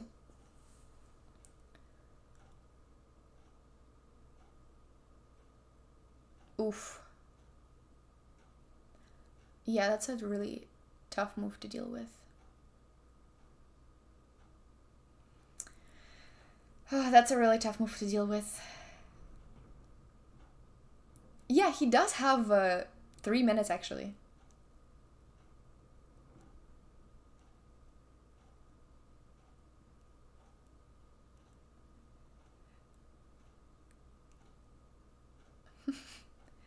So the problem is, if bishop back, then they can pin it with the threat of bishop d4, and I'm not sure how to really let go of this pin. I feel like white is just gonna be stuck forever.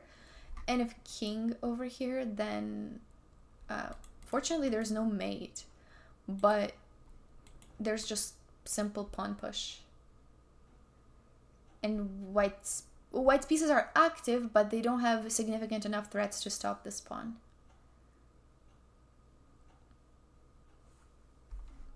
So our current live position is this, and there's a difficult choice of what to do with that bishop.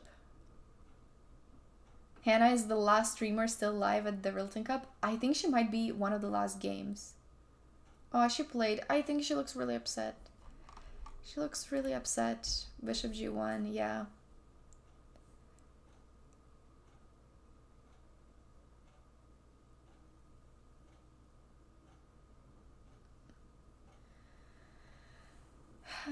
Okay, she fought on for so long.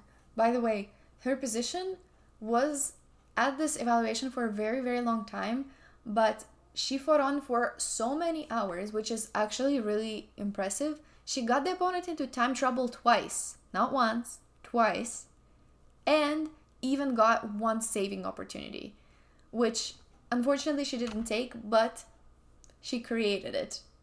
So honestly, it's been a very, very interesting game.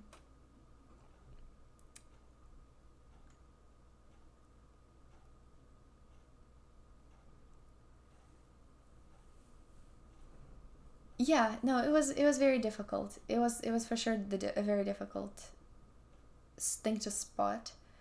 Now I'm also not sure what she should play even. Maybe just rook e7, because bishop d4 is a big threat and there's no chance for the king to really escape. I must say the kid played really well though. We can check his accuracy. Oh, okay. His accuracy dropped a little bit because of this blunder, but now he's at 86.8 and her accuracy is 81.8. So I think the accuracy isn't as high anymore because of that.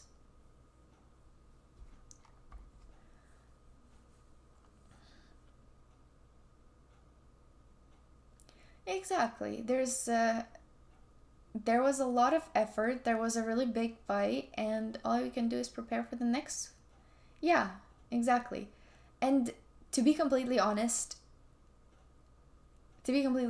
like he played amazing. And I think the only real chance was oh, what did she play? Rook c6 she played. Rook c6 with the idea of taking this in case of bishop d4. Yep. Play bishop.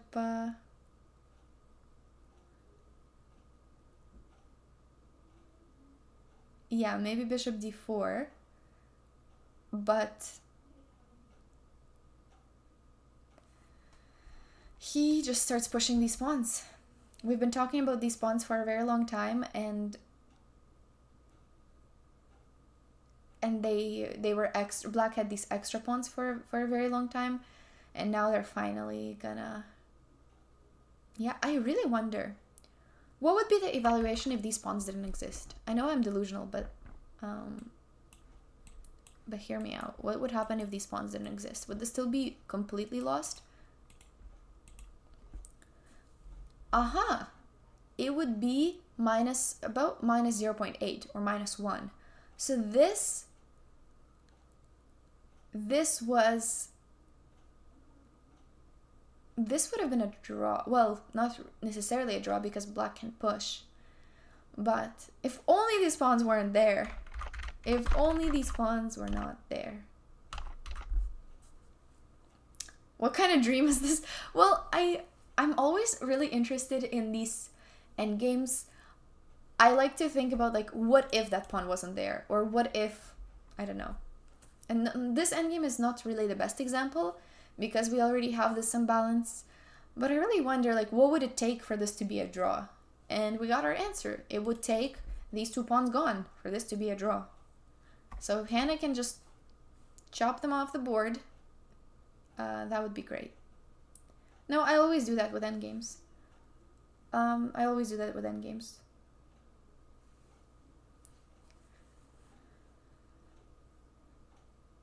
He's in 2 minutes. Bro. Okay, she played bishop f3. He's at 2 minutes. Oh my god, this kid loves to just give people heart attacks.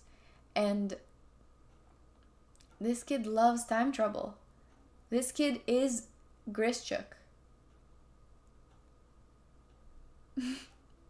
Because that's what he does. He played one move with 2 seconds. He played one move with 2 seconds on the clock. Back in the first time trouble that we were at. Before? Yeah. Yeah, before.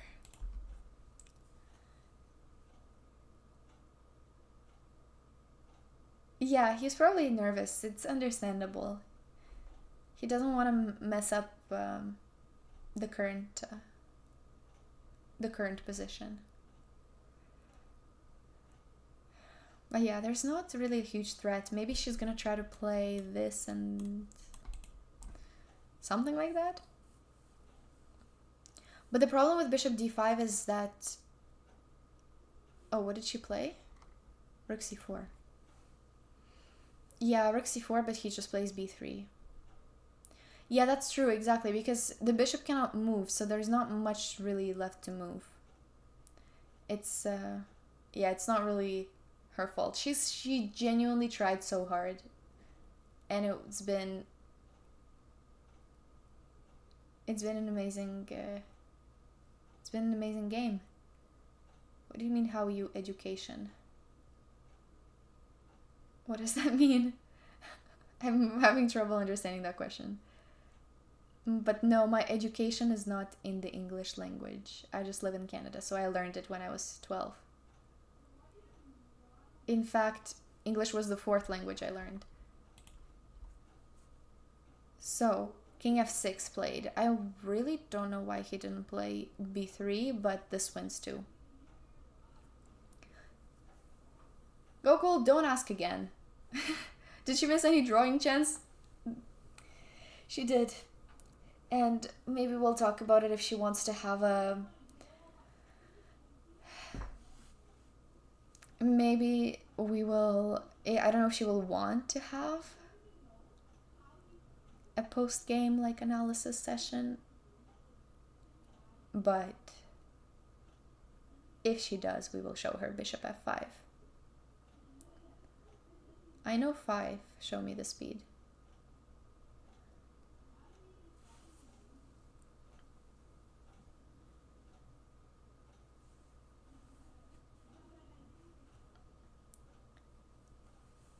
She needs a cold drink. I mean, it's been a 4-hour and 35 minutes game so far. Yeah. I will not like push for a post-game interview. But if she, yeah, it's sometimes when you play such a tough game, sometimes you want it. Okay. Am I gonna stay for the stream?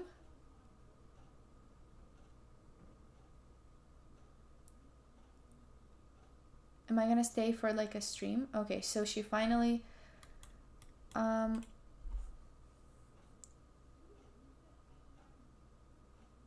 she's finally getting the king out, but I think the pawn is gonna be faster. I don't know if I'm gonna stream afterwards. I feel like it's been a long time. I've been on stream for 2 hours. For 4 hours and 30 minutes, just as long as Hannah has been playing. I think not today. I'll probably stream tomorrow. I'll probably do a New Year's stream tomorrow, New Year's Eve. Not in the evening, but yeah. I do study in uni. Max NG. I study I'm doing medicine as my career. Goodbye then. Goodbye, Tolga. Thank you for joining here today. And it was nice to see you. Have a wonderful year. Whoa. You're just saying goodbye for the whole year? See you next year? He played a4, pushing the pawns even further.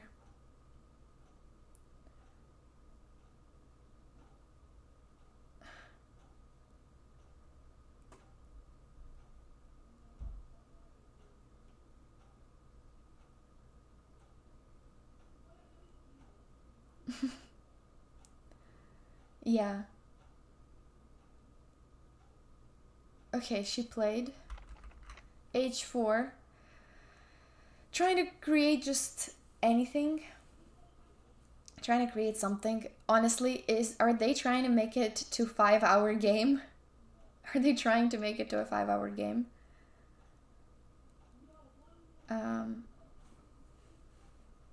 Yeah, it's been a very long game. He's under a minute. He's under a minute.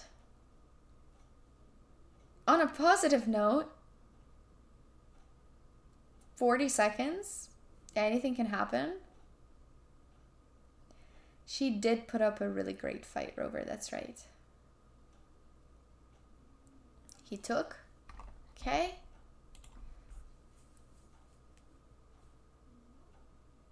I'm wondering if I can make it before I head off for a friend's New Year's party. I don't know. I'll stream around this time for tomorrow. I don't know if that will be evening for most people, but that's tomorrow's thing. I just think it's just too easy for him to push. I don't think there's any chance for some blunder.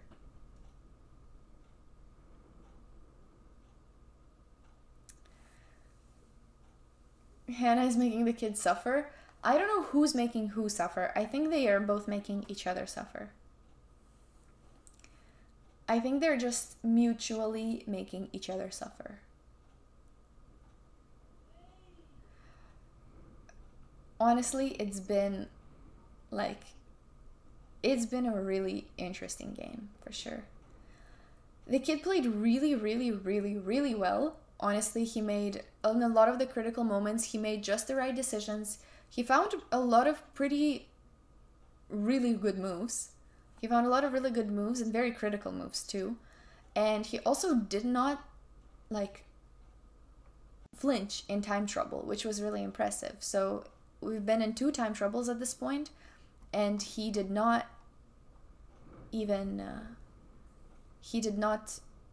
make any huge blunders in the time trouble, which was just really high quality play by him. And Hannah also played very well. She played a really interesting opening.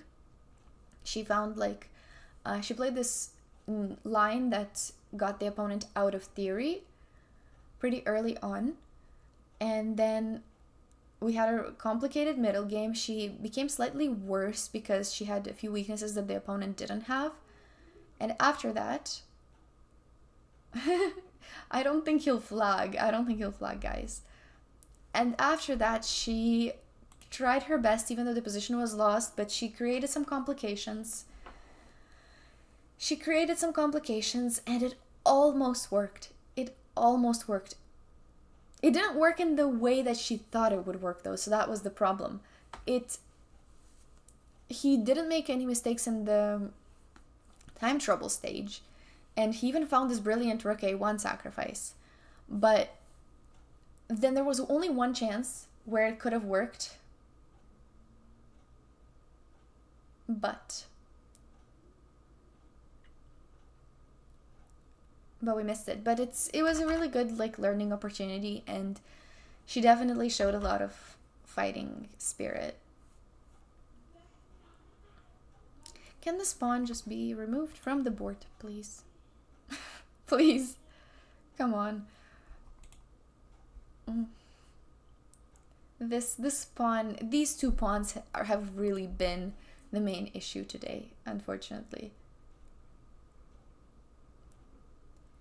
Under a minute again, but I don't think it's I don't think he'll mess it up. There's no chance. Almost everything wins here. Thank you, Ernie. I appreciate it.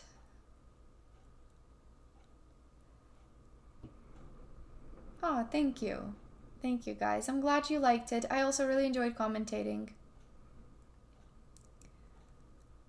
I also really enjoyed it. Thank you for being such a supportive chat and for your good energy. Thank you.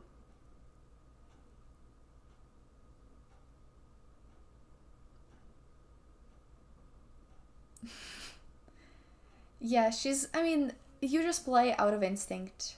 At this point. Okay. We have a resignation. Thank you for the cheer, KN Chess. The game is done. So, Hannah did unfortunately lose this game, but as I said, this was a really interesting game with so many cool moments. And I think that not only Hannah, but we can all learn a lot from it and from all of these moments. She showed a lot of fighting spirit, even though the position was bad and sometimes really, really tough to play, but she still found really resilient moves and tried her best. So she's still having an amazing tournament. So even though this brings her to 2.5 out of 4, there's still half of the tournament left to go. And I think the second half, we also have a lot of potential for it to go well. And this boy was 14 years old, by the way, and he played amazing. He played super high accuracy, and yeah, let me maybe text Hannah. So live cam is temporarily dying. Let me Okay. Live cam is turned off.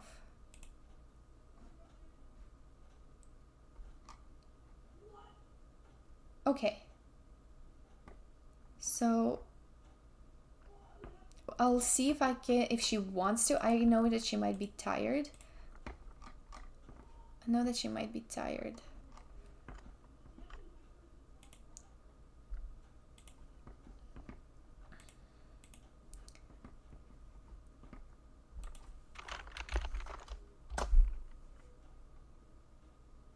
Oh, I don't want to... Wait, how do I do this properly?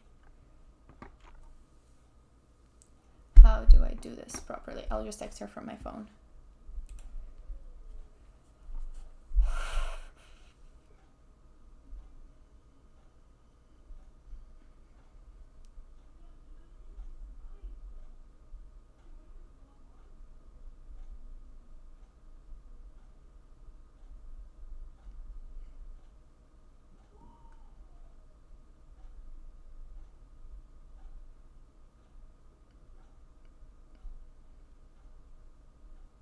Okay, I'm just gonna ask her about it.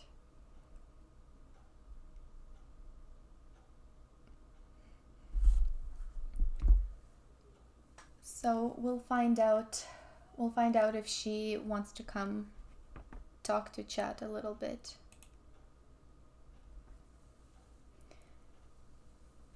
Right.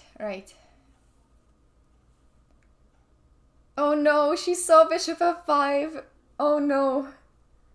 Hannah, we didn't want you to find out like this. But yes, bishop f5 existed, and it was a draw. But that was basically the only possible way to do it. No, please, no, don't say that. It was super difficult to find. There was a really long line there that was leading to that draw with some only moves. But I do agree that bishop f5 was a move that you've wanted to play for so long, so you actually almost made it there.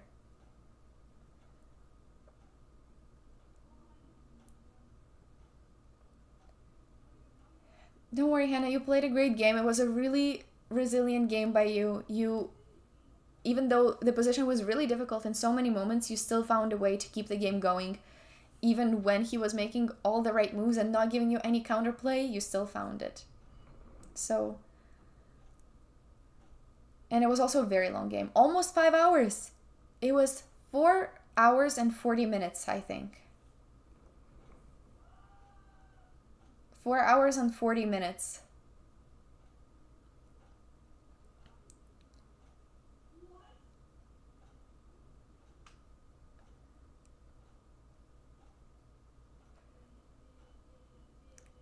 Yes, so there was so much support in the chat.